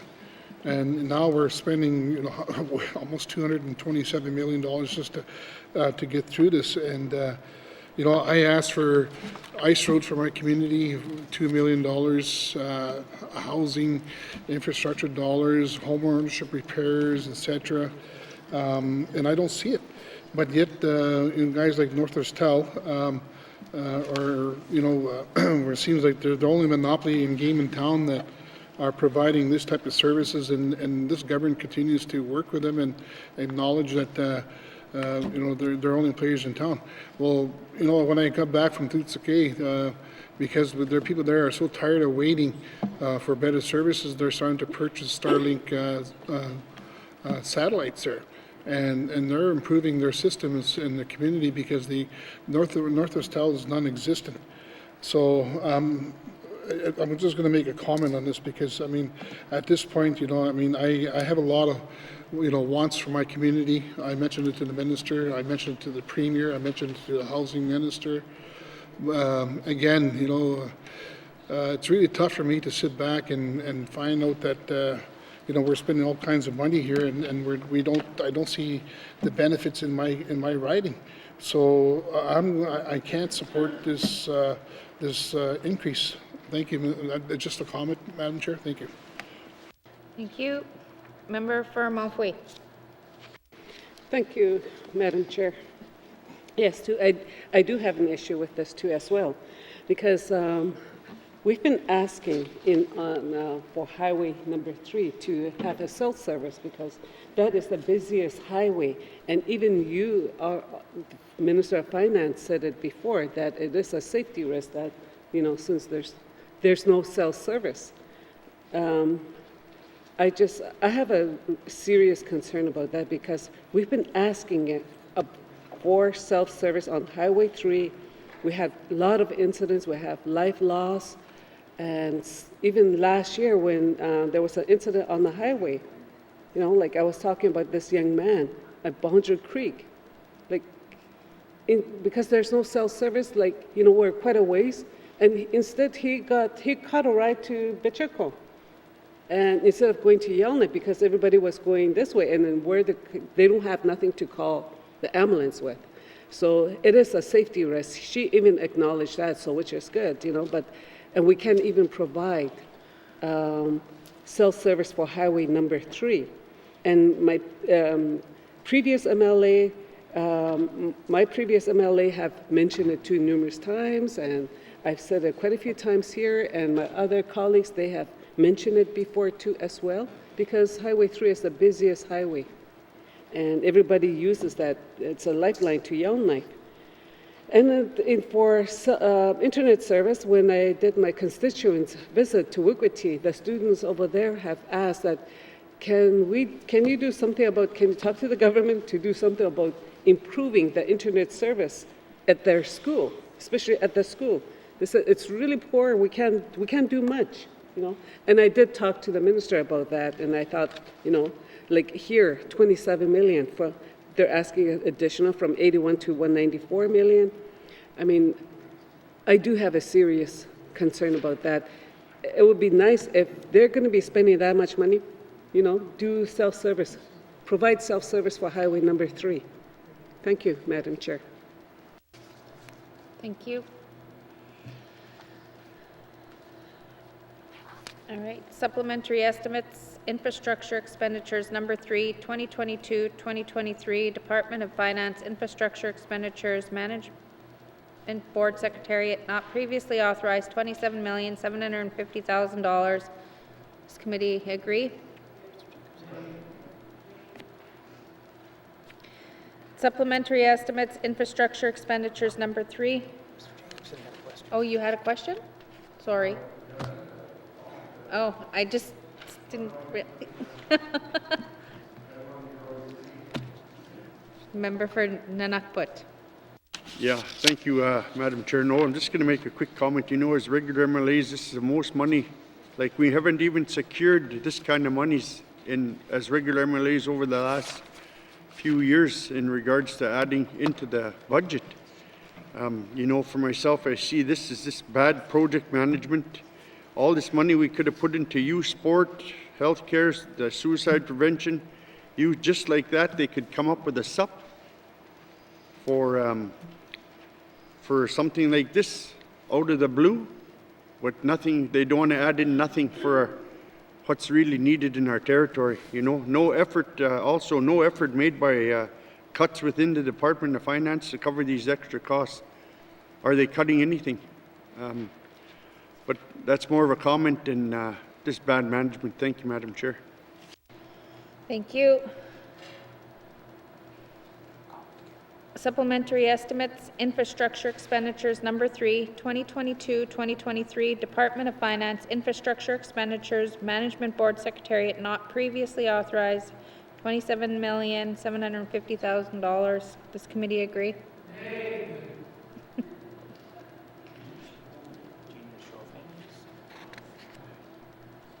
So what then?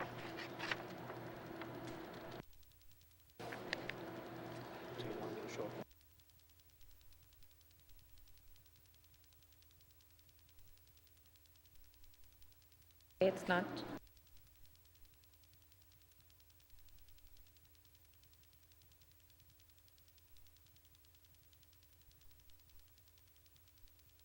Members, I'm going to ask for a show of hands on that. Minister? Thank you, Madam Chair. There was quite a number of comments made, Madam Chair, and I was hoping I might have an opportunity to respond to some of them. I think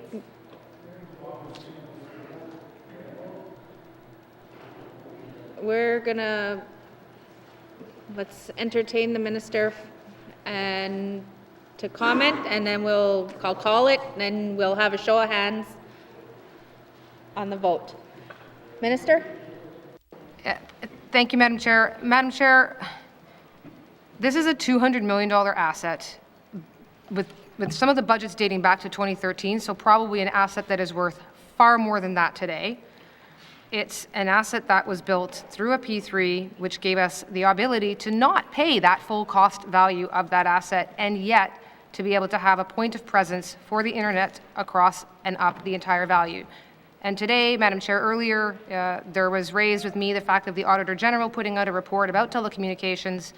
I, again, only had a very brief opportunity to look at it, but one of the things that came out was that, in fact, the Northwest Territories has better internet access than many First Nations and Indigenous communities across Canada, than many rural and remote communities across Canada. And I have no doubt that part of that is the fact that we have that point of presence running up the valley. So as for being, whether or not there's bad management or bad project management, there was an asset that was built and delivered. It is being actively used. It has delivered on providing a point of presence. As far as the details of the fact that one of those parties decided to, under the agreement, raise some concerns about project overruns, Madam Chair, again, that process went through the project agreement.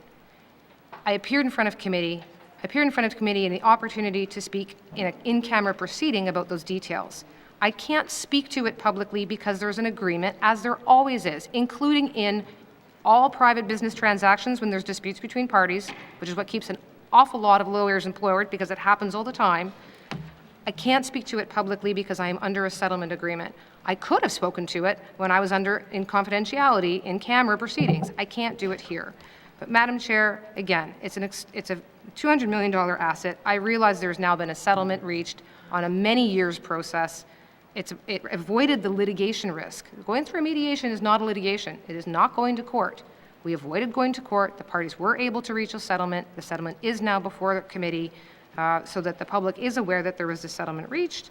I suppose at this point I won't say anything else about it. The concerns around providing different and other capital projects in different communities can go through the capital planning process. It's unrelated to the fact that there's been a settlement reached under the Mackenzie Valley Fibre Link project. Thank you, Madam Chair. Thank you.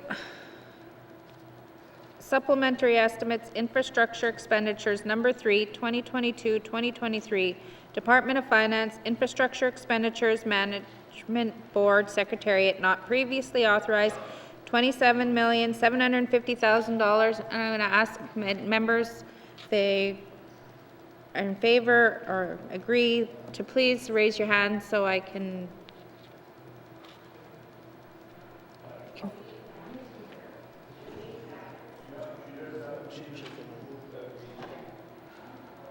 What?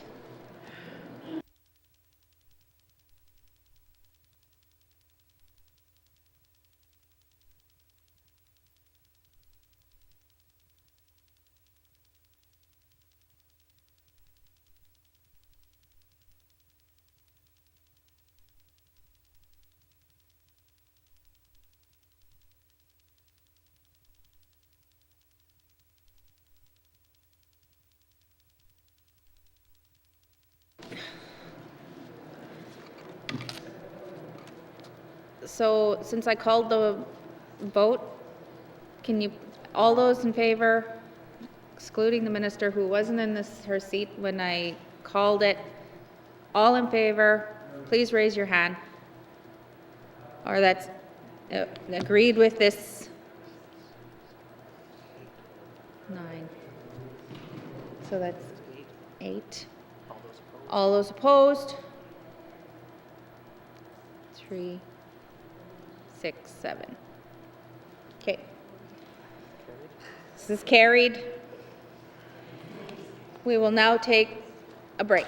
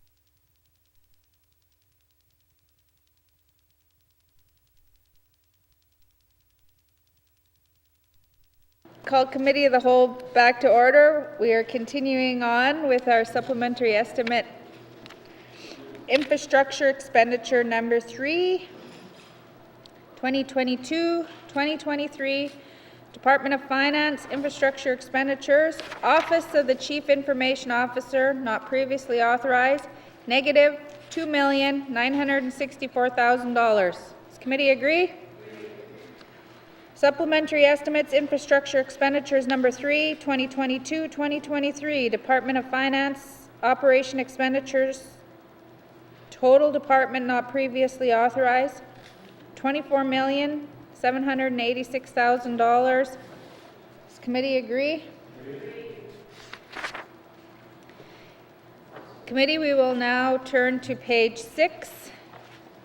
Supplementary estimates, infrastructure expenditures, number 3, 2022-2023, Department of Health and Social Services, capital investment expenditures, health and social service programs not previously authorized, $91,000. Does committee agree? Member for Cam Lake. Thank you very much, Madam Chair. Madam Chair, I'm wondering if the Minister can just provide some information as to what Safe Long-Term Care Fund is and what it's used for. Thank you. Thank you. Minister of Finance. Thank you, Madam Chair. So it is a federal fund. I can't necessarily speak to the details of the federal fund, but for the purposes here, it is supporting the nursing call bells in the Dutcho region and as well as in Avon Seniors. In the Avon Seniors home is to provide for oxygen concentrators, shower chairs, patient lifts, medication carts, fridges, infection prevention and control. So, and that's in relation to, again, a long-term care facility, and in the Dutcho region, it's related to nursing call bells, again, in relation to long-term care facilities. Thank you, Madam Chair. Thank you. Member for Cam Lake. Thank you very much, Madam Chair. Madam Chair, is the reason this is coming forward in a SUP because it was additional funding received from the federal government? Is it annual funding? And how many years can we expect to see this come forward if it is something that is multi-year funding block? Thank you. Thank you. Minister? Thank you, Madam Chair. I believe, Madam Chair, that it was part of an unspent balance from the previous fiscal year. And so this is the remaining amount that was unspent now carried forward and fully satisfies the amount that was available. Thank you. Thank you. Are there any further questions or comments? Supplementary estimates, infrastructure expenditures, number 3, 2022-2023, Department of Health and Social Services, capital investment expenditures, health and social service programs not previously authorized, $91,000. Does committee agree? Thank you. Supplementary estimates, infrastructure expenditures, number 3, 2022-2023, Department of Health and Social Services, capital investment expenditures, total department not previously authorized, $91,000. Does committee agree? Committee, please turn to page 7. Supplementary estimates, infrastructure expenditures, number 3, 2022-2023, Department of Industry, Tourism Investment, capital investment expenditures, economic diversification and business support, not previously authorized, $726,000.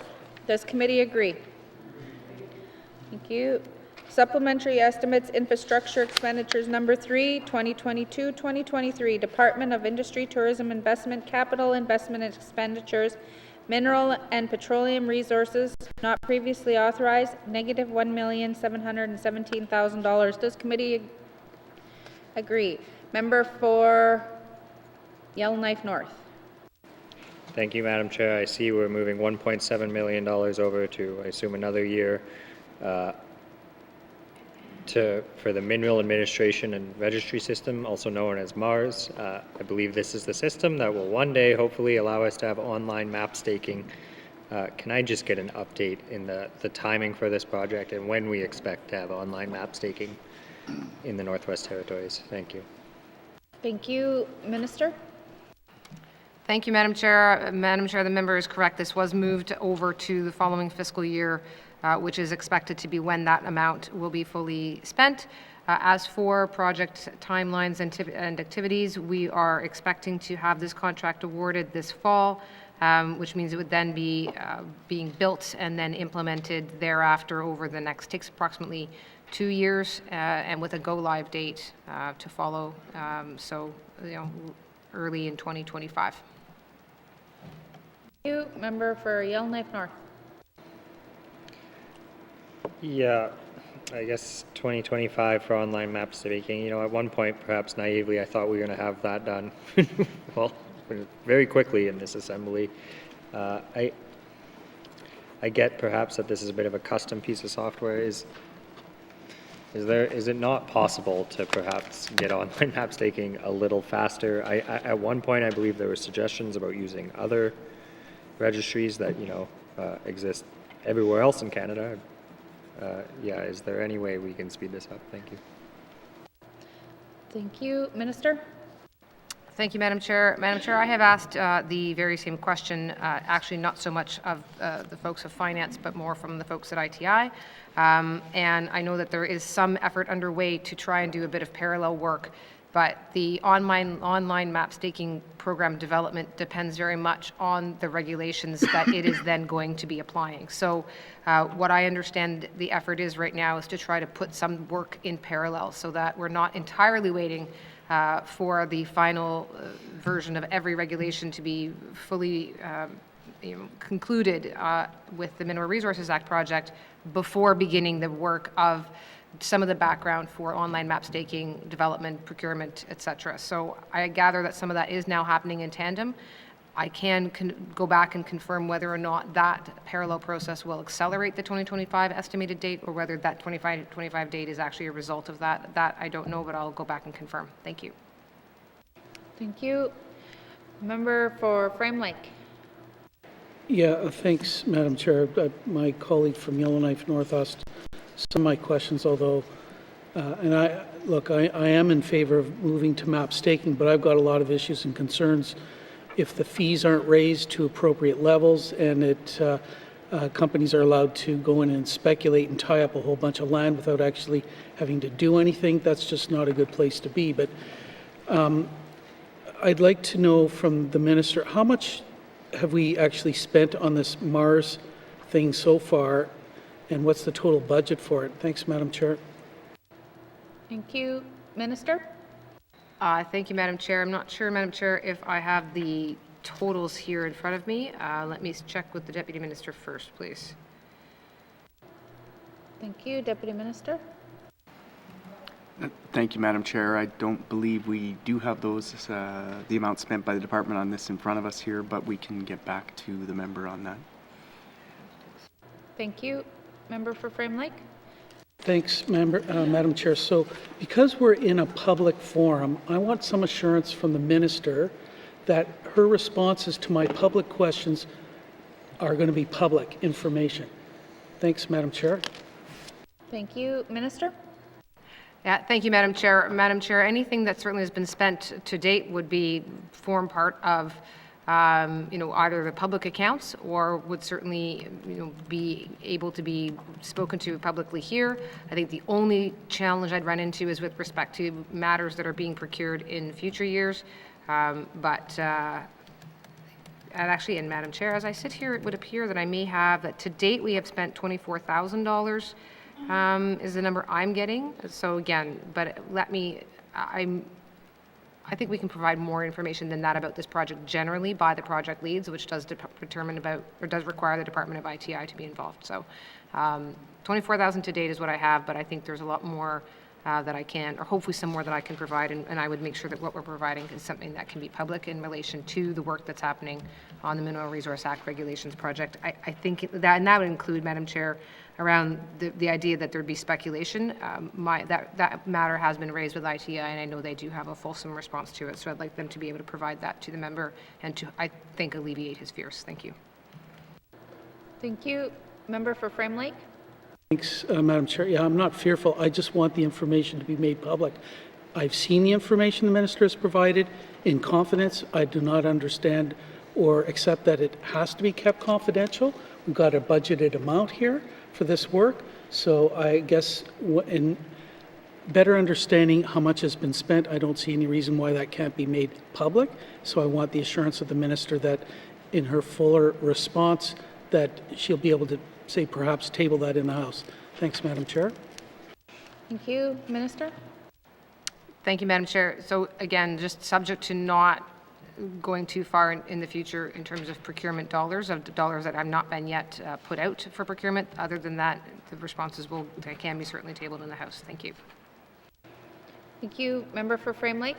Okay, thanks. I accept that the information on money that's already been spent can be made public.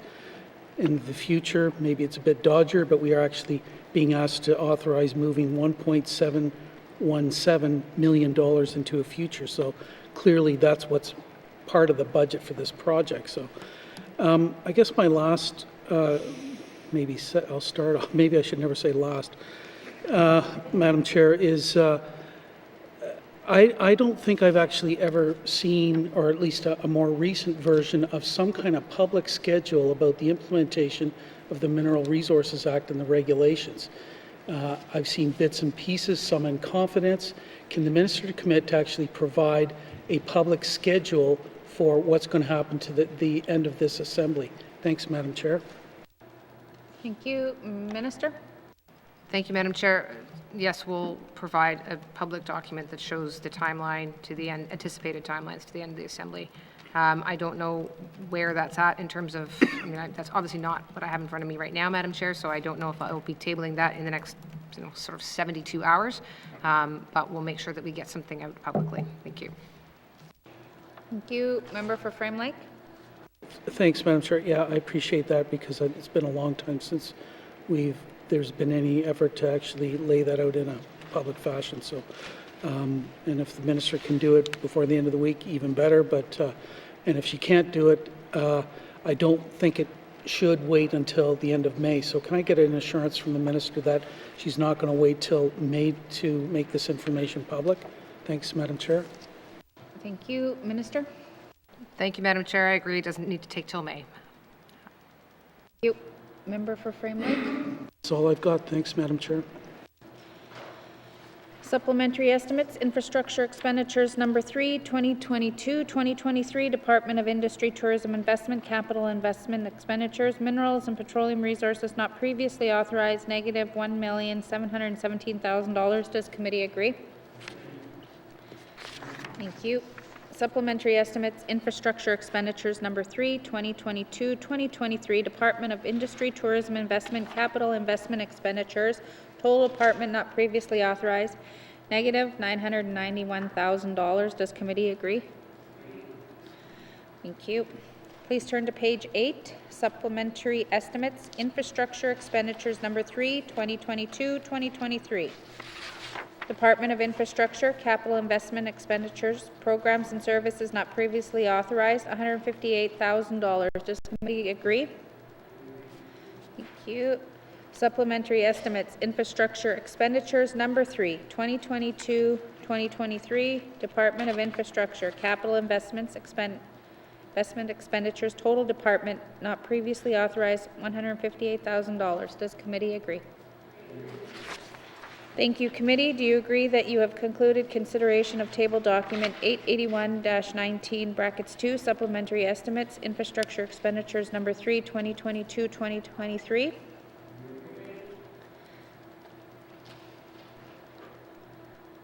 Oh.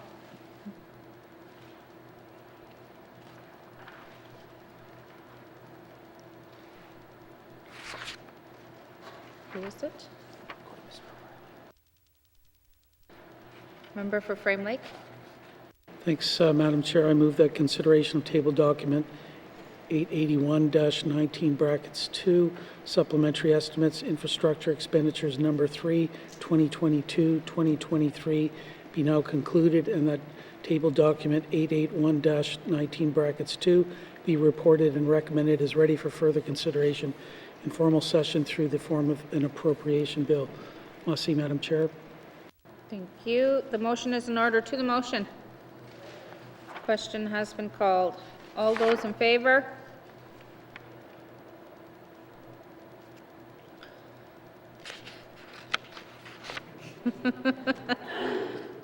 Can you raise your hands? All those in favor? All those opposed? Abstentions? Motion is carried. Table document 881-19-2 will be reported as ready for consideration and formal session through the form of an appropriation bill. Thank you, Minister. And I'll just ask if the witnesses can remain, and we're going to move on so that we can move on to the next.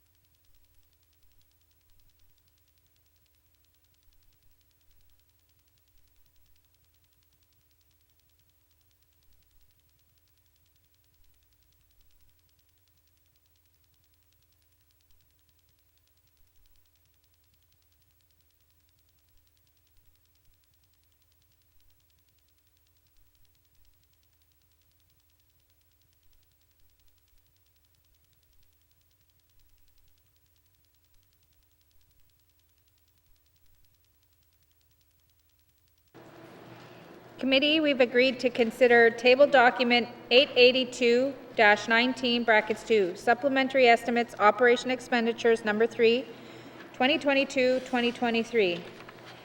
Well, does the Minister of Finance have opening remarks? Oh, Madam Chair, I do. However, I thought we were doing the infrastructure sub, and so I have the wrong ones in front of me, Madam Chair. But if you'll bear with me a moment, I will be able to read the correct ones to you.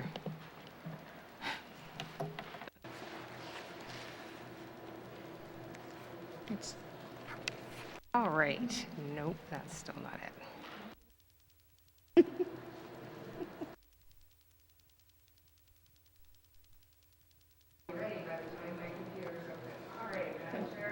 Happy to present supplementary estimates operations expenditures number 3, 2022-2023.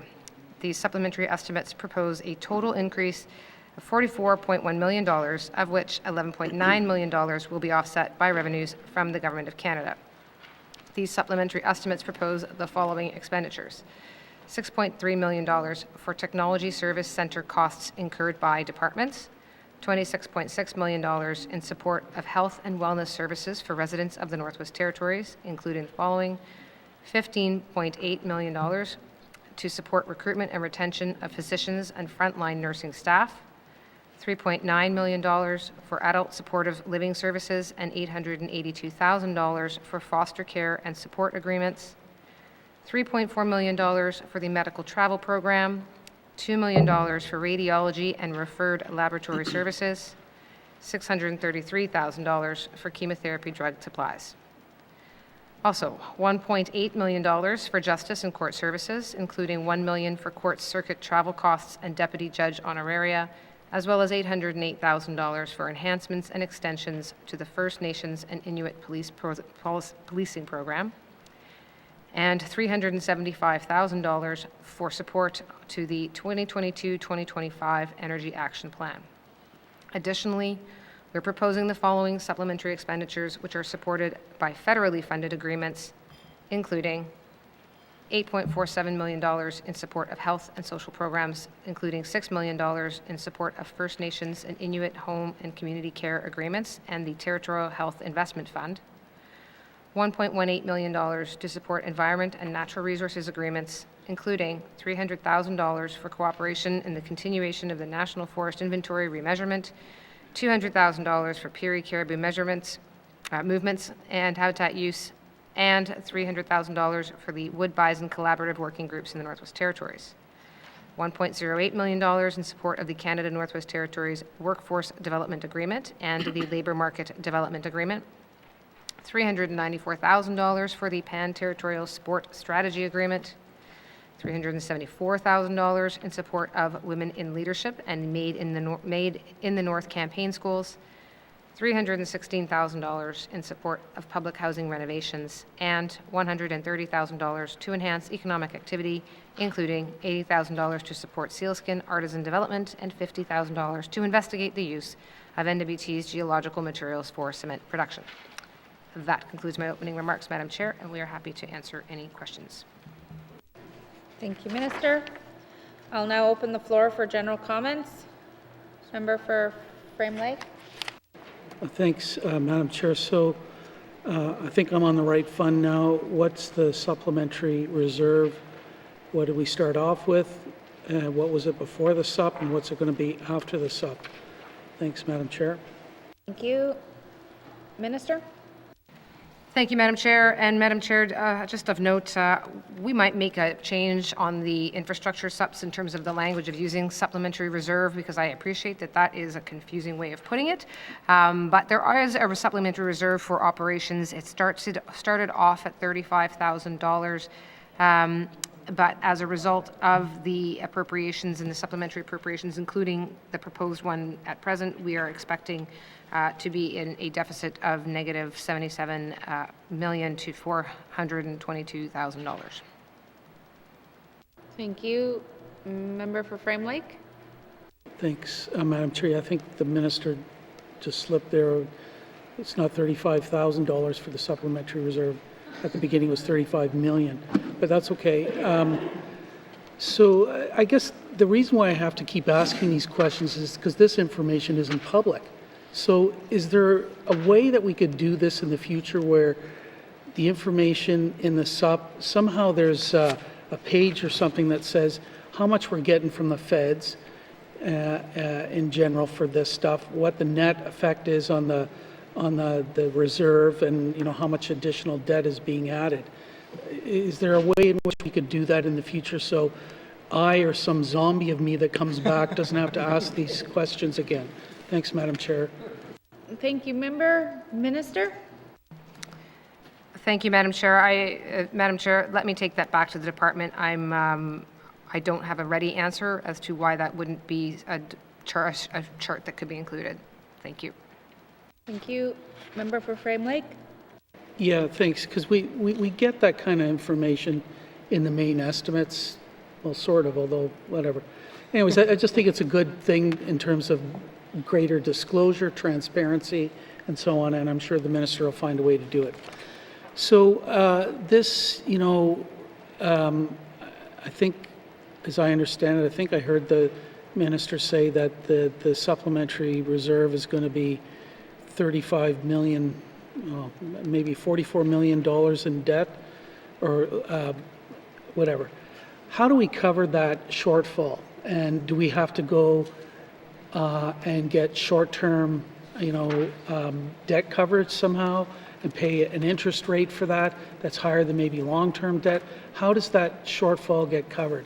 And what does it cost us? Thanks, Madam Chair. Thank you. Minister of Finance. Thank you, Madam Chair. Madam Chair, well, depending on the timing of it, there can certainly be,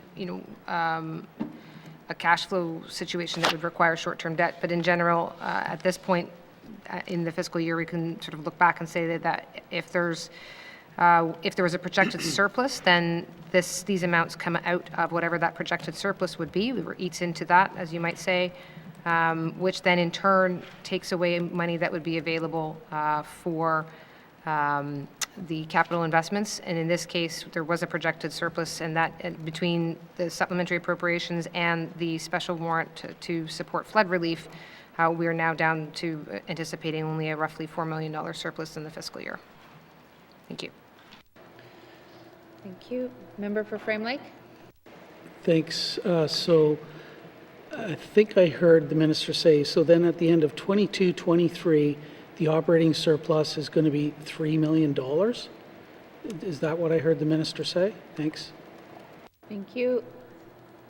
Minister? Thank you, Madam Chair. Estimating or projecting $4 million at this point. Thank you. Member for Frame Lake?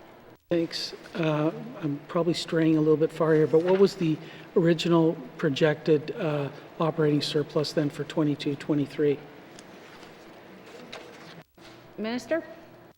Thank you, Madam Chair. Madam Chair, let me see if Ms. Melanson might have that at her fingertips. I don't have it.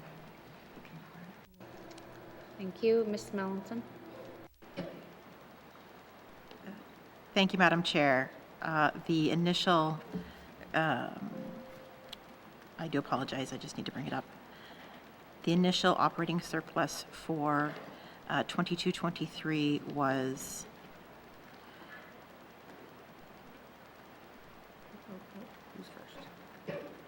$130,552,000. Thank you. Member for Frame Lake?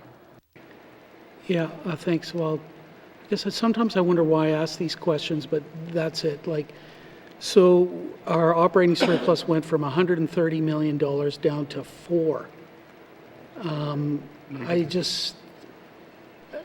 So next year we're projecting 178, and it's probably going to end up way, way, way, way less than that. But okay, I just wonder about these things, and I just don't like it, quite frankly. Our ability to predict our finances just doesn't seem to be very good.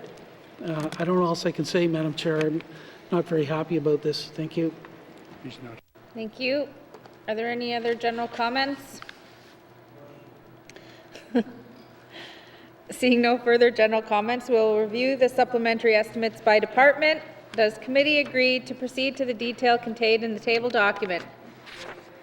Committee will begin on page 3. Supplementary estimates. Operations expenditures number 3, 2022-2023. Department of Education, Culture and Employment. Operations expenditures. Corporate management not previously authorized. $1,680,000. Does committee agree? Supplementary estimates, operation expenditures number 3, 2022-2023. Department of Education, Culture and Employment, operations expenditures, labor development and advanced education not previously authorized, negative $2,269,000. Does committee agree? Supplementary estimates, operation expenditures number 3, 2022-2023. Department of Education, Culture and Employment, operations expenditures, total department not previously authorized, negative $589,000. Does committee agree? Committee, we will now turn to page 4.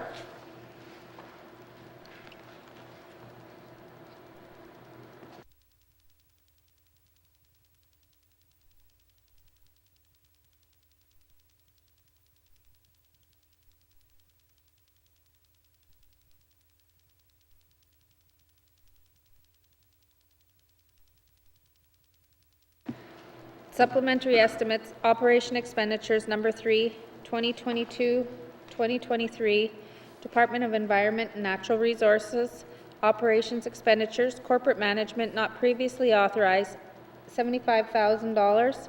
Does committee agree? Supplementary estimates, operation expenditures number 3, 2022-2023, Department of Environment and Natural Resources, operations expenditures, environmental stewardship, and climate change not previously authorized, $219,000. Does committee agree? Member for Frame Lake. Thanks, Madam Chair. So What's the date show money actually going to be used for? Thanks, Madam Chair. And will it actually result in the Horn Plateau area being permanently protected? I guess that's my underlying question. Thanks. Minister? Madam Chair, Ms. Melanson has a brief description. I propose she provide it. Melanson? Thank you, Madam Chair. The additional funding will be used to fund meetings, community engagement, and negotiations towards the development of the establishment of agreements for the Decho candidate protected areas. Thank you. Member for Frame Lake. Okay, thanks. Can I get some detail about which areas are going to be protected? Thanks, Madam Chair. Thank you. Minister? Madam Chair, I don't have that level of detail for the supplementary appropriation, but I can commit to providing that. All right, thank you for that commitment. Member for Frame Lake? Thanks, Madam Chair. So I guess, again, I'll ask, is any of this money going towards DEJ and permanent protection? That we got some, interim land withdrawal covering it. Is this going to help get this area permanently protected in some way? Thanks, Madam Chair. Thank you. Minister? Madam Chair, again, I don't have that level of detail of what the conservation approach might be. My understanding is that this is meant to help developing what candidate areas there are going to be. So I would leave that to a question for Employment ECC to provide further detail on, and I can obviously convey that to my colleague. Thank you, Madam Chair. Thank you. Member for Frame Lake? Thanks, Madam Chair. I'm just trying to find a way to say nicely that it'd be better if we could get better answers rather than push it off to some future point where we don't know whether the information is actually going to be made public or not. And I'll leave it at that. Thanks, Madam Chair. Thank you. Supplementary estimates, operation expenditures, number 3, 2022-2023, Department of Environment and Natural Resources, operation expenditures, environmental stewardship, and climate change not previously authorized, $219,000. Does committee agree? Supplementary estimates, operation expenditures, number 3, 2022-2023, Department of Environment and Natural Resources, operation expenditures, forest management not previously authorized, $300,000. Does committee agree? Supplementary estimates, operations expenditures, number 3, 2022-2023, Department of Environment and Natural Resources, operations expenditures, wildlife and fish not previously authorized, $585,000. Does committee agree? Supplementary estimates, operation expenditures, number 3, 2022-2023, Department of Environment and Natural Resources, operation expenditures, total department not previously authorized, $1,179,000. Does committee agree? Please turn to page 6. Supplementary estimates, operation expenditures, number 3, 2022-2023, Department of Executive and Indigenous Affairs, operation expenditures, Directorate, not previously authorized, $290,000. Does committee agree? Supplementary estimates, operation expenditures, number 3, 2022-2023, Department of Executive and Indigenous Affairs, operation expenditures, total department not previously authorized, $290,000. Does committee agree? Please turn to page 7. Supplementary estimates, operation expenditures. Number 3, 2022-2023, Department of Finance, operation expenditures, Directorate not previously authorized, $681,000. Does committee agree? Supplementary estimates, operation expenditures, number 3, 2022-2023, Department of Finance, operation expenditures, total department not previously authorized, $681,000. Does committee agree? Thank you. Please turn to page 8. Supplementary estimates, operation expenditures, number 3, 2022-2023. Department of Health and Social Services, operation expenditures, administrative and support services not previously authorized, $3,107,000. Does committee agree? Supplementary estimates, operation expenditures number 3, 2022-2023. Department of Health and Social Services operations expenditures, health and social service programs not previously authorized, $25,263,000. Does committee agree? No. Member for Yellowknife North. Thank you, Madam Chair. I feel obligated to ask a couple questions about the $25 million in health spending. And I know the Department of Health and Social Services is just kind of a black hole we have to fund. I'm looking at the $8.4 million increase to standard physician contract. Can the minister just elaborate a little bit more of what we're increasing, how much more the doctors are getting paid to increase competitiveness? Thank you. Thank you. Minister of Finance. Thank you, Madam Chair. So this was concluded as part of negotiation with the Territorial Medical Association and resulted in some small retroactive amount, but also there's recruitment bonuses and there's an amount that is resulting from changes to the locum contract rates. And I'm certainly happy to provide some further breakdown of each of those. $1.2 million to the contracts for physicians, standard physician contract rate, as well as $3.4 million just over in recruitment initiatives, and $3.1 million for locums, and then just over $700,000 is for retroactive amounts, again related to that contract. Thank you. Thank you. Member for Yellowknife North. Yeah, thank you, Madam Chair. I actually don't know. Is there somewhere I can look publicly and see the pay scale for all doctors? Thank you. Thank you. Minister? Thank you, Madam Chair. I believe there is. I don't have a link offhand, but we can provide that together with some of the other commitments we've made today. Thank you. Thank you. Member for Yellowknife North? Thank you. I also see that we're $633,000 more for chemotherapy drugs. Can someone just elaborate why we're incurring this cost?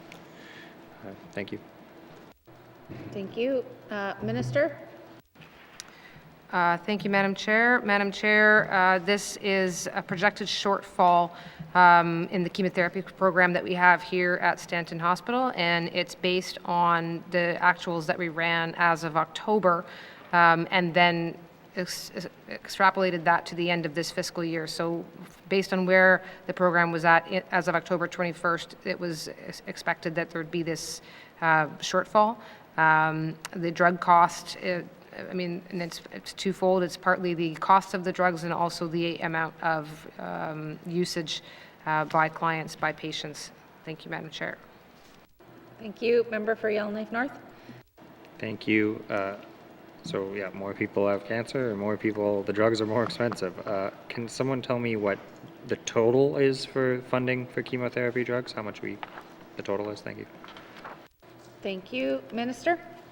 Thank you, Madam Chair. Looking as a net of $1.553 million. Member for Yellowknife North? Thank you. Looking next at radiology services, I see that is costing us another $1.5 million. Can I just get another bit of an explanation on why we need another $1.5 million for radiology services? Thank you. Thank you. Minister?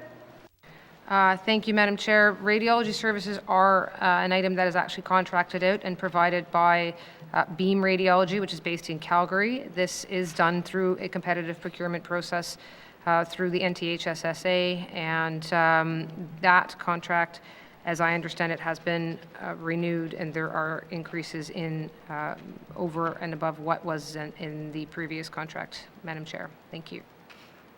Thank you. Member for Yellowknife North? Thank you. Last one, $6.79 million for frontline nurses, including agency nurses. Can I just get a bit of a breakdown what this is, whether it's related to, a breakdown of what this is getting us? Thank you. Thank you. Minister? Thank you, Madam Chair. Madam Chair, so that, yes, that also is for an anticipated shortfall at the NTHSSA, as noted, was for frontline nurses. It is for agency nurse expenditures, so this is in situations where there's an ongoing shortage, notwithstanding efforts for healthcare recruitment. There do continue to be a reliance and a necessity to bring up nurses to cover urgent positions. And with the nationwide shortage that's ongoing, again, as I said, notwithstanding some of the other efforts, some of which are reflected here in terms of other areas of supplementary appropriations, their agency nurses are one way to ensure that there is a person in a position, and that has, with the situation of labor market shortages, there's been a reliance on agency nurses and not enough money to fund that. So in order to keep those services available, that's what is driving the increase in these costs and expenses. Thank you, Madam Chair. Thank you. Member for Yellowknife North. Yeah, thank you, Madam Chair. Can I just confirm then that the entirety of this $6.79 million is agency nurse contracts? I guess it doesn't include overtime or what are other the labor markets bonus we gave. I forget what it's called. There's a lot of increased nursing costs, but is this the totality of this, just that we're bringing up more and more agency nurses? Thank you. Thank you. Minister? Thank you, Madam Chair. The total amount requested of 6.792 includes funding for agency nurse contracts of 5.7, as well as providing accommodation for those nurses and also for their union dues. And it's divided up between the different departments within which they would be employed, but that is the total of 6.7.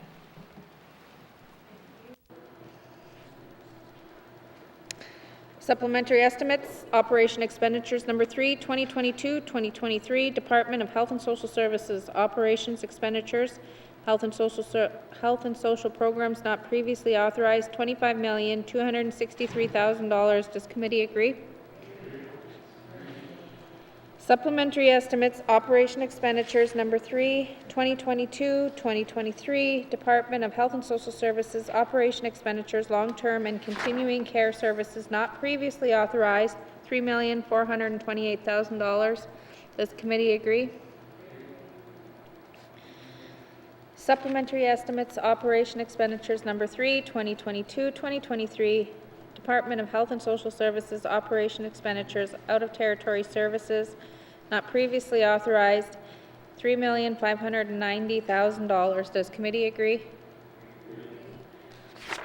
Supplementary estimates, operation expenditures number 3, 2022-2023, Department of Health and Social Services, operation expenditures, supplementary health programs not previously authorized, $3,388,000. Does committee agree? Supplementary estimates, operations expenditures number 3, 2022-2023, Department of Health and Social Services, operations expenditures, total department not previously authorized, $38,776,000. Does committee agree? Please turn to page 10. Supplementary estimates, operation expenditures number 3, 2022-2023, Department of Industry, Tourism, Investments, operation expenditures, economic diversification, and business support not previously authorized, negative $231,000. Does committee agree? Member for Frame Lake. Thanks, Madam Chair. So if I'm looking at the descriptions right, we're cutting funding in the economic diversification and business support part of ITI and giving it over to minerals and petroleum resources. So can I get an explanation here as to why that is happening? Thanks, Madam Chair. Thank you. Minister? Thank you, Madam Chair. There's two reallocations taken out from the secondment program and the Knowledge Economy. The Knowledge Economy is sunsetting. That work's been complete and that money is no longer needed there. It's at a different stage now. The secondment program, there was if I recall correctly, there was a position that was no longer required, and so the secondment agreement was canceled. So there's surplus money sitting on those two, and it's been reallocated to three things. One, the N.W.T. Producer Incentive Pilot Program, which is within the film industry for $100,000. The MRA implementation process is $125,000, and the SEA redesign for 86. Thank you. Member for Frame Lake.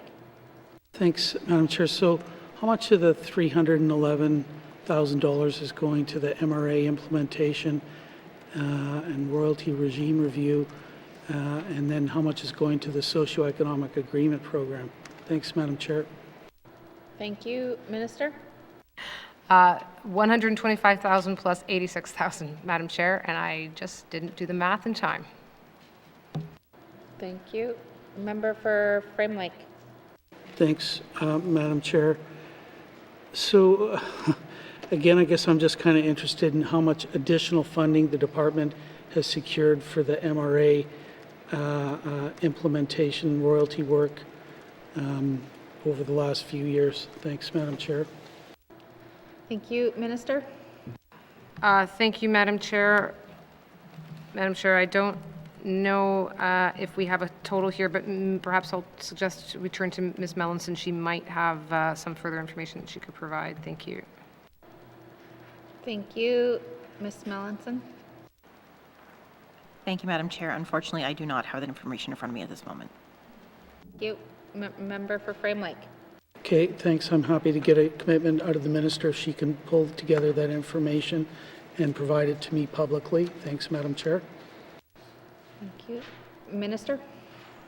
Thank you, Madam Chair. I'm sure we can do that. Thank you. Thank you. Member for Frame Lake.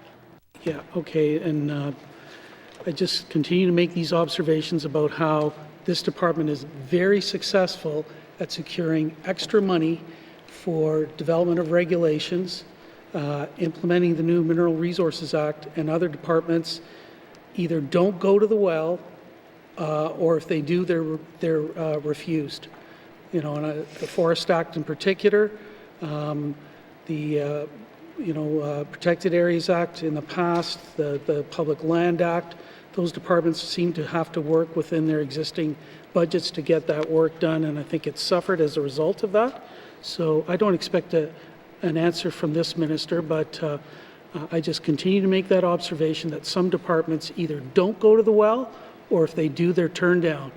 And but when it comes to the mining stuff, no problem. The extra money just flows from the top. Thanks, Madam Chair. Flows.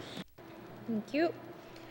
Supplementary estimates, operation expenditures, number 3, 2022-2023, Department of Industry, Tourism, Investment, Operations, Expenditures, Economic Diversification, and Business Support not previously authorized, negative $231,000. Does committee agree?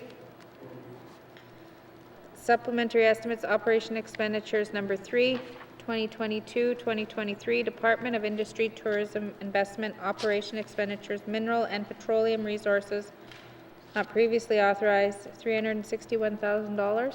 Does committee agree? Supplementary estimates, operation expenditures, number 3, 2022-2023, Department of Industry, Tourism, Investment, Operation Expenditures, total department not previously authorized, $130,000. $130,000. Does committee agree? Please turn to page 11.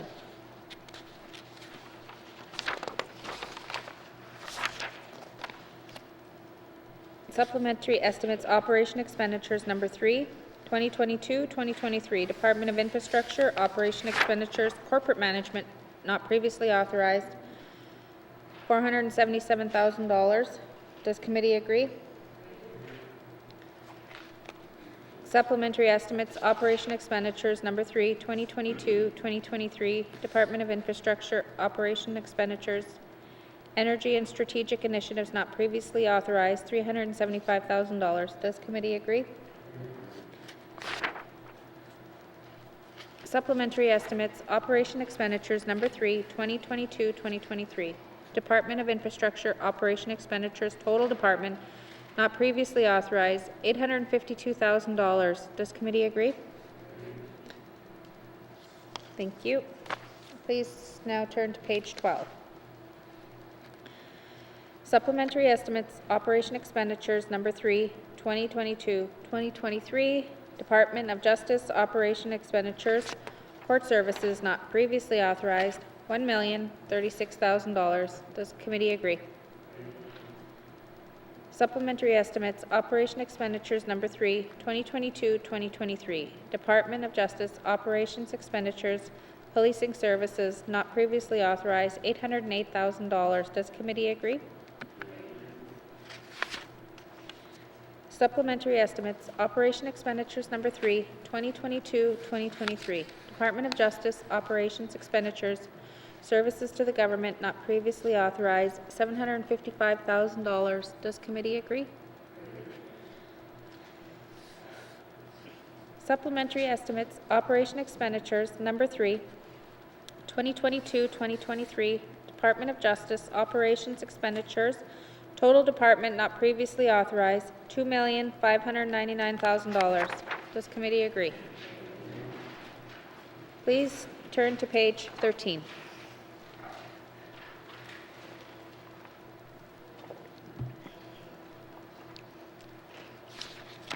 Supplementary estimates, operation expenditures number 3, 2022-2023.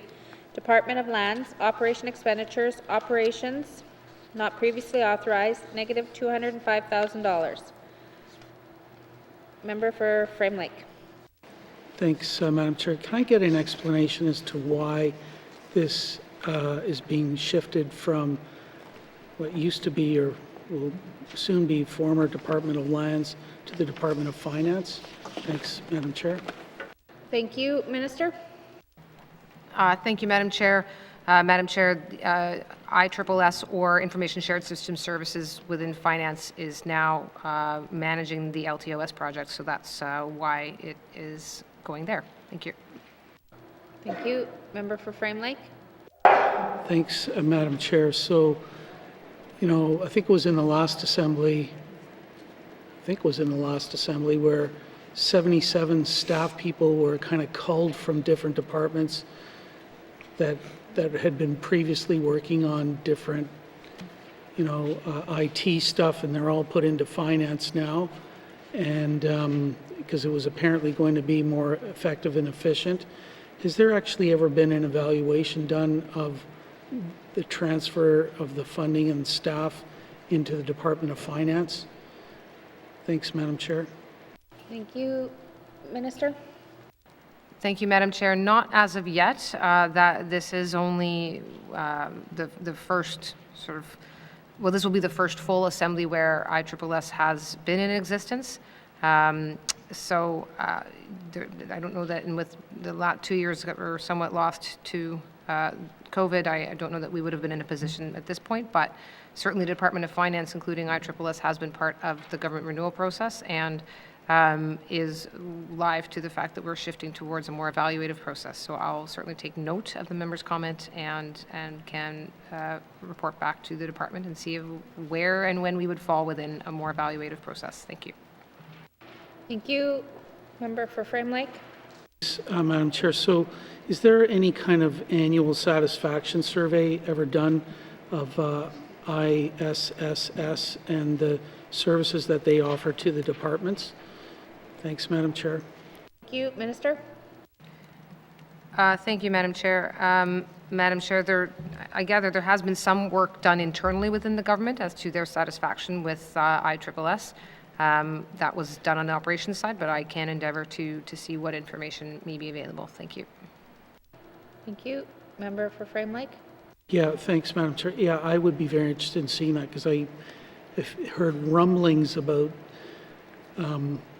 some departments not being able to get work done in a timely fashion, or that they have to go outside, and there seems to be some issues there, and not knowing enough about it, if there was some information that the minister could share, and if it has to be done on a confidential basis, that's okay in this case. But I'm not convinced that this move of these 77 people and centralizing this has actually made anything more effective or efficient. So anything the minister can provide on that and the satisfaction levels of the departments that they're supposed to be providing a service to would be helpful, and I look forward to receiving that information. Thanks, Madam Chair. Thank you, Minister. Thank you, Madam Chair. So to clarify, we'll provide the copy of the survey results confidentially to MLAs, but I would also say we'll put something together that we can put together with the public information that is coming as a result of commitments. I know it does get raised in the House with respect to IT projects and what's happening with them. And there are, it takes a bit of time for a new team to come together. And I know there's been some projects, Mineral Resources Act being one, that wind up going back to a department function. So some understanding as to the benefits of having moved IT together is probably valuable. So we'll do both in terms of providing the private results, but also something that can be shared. Thank you. Thank you. Supplementary estimates, operation expenditures number 3, 2022-2023. Department of Lands operations expenditures, operations not previously authorized, negative $205,000. Does committee agree? Supplementary estimates, operation expenditures number 3, 2022-2023. Department of Lands operation expenditures, total department not previously authorized, negative $205,000. Does committee agree? Thank you. Please turn to page 14. Supplementary estimates, operation expenditures number 3, 2022-2023. Department of Municipal and Community Affairs, operation expenditures, sports, recreation, and youth not previously authorized, $394,000. Does committee agree? Supplementary estimates, operation expenditures number 3, 2022-2023. Department of Municipal and Community Affairs, operations expenditures, total department not previously authorized, $394,000. Does committee agree? Thank you. Committee, do you agree that you have concluded consideration of table document 882-19, brackets 2, supplementary estimates, operation expenditures number 3, 2022-2023?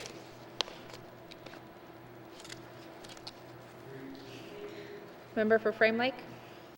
Merci, Madame la Présidente. I move that consideration of table document 882-19, brackets 2, supplementary estimates, operations expenditures number 3, 2022-2023 be now concluded, and that table document 882-19, brackets 2 be reported and recommended as ready for further consideration in formal session through the form of an appropriation bill. Merci, Madam Chair. Thank you. The motion is in order to the motion. Question has been called. All those in favor?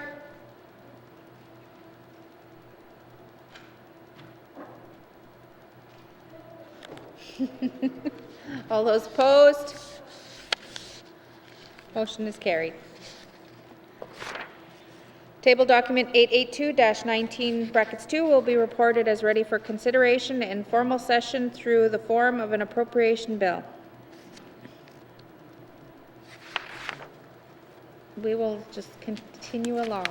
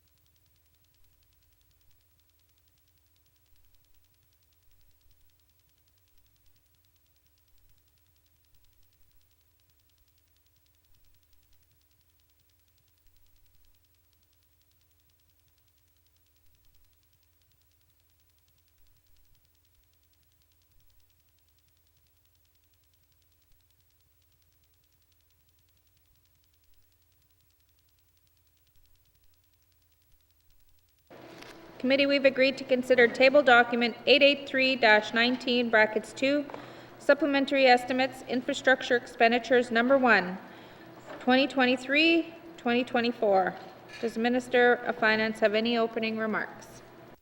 Thank you, Madam Chair. Yes, I am here to present supplementary estimates, infrastructure expenditures number 1, 2023-2024. These supplementary estimates propose an increase of $45.196 million, comprised of the following: $2.297 million in previously approved projects as a result of transferring the 2023-24 capital budgets from the Department of Lands and Environment and Natural Resources to the newly formed Department of Environment and Climate Change, and an increase of $4.886 million to adjust infrastructure project cash flows to realign appropriations with the anticipated project schedules. In addition, this amount also includes the following items, which are fully supported by federally funded appropriations: $3.45 million for COVID-19 ventilation projects and $36.86 million to provide funding for community government infrastructure projects under the Investing in Canada Infrastructure Plan and the Small Communities Fund. That concludes my opening remarks, and I'd be happy to answer questions, Madam Chair.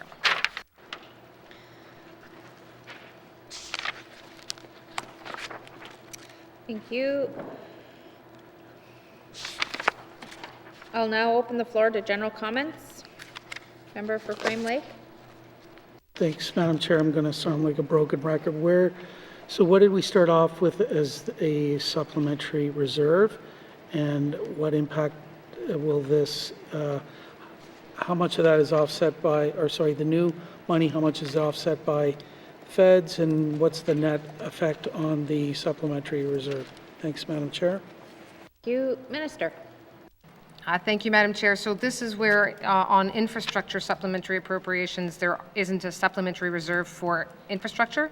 And as I said, I think there's some information that we do provide to committee that could stand a bit of a look at the terminology that's used to make that more clear, because it wouldn't show, there wouldn't be a net impact because there's nothing to be impacting upon. That said, Madam Chair, there is, again, I'll leave it at that. Thank you, Madam Chair. Thank you. Member for Frame Lake. Yeah, I guess I lost my mind, but okay, is any of this offset by federal money, and how much? Thanks, Madam Chair. Thank you. Minister. Thank you, Madam Chair. So there is $40,310,000 in federal or other revenue offsets. They're just on the same vein, Madam Chair, in terms of money that is being offset to either prior or future fiscal years, there's $4.886 million. Thank you. Thank you. Member for Frame Lake. Thanks. So that the net effect really is zero. Is that correct? Thanks, Madam Chair. Thank you. Minister. That is correct, Madam Chair. Thank you. Seeing no further general comments, we'll review the supplementary estimates by department. Does committee agree to proceed to the detail contained in the table document? Committee will begin on page 5. Supplementary estimates, infrastructure expenditures, number 1, 2023-2024, Department of Municipal and Community Affairs operation expenditures, community operations not previously authorized, $36,860,000. Does committee agree? Supplementary estimates, infrastructure expenditures, number 1, 2023-2024, Department of Municipal and Community Affairs operations expenditures total department not previously authorized, $36,860,000. Does committee agree? Please turn to page 6. Supplementary estimates, infrastructure expenditures, number 1, 2023-2024, Department of Environment and Climate Change, capital investment expenditures, environmental management, monitoring and climate change not previously authorized, $80,000. Does committee agree? Supplementary estimates, infrastructure expenditures, number 1, 2023-2024, Department of Environment and Climate Change, capital investment expenditures, regional operations not previously authorized, $225,000. Does committee agree? Supplementary estimates, infrastructure expenditures number 1, 2023-2024, Department of Environment and Climate Change, capital investment expenditures, wildlife and forest management not previously authorized, $1,992,000. Does committee agree? Supplementary estimates, infrastructure expenditures number 1, 2023-2024, Department of Environment and Climate Change, capital investment expenditures, total department not previously authorized, $2,297,000. Does committee agree? Please turn to page 7.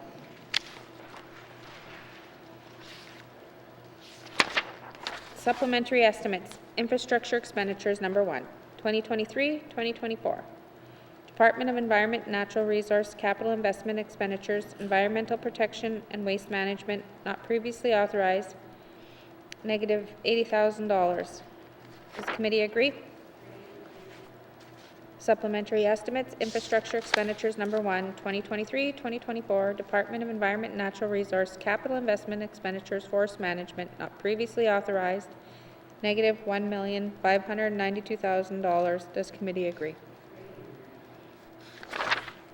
Supplementary estimates, infrastructure expenditures number 1, 2023-2024, Department of Environment and Natural Resources, capital investment expenditures, wildlife not previously authorized, negative $400,000. Does committee agree?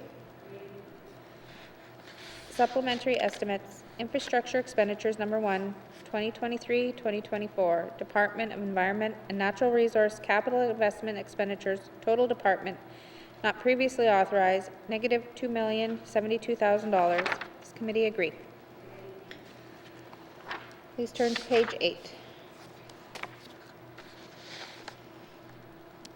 Supplementary estimates, infrastructure expenditures number 1, 2023-2024, Department of Finance, capital investment expenditures, office to the Chief Information Officer not previously authorized, $3,169,000. Does committee agree?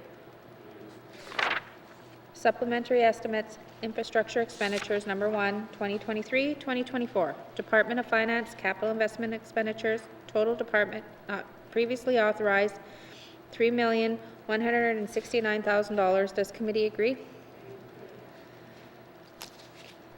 Please turn to page 9. Supplementary estimates, infrastructure expenditures number 1, 2023-2024, Department of Industry, Tourism, Investment, capital investments expenditures, mineral and petroleum resources not previously authorized, $1,717,000. Does committee agree? Supplementary estimates, infrastructure expenditures number 1, 2023-2024, Department of Industry, Tourism, Investment, capital investment expenditures, total department not previously authorized, $1,717,000. Does committee agree? Please turn to page 10. Supplementary estimates, infrastructure expenditures number 1, 2023-2024, Department of Infrastructure, capital investment expenditures, asset management not previously authorized, $3,450,000. Does committee agree? Supplementary estimates, infrastructure expenditures number 1, 2023-2024, Department of Infrastructure, capital investment expenditures, total department not previously authorized, $3,450,000. $450,000. Does committee agree? Please turn to page 11. Supplementary estimates, infrastructure expenditures number 1, 2023-2024, Department of Lands, capital investment expenditures, operations not previously authorized, negative $225,000. Does committee agree? Supplementary estimates, infrastructure expenditures number 1, 2023-2024, Department of Lands, capital investment expenditures, total department not previously authorized, negative $225,000. Does committee agree? Thank you, committee. Do you agree that you have concluded consideration of table document 883-19, brackets 2, supplementary estimates, infrastructure expenditures number 1, 2023-2024? Thank you. Member for Frame Lake. Merci, Madame la Présidente. I move that consideration of table document 883-19 brackets 2 supplementary estimates infrastructure expenditures number 1 2023-2024 be now concluded, and that table document 883-19 brackets 2 be reported and recommended as ready for further consideration in formal session through the form of an appropriation bill. Merci, Madam Chair. Thank you. The motion is in order. To the motion. Question has been called. All those in favor? All those opposed? Abstentions? Motion is carried. Table document 883-19-2 will be reported as ready for consideration in a formal session through the form of an appropriation bill. Thank you, ministers, and thank you to the witnesses for appearing before us. Sergeant at Arms, please escort the witnesses from the chamber.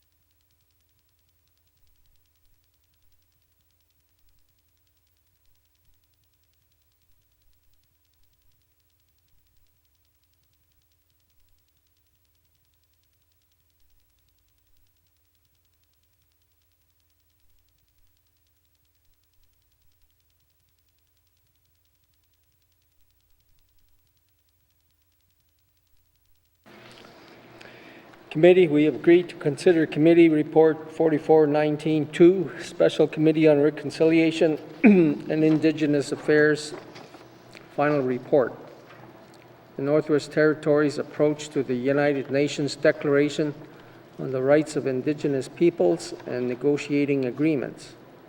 I will go to the chair of the Special Committee on Reconciliation and Indigenous Affairs for any opening comments. Member for Inuvik Twin Lakes.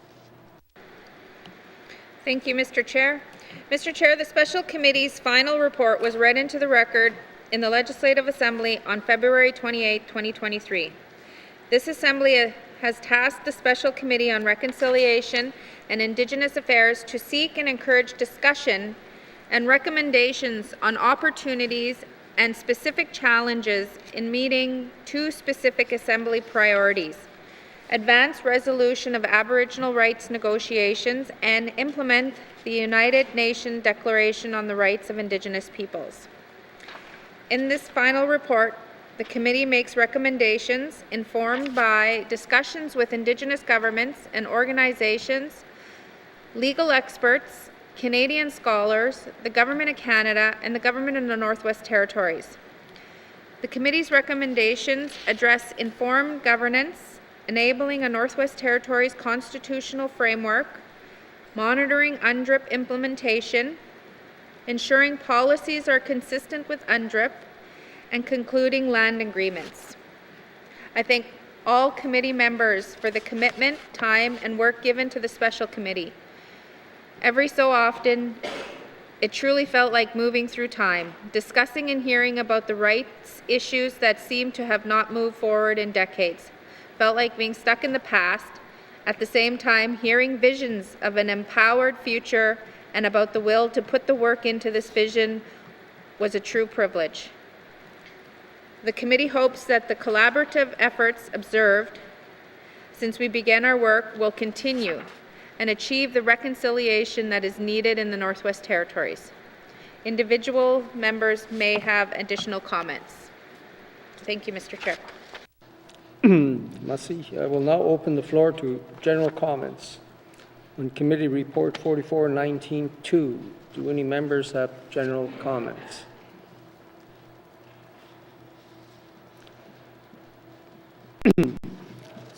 Seeing no comments at all.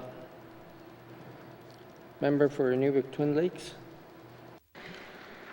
Mr. Chair, I move that this committee recommends that A, the Office of the Clerk of the Legislative Assembly includes in all transitional and orientation material for all MLAs post-election, and B, the Office of the Secretary to Cabinet of the Government of the Northwest Territories includes in post-election material specific to Cabinet an introduction to the history and role of each of the following: A, N.W.T Council of Leaders; B, Modern Treaty and Self-Government Partners Forum; C, Intergovernmental Council and Intergovernmental Council Secretariat; D, the jurisdictions of the public government, exclusive and inclusive Indigenous governments; and E, N.W.T Council of Leaders, UNDRIP Memorandum of Understanding. Thank you, Mr. Chair. Massey, the motion is in order. To the motion, Mr. O'Reilly. Yeah, thanks, Mr. Chair.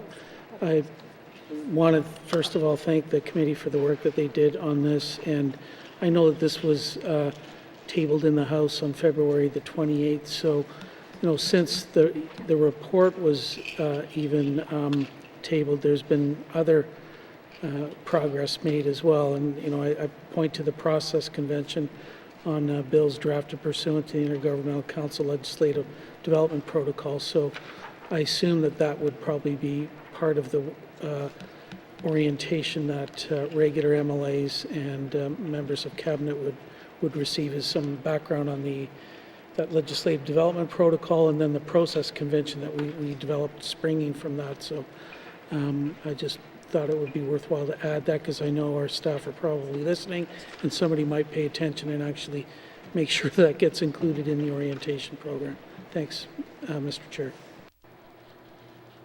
Let's see. The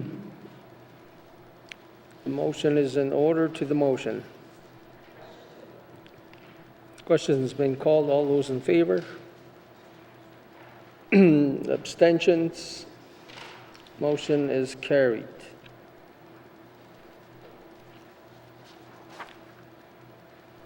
And then, where do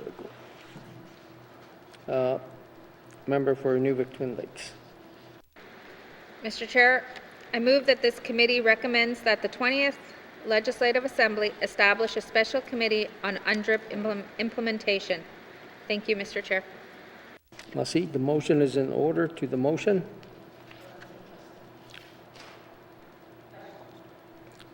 Question has been called. All those in favor? Abstentions? Motion is carried.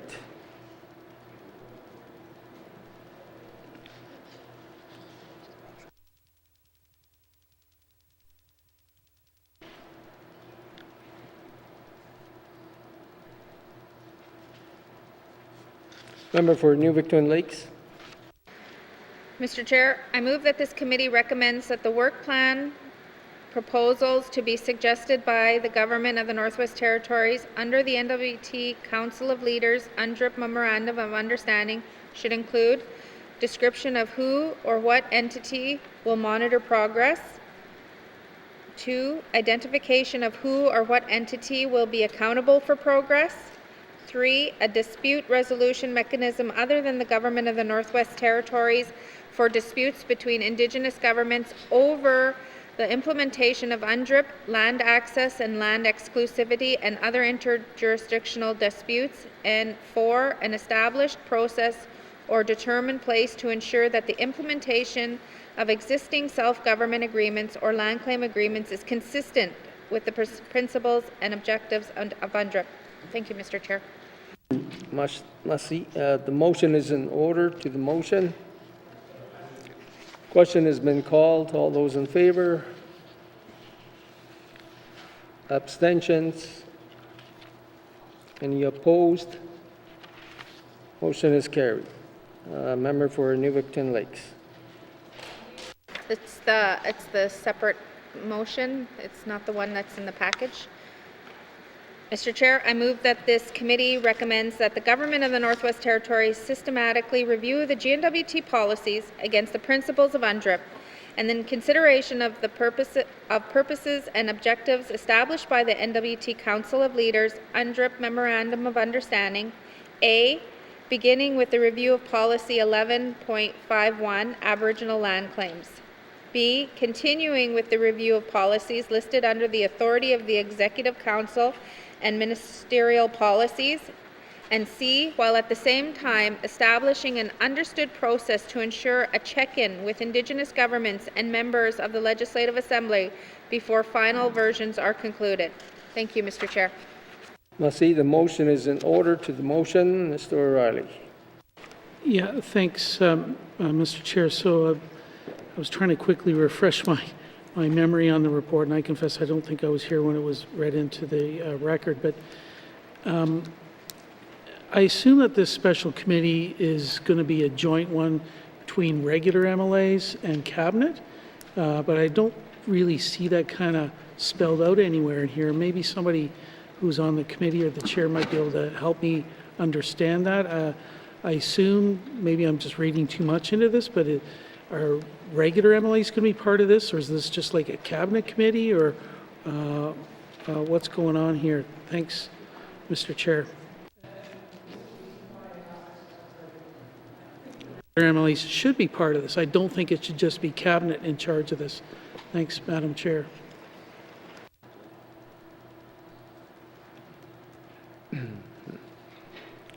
Member for Inuvik Twin Lakes, you want to comment on that? I think when we had the discussions around the motions, I guess that's something, because we were sitting around the table and we were a joint committee. So I think that was the intention, is this type of a committee to continue on. And so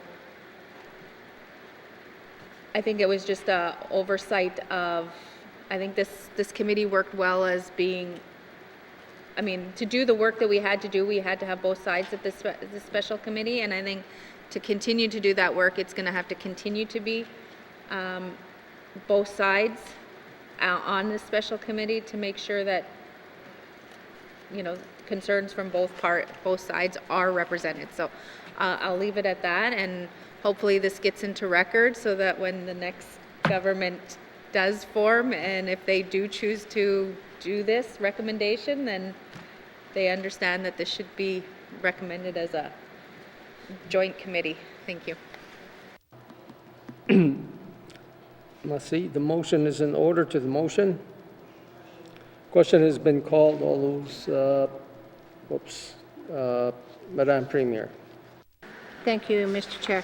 It's important to note within this motion as well that if we're really following the United Nations Declaration for Indigenous Peoples, which will be hopefully put through second reading sometime this week, and maybe by the end of the government, the third reading, that the Indigenous governments also have a huge role within this motion. So just wanted to say that it's not only the N.W.T ministers and regular members, the Indigenous governments within the declaration have to have a say in this as well.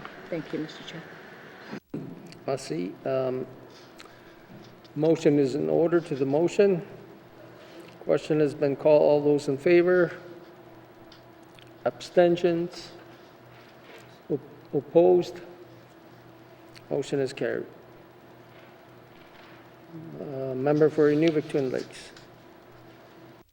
Mr. Chair, I move that this committee recommends that the Government of the Northwest Territories work towards establishing a shared framework with the Government of Canada, Indigenous governments, and organizations for the resolution of outstanding land and self-government agreements, and further that the Government of the Northwest Territories make the option of an independent facilitator available to all negotiation tables.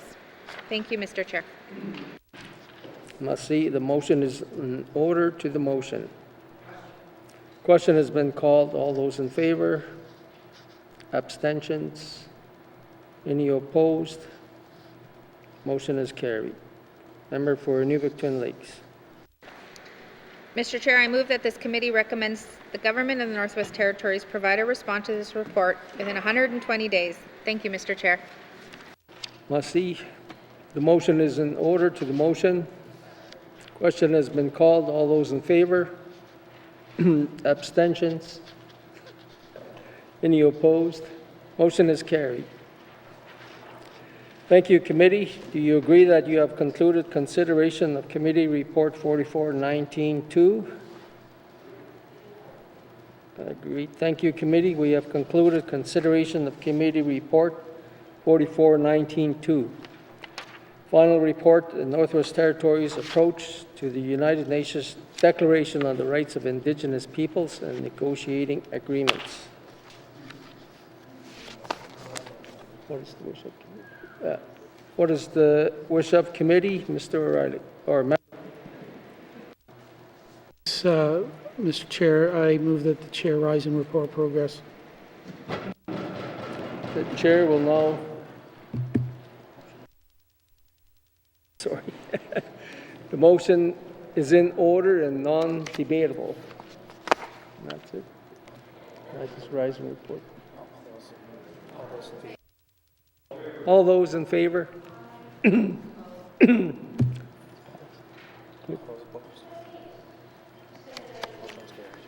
Motion is carried. I will now rise and report progress. Massey.